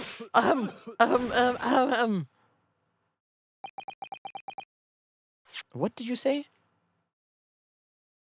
Ah! What's the meaning of this? Okay, there you go. I'm sorry, I didn't mean to shock you. He really was lost in his own thoughts. Deeply. It looked like you were thinking about something just now, Inspector. Perhaps having heard what the lady said next to you had... Or perhaps having heard what the lady next to you had to say. If there's something you'd like to say, please, share it with the court. What is the meaning of this? It's the delightful Englishwoman who's testifying at the moment. If you can't find a fault in her testimony, then the cross-examination should be over. Oh, is that how it works? Absolutely not. The detective is in the stand, which makes him a valid witness. Yeah, not to mention the fact that he's intimately involved in the case. Inspector Hosonaga. Yes. Do you have something to add in relation to the statement just made by Miss Brett?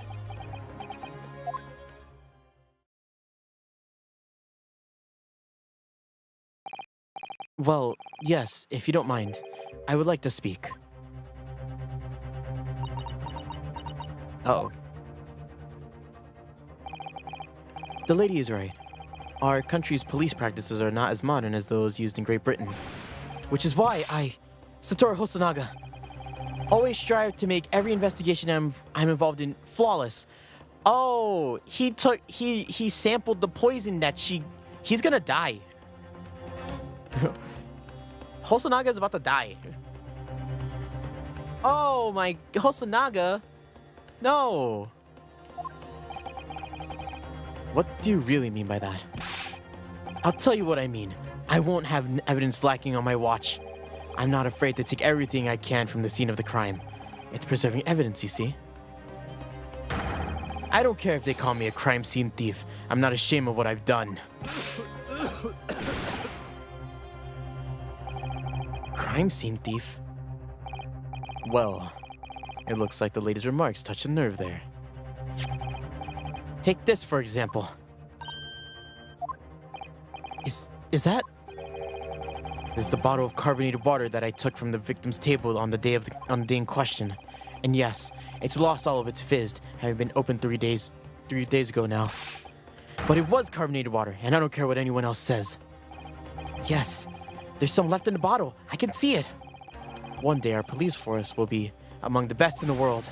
The time is coming, I guarantee it.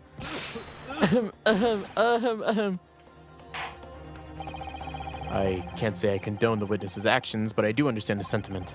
The court will accept this glass bottle of water as evidence.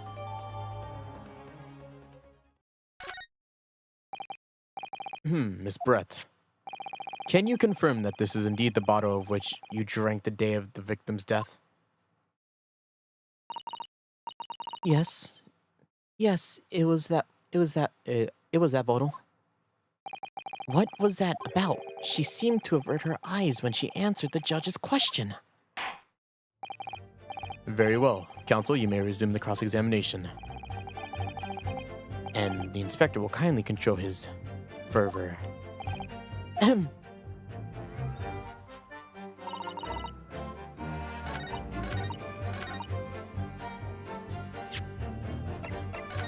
Yes, this is it.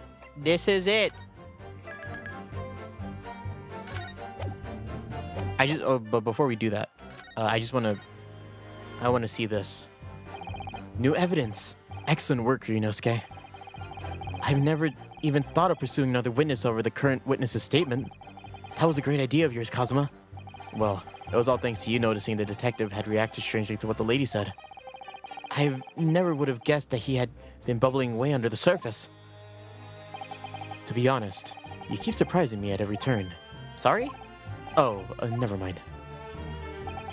So now we know that Dr. Wilson was killed around the time the steak was brought to his table. But by some means, that had left no physical trace on his body. If we could just demonstrate how this could be done. Well, I do have one idea about that. About how the professor was killed. Maybe I should just present the evidence and see what happens.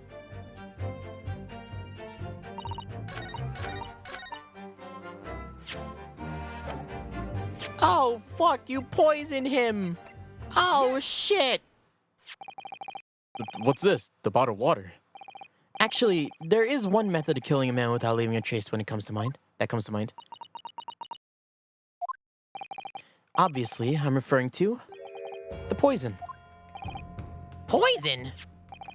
On the day of his death, we know that Dr. Wilson drank from this bottle of carbonated water. Could it be that there was poison inside? Could it be that the professor actually died after taking a sip from his glass? Order, order, order.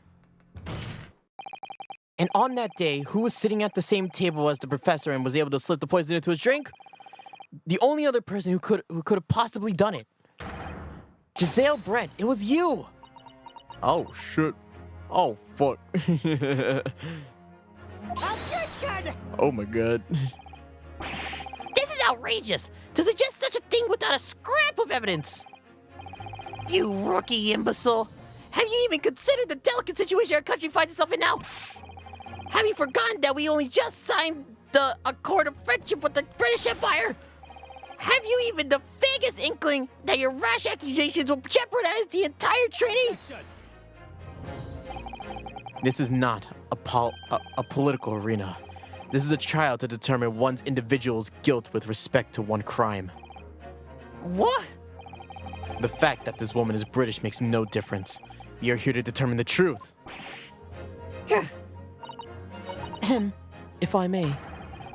I will silence you forever for this disgraceful. Oh.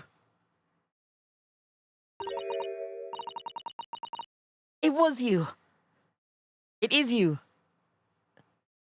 Who should be silent? Of course. Dear lady. Where did that come from? She just snapped. I'm afraid I must have spoken unfairly before. I offer my most humble apologies. Sorry, my lady, but who are you referring to? I described your police force as inferior. But no matter how inferior they may be, you still investigated this particular point thoroughly, I believe. The bottle, I mean, Inspector. And whether it contained poison or not. Of course. You did? Have you forgotten my guiding principle already? I strive for a flawless investigation every time. I don't believe it. Naturally, we tested the inside of the bottle and its contents. And what did you find, Inspector? I ordered tests for every toxin available in this country at present. And we could find no trace of poison of any description in the bottle of carbonated water, Your Excellency. What? Are you sure? The tests were meticulously carried out by our chief coroner himself. No! No! Jesus. I'm very grateful to all you Japanese.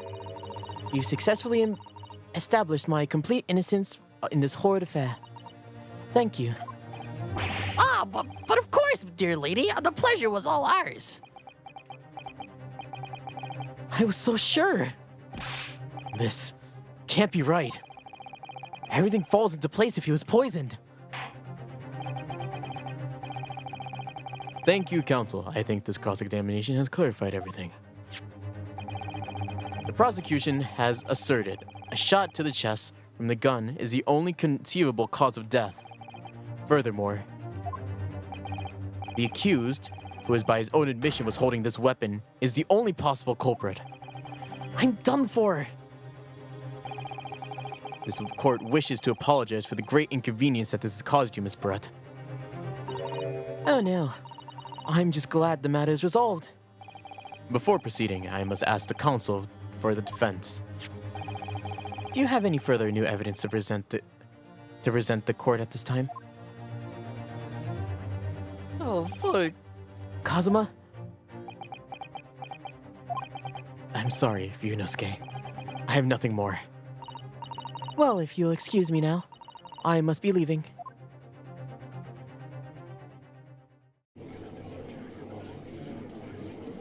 Hold it!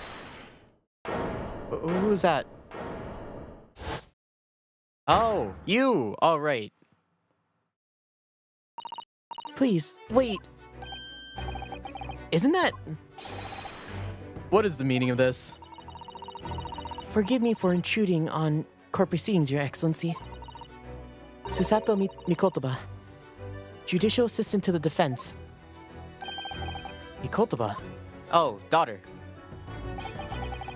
In my darkest hour, with nowhere left to hide, she appeared like a bolt of lightning. And in her hand, she carried a small package wrapped in a furoshiki cloth.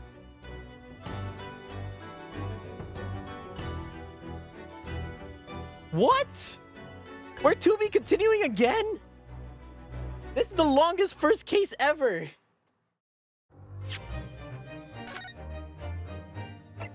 This will be the last cross-examination you get. Holy crap, really? This will be the last. This is it, Ryunosuke. This is it. Nope. We're still here. 22nd November, 1:14 p.m. Supreme Court of Judicature. Courtroom 2.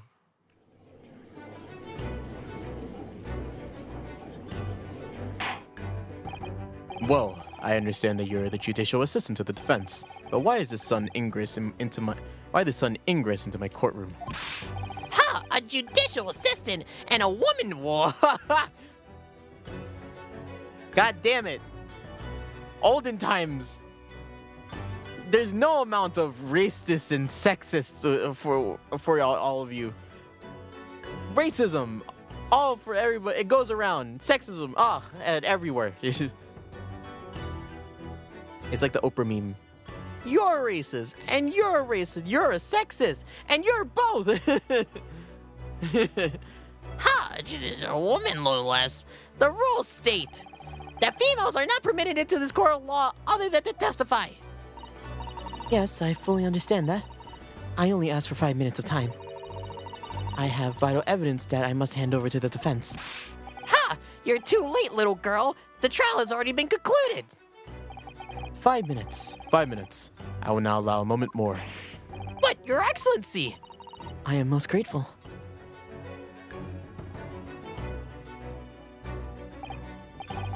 Who exactly are you? I'm sorry, there's no time. Please, simply accept this for now. What is this? A report about something written in English. It's Giselle Brett's research. The Englishwoman's? After the trial resumed earlier, I hurried back to the university. I went to Dr. Wilson's laboratory in the medical facility and borrowed this paper. Oh, yes, that's right. Miss Brett was studying under the professor, wasn't she? So, this research, whatever it is, has something to do with the case? I'm afraid I don't know. I haven't been able to listen to the proceedings of the trial myself. Oh no, of course not. Special characteristics of curar and its effects on human subjects. Interesting. Curar? What's that? I've never heard that word before. Time's up! The prosecution demands the immediate removal of this female trespasser from the courtroom. There was too little time for me to read it in detail. But I've summarized what I could on the note just inside the cover. If you think it could be valuable, please cast your eyes over it. This is wonderful, thank you. Giselle's report has been entered into the court's record. Okay.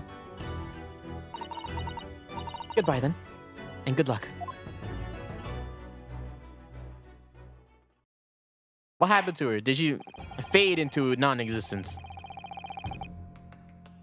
You have had it long enough, counsel. We cannot detain our English guest any longer.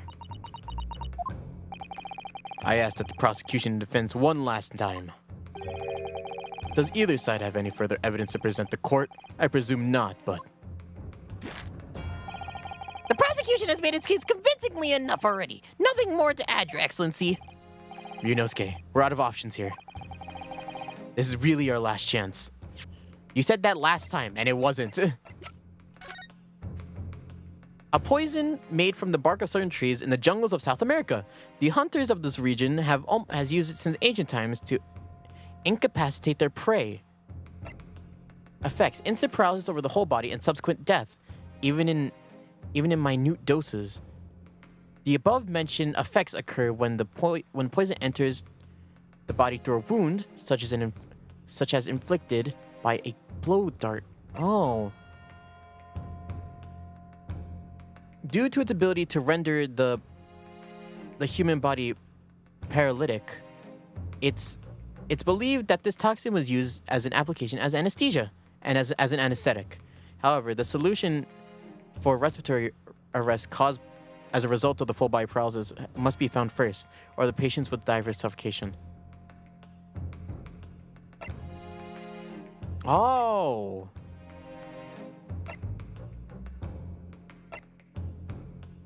What?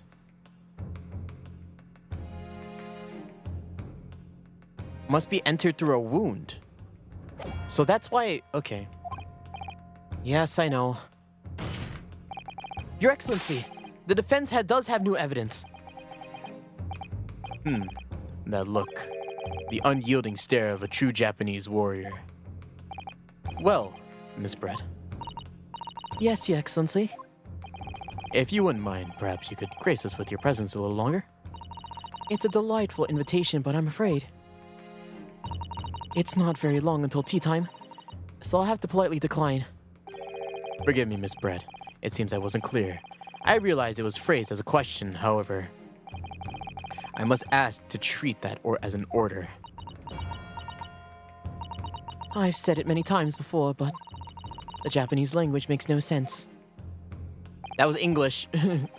Even in English, it said it meant the same thing. Apologies, my lady. So, counsel, what is this new evidence that demands the court's attention? This shit! Miss Giselle Brett, we understand you were studying under Dr. Wilson at UMA University doing research. Wait, hold up, give me 1 second, guys. 1 second. Just want to check somebody real quick. Yes.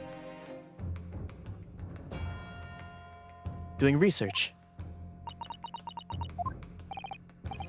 By research, by sheer coincidence perhaps, into a deadly poison.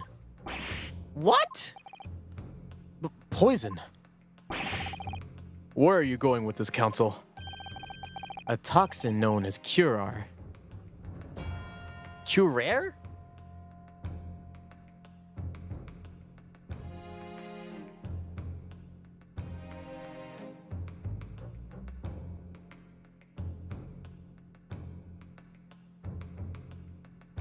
So let's dive into today's word.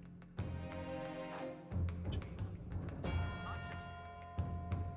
Oh, it's legit just called curare. It's curare? Okay.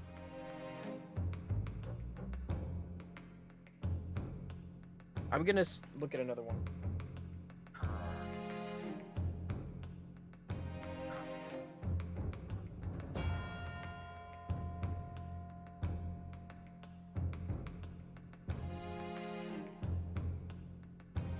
Curare. Curare? What the fuck is it? I'm getting so many different answers.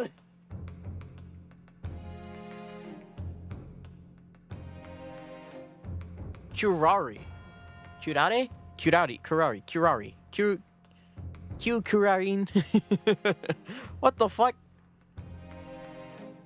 I'm gonna call it curare, because that's what feels right to me. A toxin known as curare, Your Excellency. Even in the slightest amounts, this deadly poison entering the body leads to instant death. What? What complete and utter nonsense? Curare, you say? I've never even heard of it. You wouldn't have done. You wouldn't have done? You wouldn't have done? You wouldn't have done? What do you mean? I mean, you wouldn't have heard of curare before for one very simple reason. It doesn't exist in our country. It doesn't exist. Correct. Which means, no matter what test the police can do for toxins, they never identify curare. Why? Because there is no test available to identify the presence of such this highly deadly poison. What?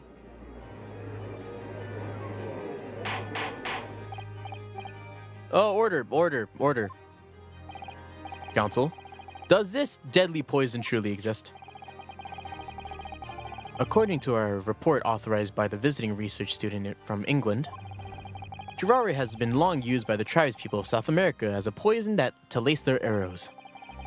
It seems that it's reasonably well known among European doctors and scientists. To lace their arrows? The report states that it is produced from the extract of trees that grow deep in the Amazonian jungle, and it was first brought back to Europe at the turn of the century by explorers. It claims that animals shot with arrows laced with curare suffered instant death. Doesn't that about sum it up, Miss Brett? Objection! Trumpery! These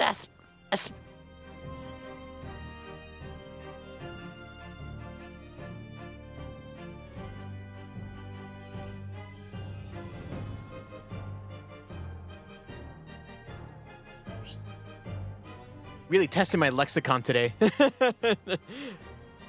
These aspersions are utter trumpery! To start with, if the victim had administered this so-called deadly poison, he would have been squirming and writhing in pain, and the other diners would have surely noticed. That's true. What do you say to that, Inspector? Obviously, I would have noticed a disturbance like that. I don't remember anything like that either, but I didn't notice the professor being in any kind of pain. According to this, however, there's the other way around. What do you mean the other way around? The fact that the victim didn't show any visible signs of distress is evidence that the curare was used. Explain yourself, counsel. The moment the toxin enters a person's system, it causes instant paralysis. In other words, afflicted victims lose all strength and are completely unable to move. Even if they were in total agony, there would be no visible signs of pain at all. How terrible. Obviously, if a man lost all strength in his muscles, he'd collapse on the floor. But with a chair under him for support, as Dr. Wilson did, the effects could go largely unnoticed. But I don't follow, Kazuma. That's just paralysis. I thought the poison caused instant death. The full explanation is extremely unpleasant. The poison causes immediate paralysis, as I said, leaving the victim unable to move. But after a short time, the paralysis is so severe, it causes the muscles that control respiration to fail. Respiration? In other words, the actual cause of death is suffocation. All the while, the victim is conscious and aware, just unable to move. That's hideous! To the observer, it would look like the victim was slipping peacefully into an endless sleep. But for the victim himself, his final moments would have been in living hell. That is the true nature of this deadly curare poison.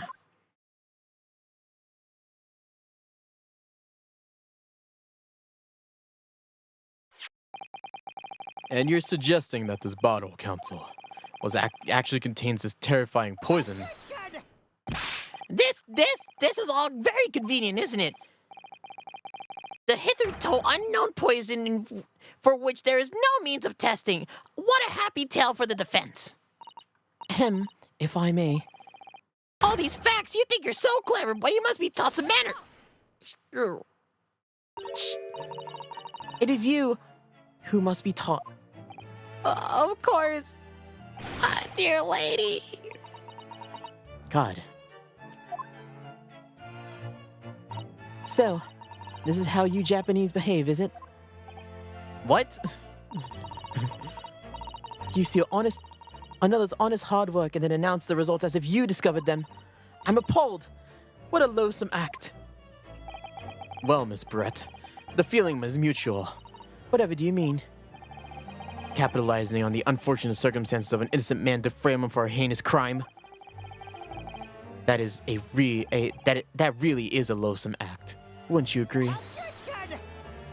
Enough of this! I, for one, refuse to accept it. The idea of some poison that doesn't even exist in the great empire of Japan is just breaking the rules. That's not fair! I'm gonna lose. That's cheating. What's so funny? Oh, excuse me.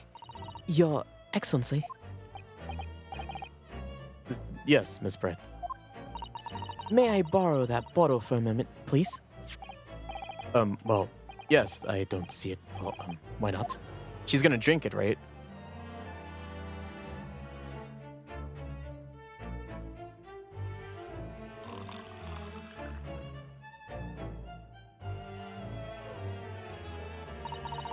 Don't get too big for your boots, you insignificant little island boys. Wow. Are you kidding me? You kidding me with that shit?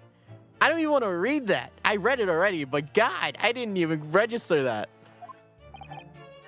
Sorry. To an Englishwoman such as myself, this whole affair is just a farcical comedy.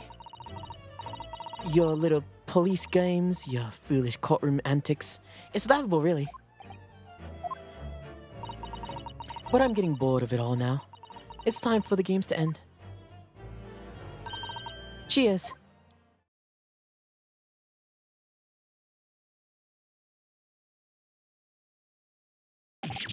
Wait, what are you doing?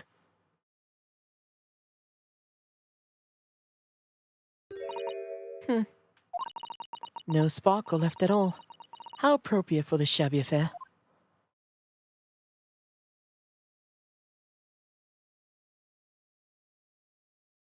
Everyone's nervous, like, oh, she just drank the poison water. Oh.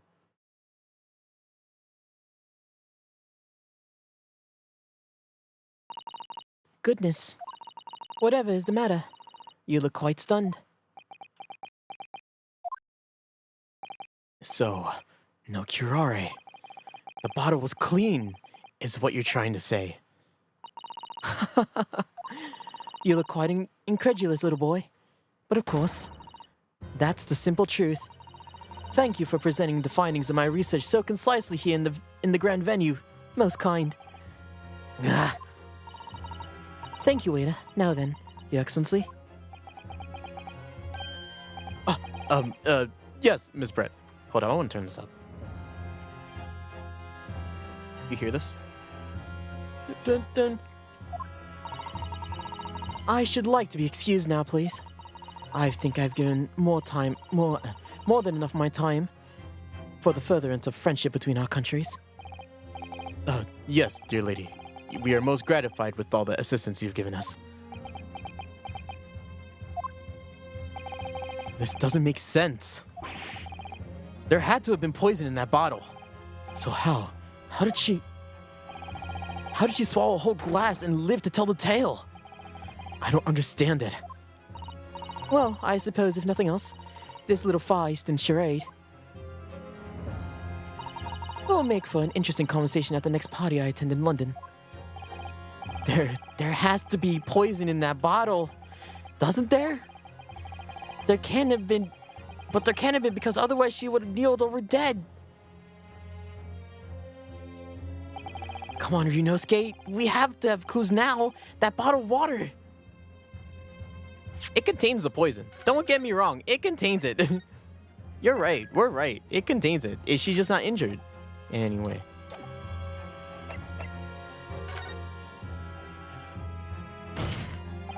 The culprit did put curare poison into Dr. Wilson's carbonated water. The defense refuses to change its position. Are you serious? Objection! Fool! Are you blind? There's no possible way the bottle contains poison. I mean, we just saw...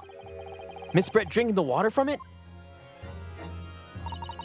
That's right.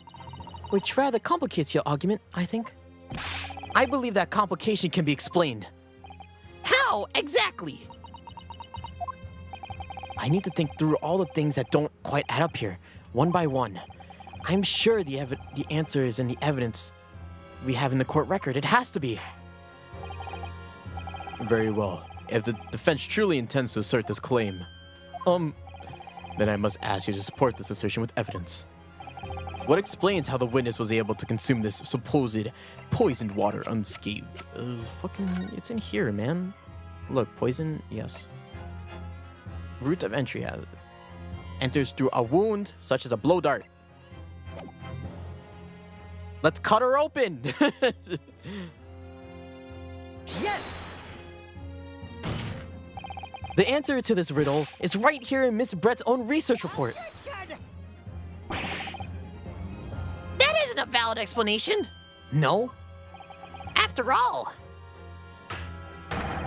we don't speak English. That report is utter gibberish. You impudent young scoundrel is trying to ridicule the court, Your Excellency. I'm not trying to ridicule anyone. Honest. I'm reading Susato-san's notes. I concur. This report is too extensive to be considered in its entirety by the court. You will have to direct us to the pertinent section, counsel. Which section of the report reveals the alleged answer to the riddle?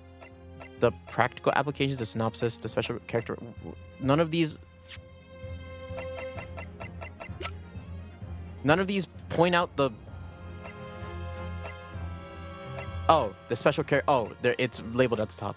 The special characteristics.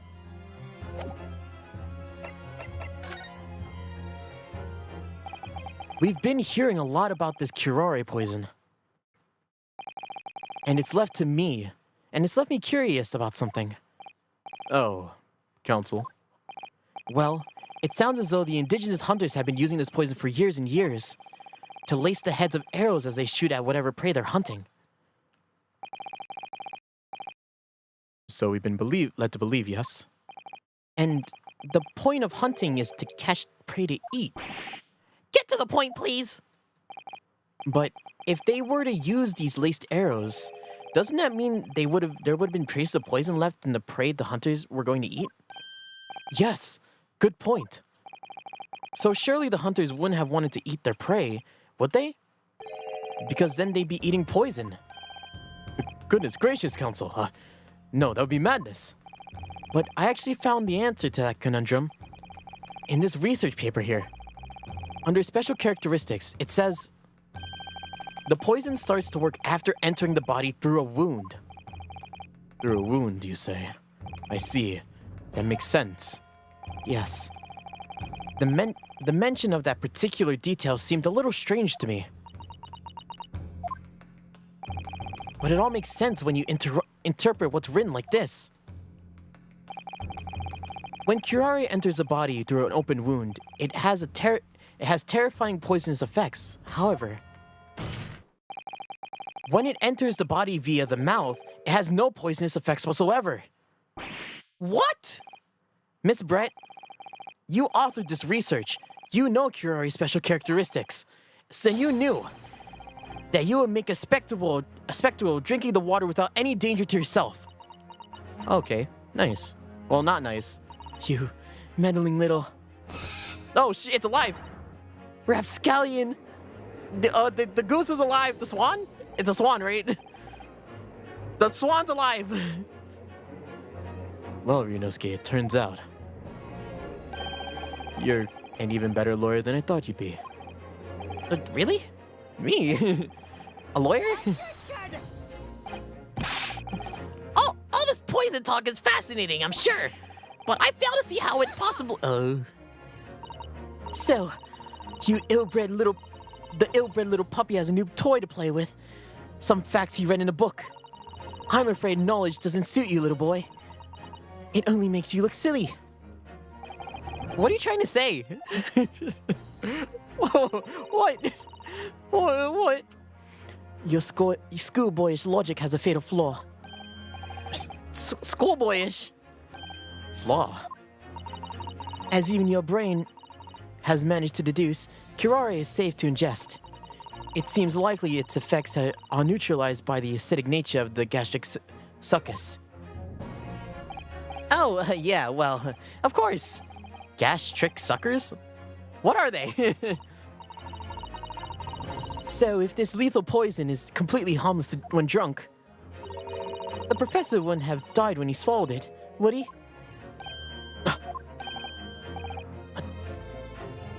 That's right. Oh no, but his tooth! Oh my... Okay, that's smart. Okay, I really like that then. Goodness gracious. That's basic science. Whoa, what was that? Nothing. Basic science. That's basic science. Science that even a schoolboy should be able to understand now.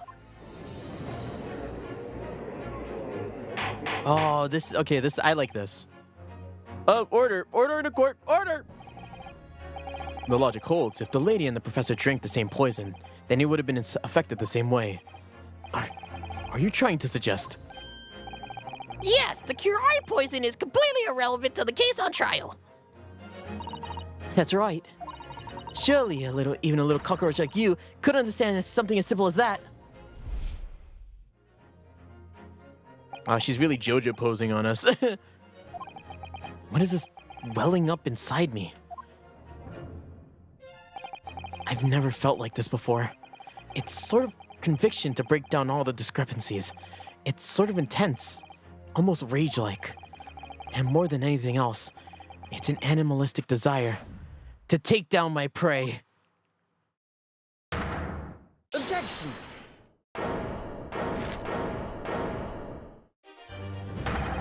I don't think so, Miss Giselle Brett. How dare you use that tone with me? You know very well that there is no fatal flaw here. You know exactly why, even though both you and the victim swallowed the same poison. You are alive, but Dr. Wilson is dead. Counsel, I am sure I don't need to remind you, but you must provide compelling evidence.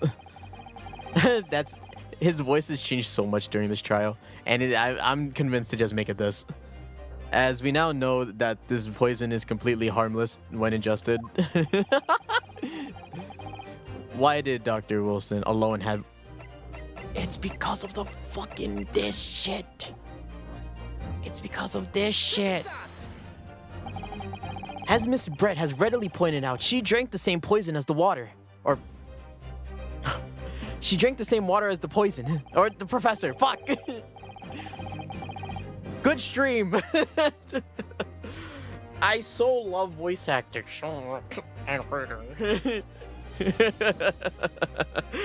It's like the clearest case of like me, like just like, oh. Poison! The water! The professor, shit! However, there's a fundamental and fatal difference between the two diners. Fatal difference. The toxic effects of curare are only felt when the poison enters the body through an open wound. So, for a healthy person with no injuries, drinking it as it is completely harmless. But what if there was a wound inside the mouth of the person drinking the poisoned water? Inside? Yes, like the wound you might have if you had just been to the dentist and had a tooth extracted, for example. Miss Brett, you've acknowledged many times in your testimony already that you are well aware of Dr. Wilson's dental appointment that day. Oh, shit. So that's it. You used that knowledge to orchestrate this.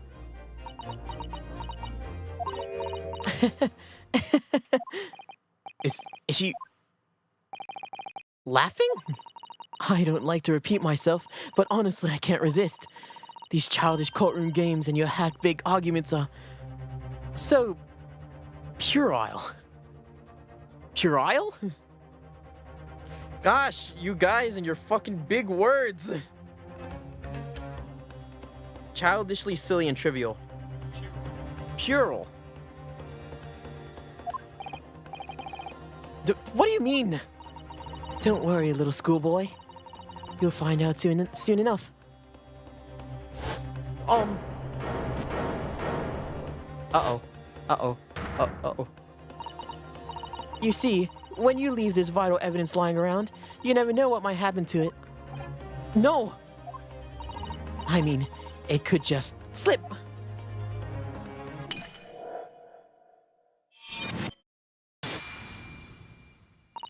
Oh dear, how careless of me. I'm afraid some crucial evidence may have just been tragically destroyed. No! Whoa! What happened? It's the Irishwoman! She just smashed the bottle! And the Supreme Court, what a terrible blunder! Officer, what are you waiting for? Collect as much of the water from the broken bottle as possible, at once! Oh, you're wasting your time. This delightful carpet under my feet was a gift from the British Empire. I assure you, it will soak up the water beautifully. You neither have the technology or the presence of mind to recover it. How could you? You wouldn't get away with this. You can thump the bench and shout as much as you like, little boy. But I'm afraid we'll never know now, will we? But if there really was poison in that bottle, or not. And let us not forget, we still have some very compelling evidence left intact. Isn't that right, counsel for the prosecution? Oh, of course. You're referring to this photographic print, I assume, dear lady. That's right. And really, looking at the photograph, it's just as clear as day, isn't it? The poor professor was sitting with his back to me. So, of course, the only person who could have shot him from the front was the little schoolboy. Objection! Holy crap. This trial is crazy.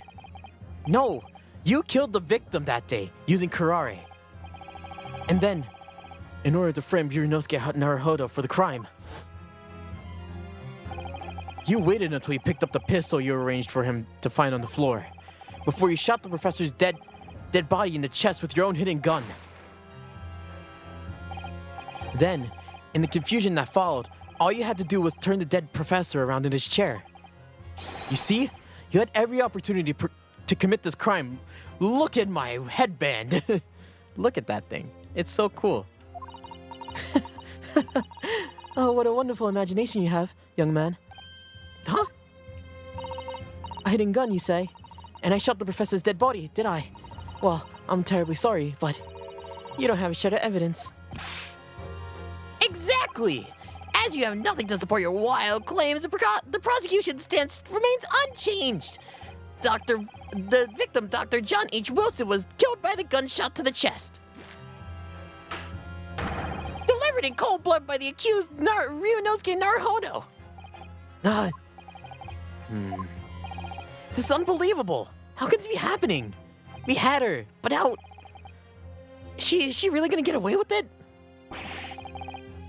The way she destroyed evidence was obscene. Ryunosuke. Yes?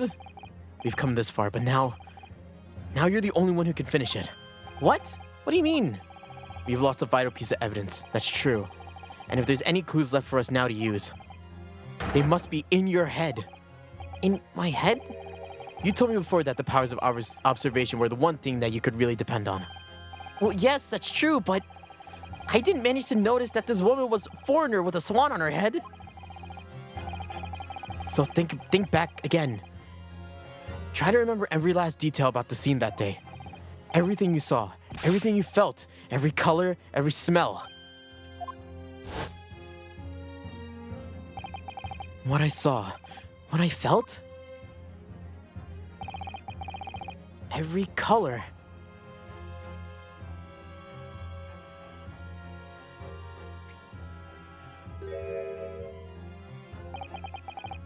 Is Kazuma right?